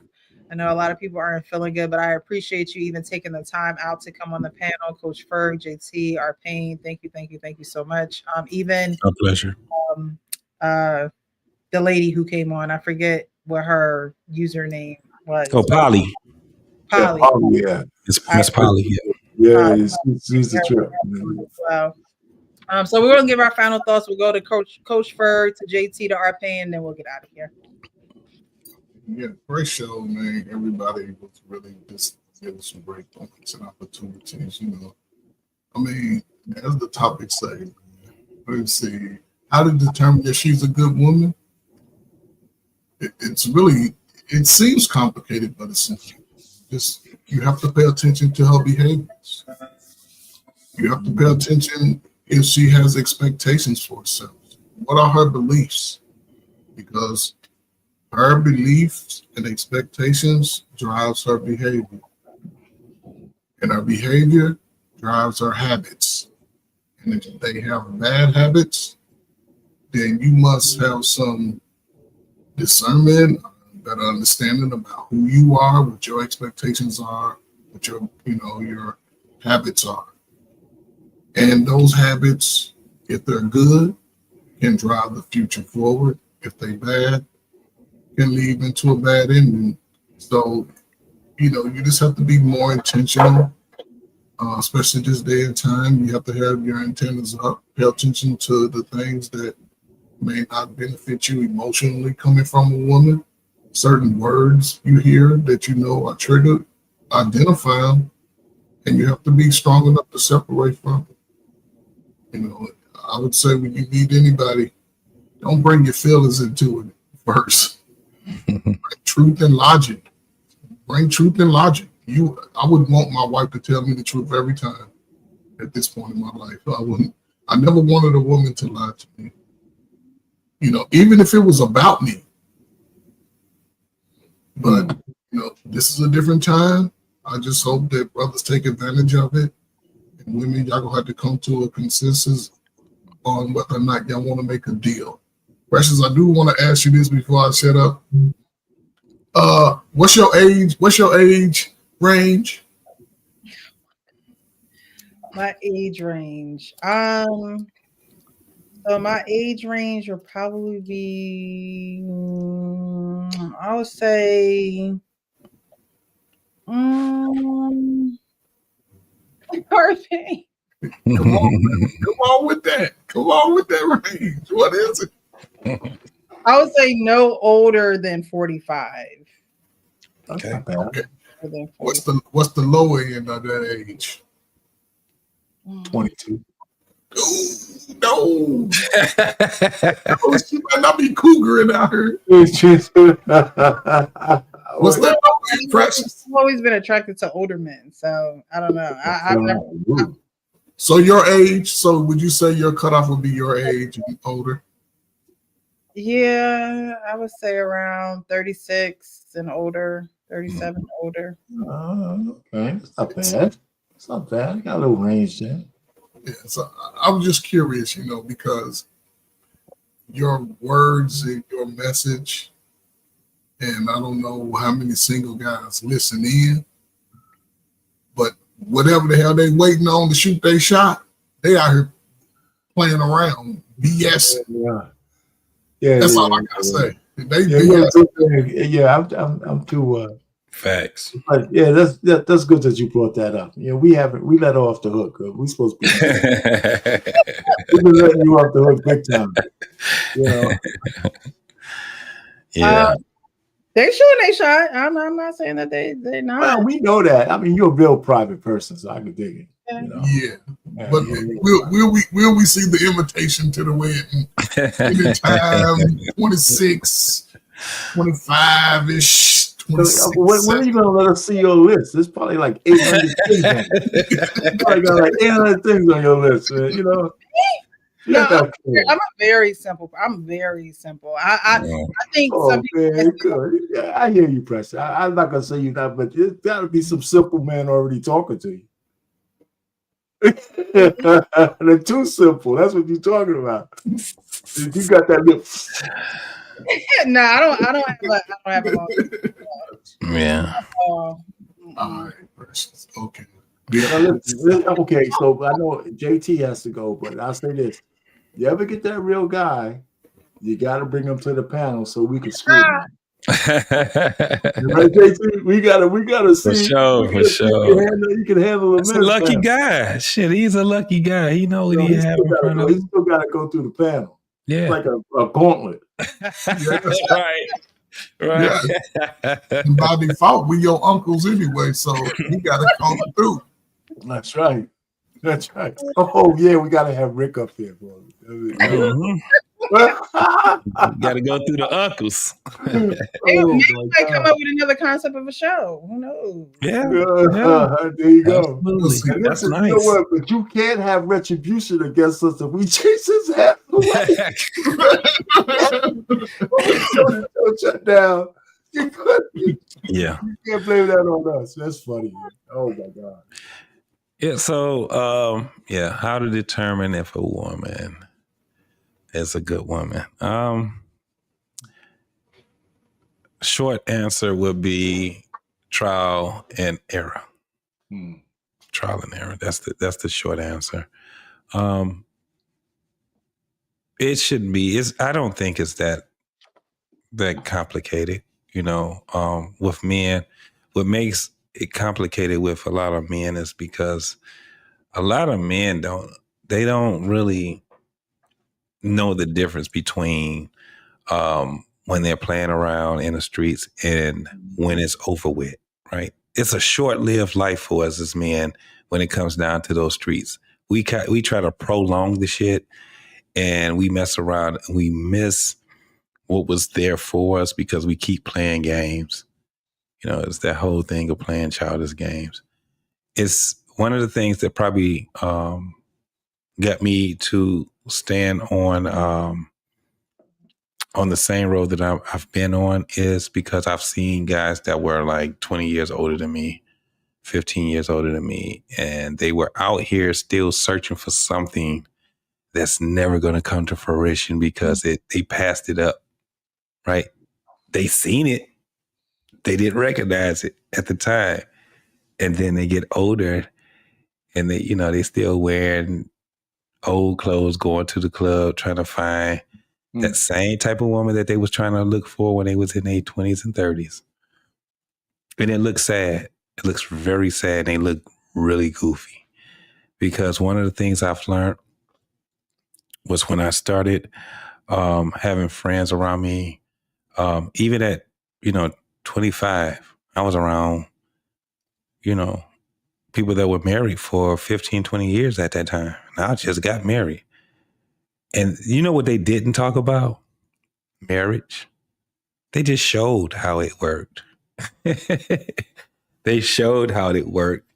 And I can honestly say that I probably have about 15 friends from that time that are still married, right? That's crazy. We talk about 20 years, 30 years from the time. And they probably had about a good 9, 10 years back then. And I know these folks. And it's funny how, the reflection of just being in the presence of these folks, it really played a big part in my life and what I've, the decisions that I've made. And one of the things I can say about myself is that I am a solid guy. I'm not a catch anymore because I'm with somebody. You dig what I'm saying? I'm ineligible, and I like being ineligible, being with someone that I'm going to make this, make whatever it is that we need to make work. So, enjoyed the conversation. Thank you, JP. Yeah, look, I was in the car. I was like, I gotta get on this show, man, because y'all was cooking, man. Y'all was really cooking. So I was just, it's my pleasure to come on here, and if I can give anything, I'm glad to be able to do it. But I take in a lot, from this show also. So salute to you, salute to the panel, salute to my man Payne, Coach Ferg, and everybody else that was on this panel, man. Salute to y'all. Okay. Well, let me just go jump in real quick. Anyway, listen, I was listening to all the things she laid out. I think my wife measures up pretty well with what she was talking about, except for me being able to bust out a couple of chicks around the neighborhood and have 2 families. I'm not so sure. I know my wife won't like that because I already asked her. So it should have happened. hey, listen, I got 2 daughters. I say, listen, I know you closed down, but you gotta go eke out the sun somewhere. She, no, she said no. It ain't I happening. need a swinging dick in there somewhere. She wasn't having it. So, I was smiling when I said it. But I told her, I said, you better know that. You can't ask me no shit like that, but I can ask you.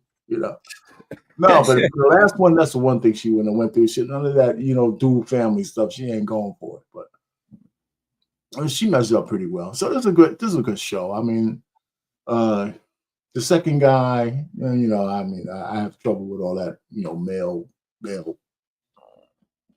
femininity thing. Well, not feminine, vulnerability thing. But yeah, so it was good. I mean, good panel, good thing. One of these days, you're gonna have to play the theme song one day. So, Oh, okay. All right. I tell you what, you're gonna have to play the theme song. I think the people will like it. All right. I'm gonna have to play it. I'm gonna have to. That might be it might be part of the intro now. All right. Listen to it. To me because it's probably so far up in my messages. Yeah, I can send it to you again. Yeah, definitely resend it to me and I'll save it. Yeah. But other than that, gentlemen and lady, it's always good. I really look forward to hanging out on Wednesdays on these panels. You know what I'm saying?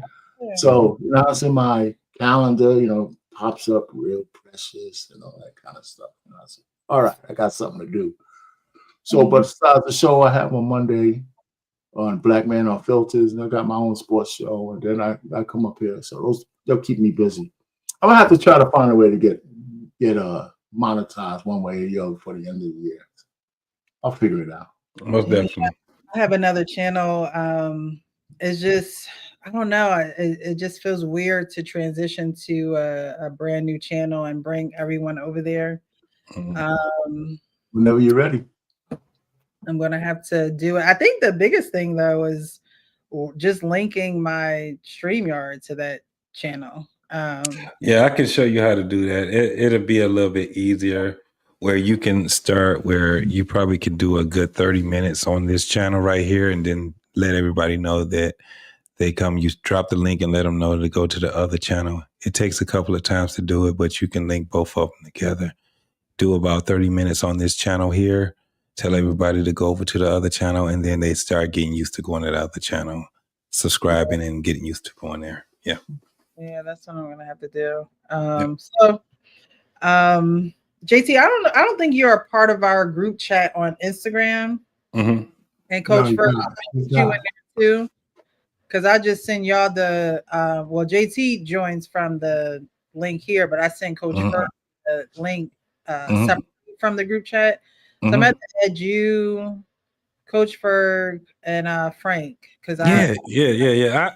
I send you my link. I come in there in your on Instagram, your instant messenger.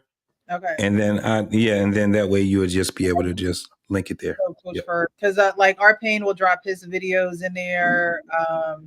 Sometimes the guys just need the support of the other guys. Hey guys, I'm going for your thoughts. So I'll add you guys to it. That'll be good. We have more people on that. Absolutely. Absolutely. I appreciate you guys so much. Thank you. Thank you to those who are on the show. Thank you to those who are in the chat. Thank you. I believe I saw a Cash App come through from Darnell. So I appreciate the support.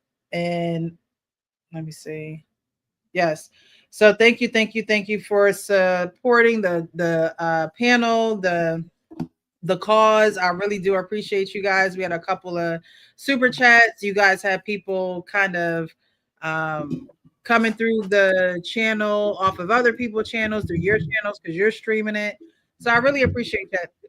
You guys don't have to do that, but you do. You don't have to be here on Wednesdays, but you are. Like Arpain says, it's calendar, it pops up. So I appreciate the continued support. Thank you. We're going to keep having these conversations. And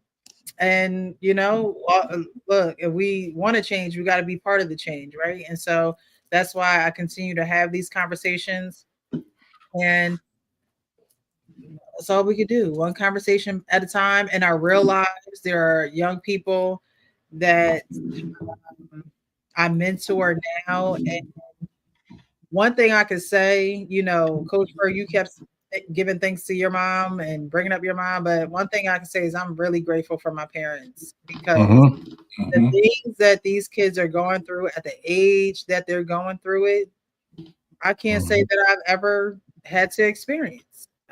You know, and it's sad. It's heartening.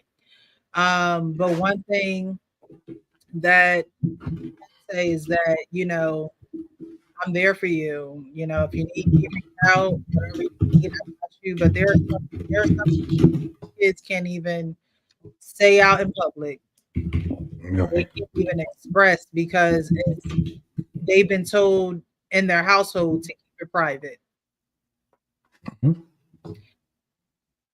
it's just something that they're going through, and it's just a family issue, but it really molds their personalities. It molds who they are and who they are going to be in this world. So if you have the opportunity to make the difference, if you have the opportunity to have conversations with the younger generation, make sure they're good conversations. Make sure you're loving on them. Make sure you're, you know, guiding them in the right direction.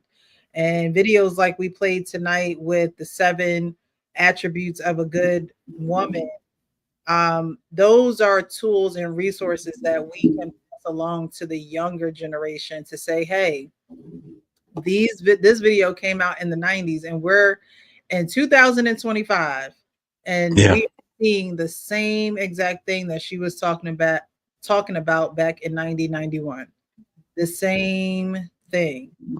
People think that wigs and all that other, you know, stuff is new. No, it's not new. You know what's new now? The men have started wearing it. Right. And so now it seems like a new thing. No, it's not new. There's always been women in the wig, the big wigs.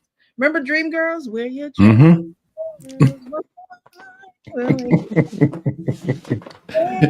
Yeah, like, you know, the wigs and stuff, like they've been out. The nails, they've been out. Yeah. You know, I don't know about painting their fingernails now.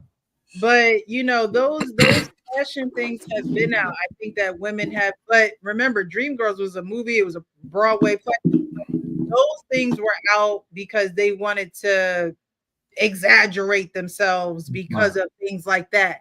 Now women want to just exaggerate themselves in everyday real life. Like, you know, they go to shop with the wigs and the BBLs and stuff like that. And they're also doing it to catch a man. And again, you don't have to spend money to catch a man. You just have to change who you are on the inside. Okay. Word. That will be the most expensive surgery you ever give yourself. Okay. That will be the most expensive, most painful surgery you give yourself, is changing who you are on the inside. No, it's no doubt. Especially if you haven't had the training, especially if you haven't had the direction growing up. It's going to be expensive and it's going to hurt. But it's going to be worth it. It's going to be worth it. You'll get to a certain age and say, you know what? I'm so glad that I turned my life around for the better. I'm so glad I learned how to control my mouth. I'm so glad I learned how to be courteous and to treat people with kindness. These things don't just start with a man. They start with yourself. They start with your neighbors. They start with your coworkers. They start with the people that you interact with standing in line in the grocery line. This is how you practice those things. Everything don't always got to be about a man. Okay? Everything's not always about a man. If you learn how to respect someone, you should learn how to respect everyone. And that's the thing. A lot of women don't respect someone, so they disrespect everyone. True. So just practicing these things and being mindful of them is all that someone can ask for. Practice them and be mindful of it. This week, tell a man he's doing a great job. Tell him that you see him.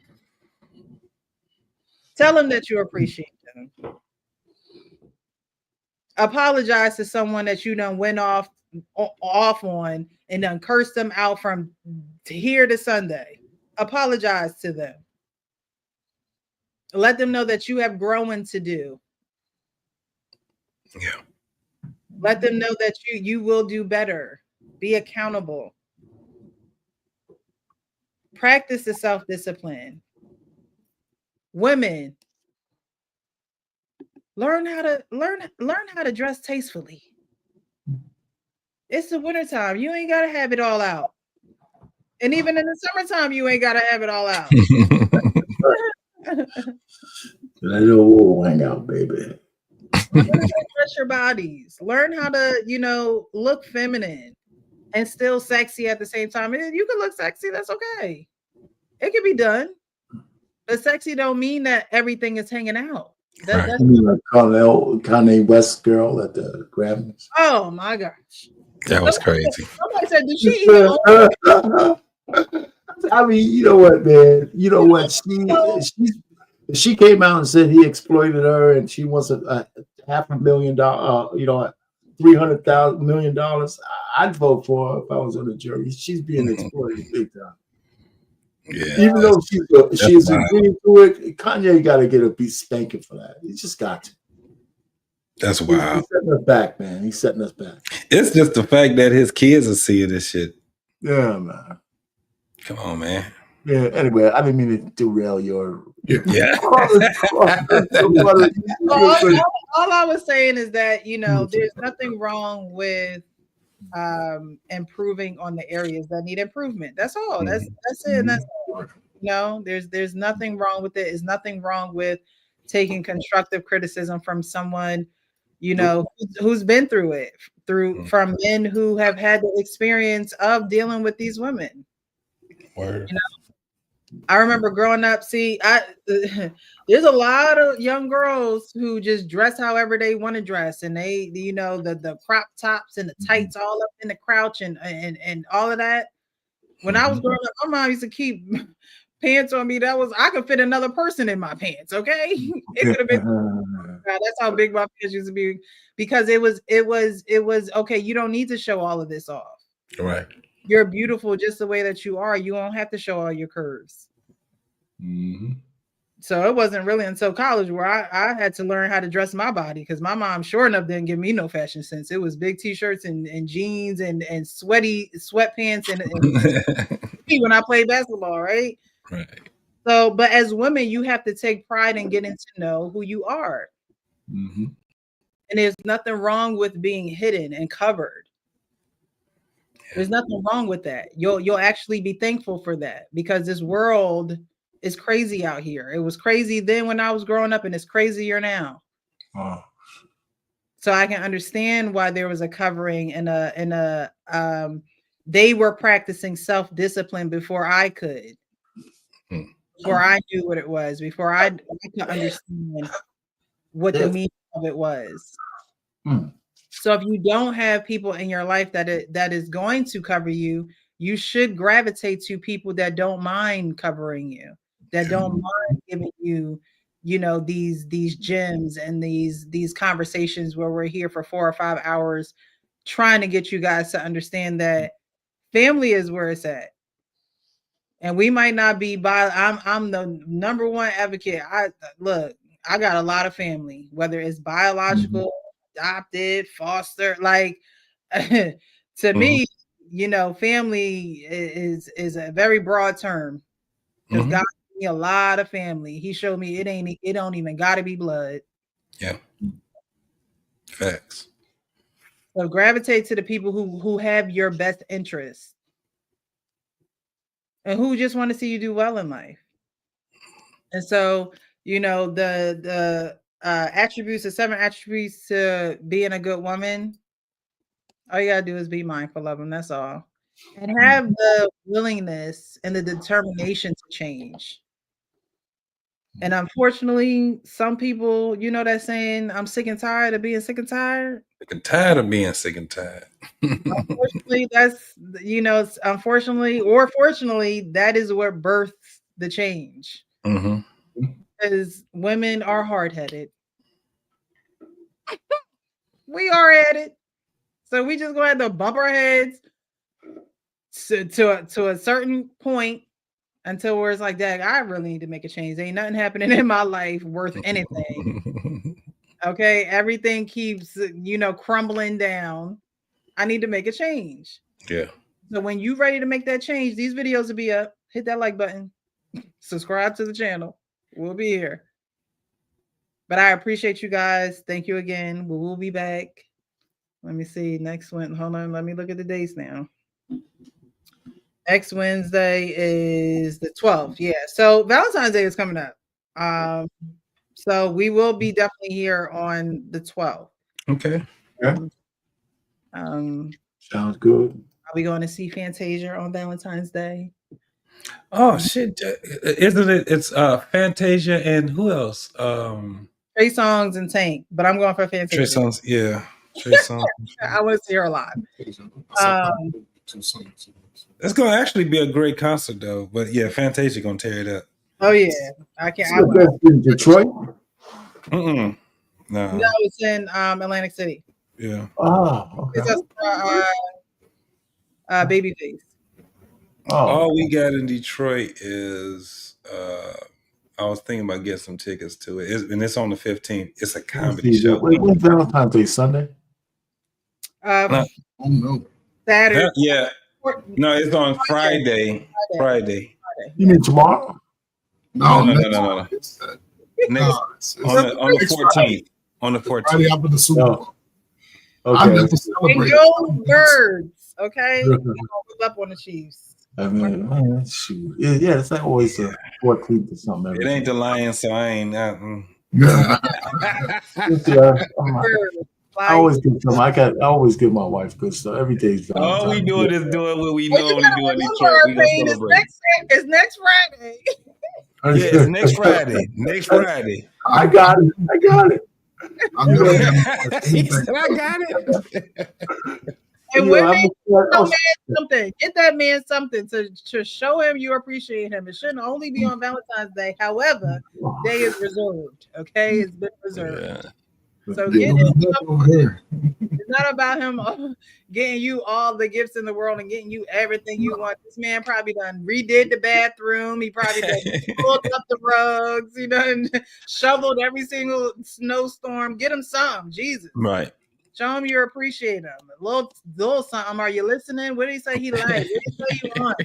What has he been asking for? Okay. What has he turned down so that he could take care of you? Do something nice for him. That's all we want is a good meal and to curl our toes and throw our head back. That's all. We don't need all that extra stuff. We are definitely simple when it comes down to stuff. Simple. No doubt about it. I've never celebrated Valentine's Day with my. She didn't want me to. Well, she's like, no, I would have been cool with that, but my lady, she wants it. She wants it all. She lets me know that she wants it all, and I'll be like, "Good damn it!" I don't know. We always do something. We had our Valentine's Day was this past weekend. We cut out on Friday. We came back on Tuesday. And it's the great thing about it is when a wife is home, she's still working, so she's thinking all this shit in her head and all that. But when she was she was just all relaxed and laying down, and looking all like, oh yeah, hey baby, what's going on? My lady she don't. As long as we doing something, she don't care if she gets a gift. She don't care if if it's camping or we painting at the house or if I cook for her, whatever it is. It ain't got to be big or small. It just got to be something that's from the heart, and then she cool with it. It's like that's my lady too, man. Yeah, but I like cooking though. So I mean, they cooked some jambalaya last time I cooked. It's good. Oh, that's dope. Man, it was real easy for that. My birthday Saturday, so. Thanks again. Y'all know my saying: be real with yourself, so you can be real with others. Y'all. Thanks for rocking with me. We can't leave until you say that, right? You know that, right? So, you know that we can't leave until you say it. Hey, good night, everybody. Good night. I gotta go.